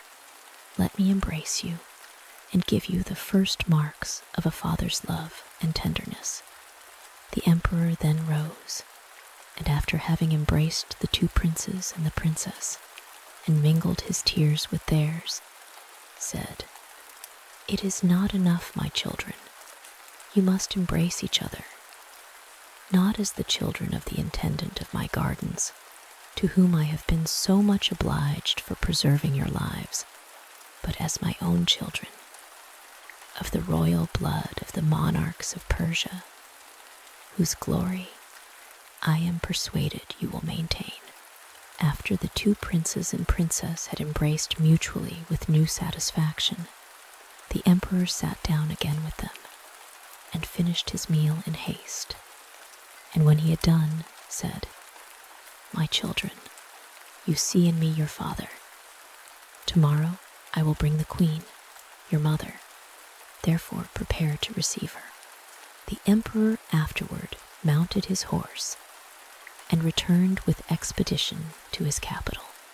The first thing he did, as soon as he had alighted and entered his palace, was to command the Grand Vizier to seize the queen's two sisters. They were taken from their houses separately, convicted and condemned to death, which sentence was put in execution within an hour. In the meantime, the Emperor Khosrusha, followed by all the lords of his court who were then present, went on foot to the door of the great mosque, and after he had taken the queen out of the strict confinement she had languished under for so many years, embracing her in the miserable condition to which she was then reduced, said to her with tears in his eyes, "I come to entreat your pardon for the injustice I have done you, and to make you the reparation I ought, which I have begun by punishing the unnatural wretches who put the abominable cheat upon me, and I hope you will look upon it as complete when I present to you two accomplished princes and a lovely princess, our children.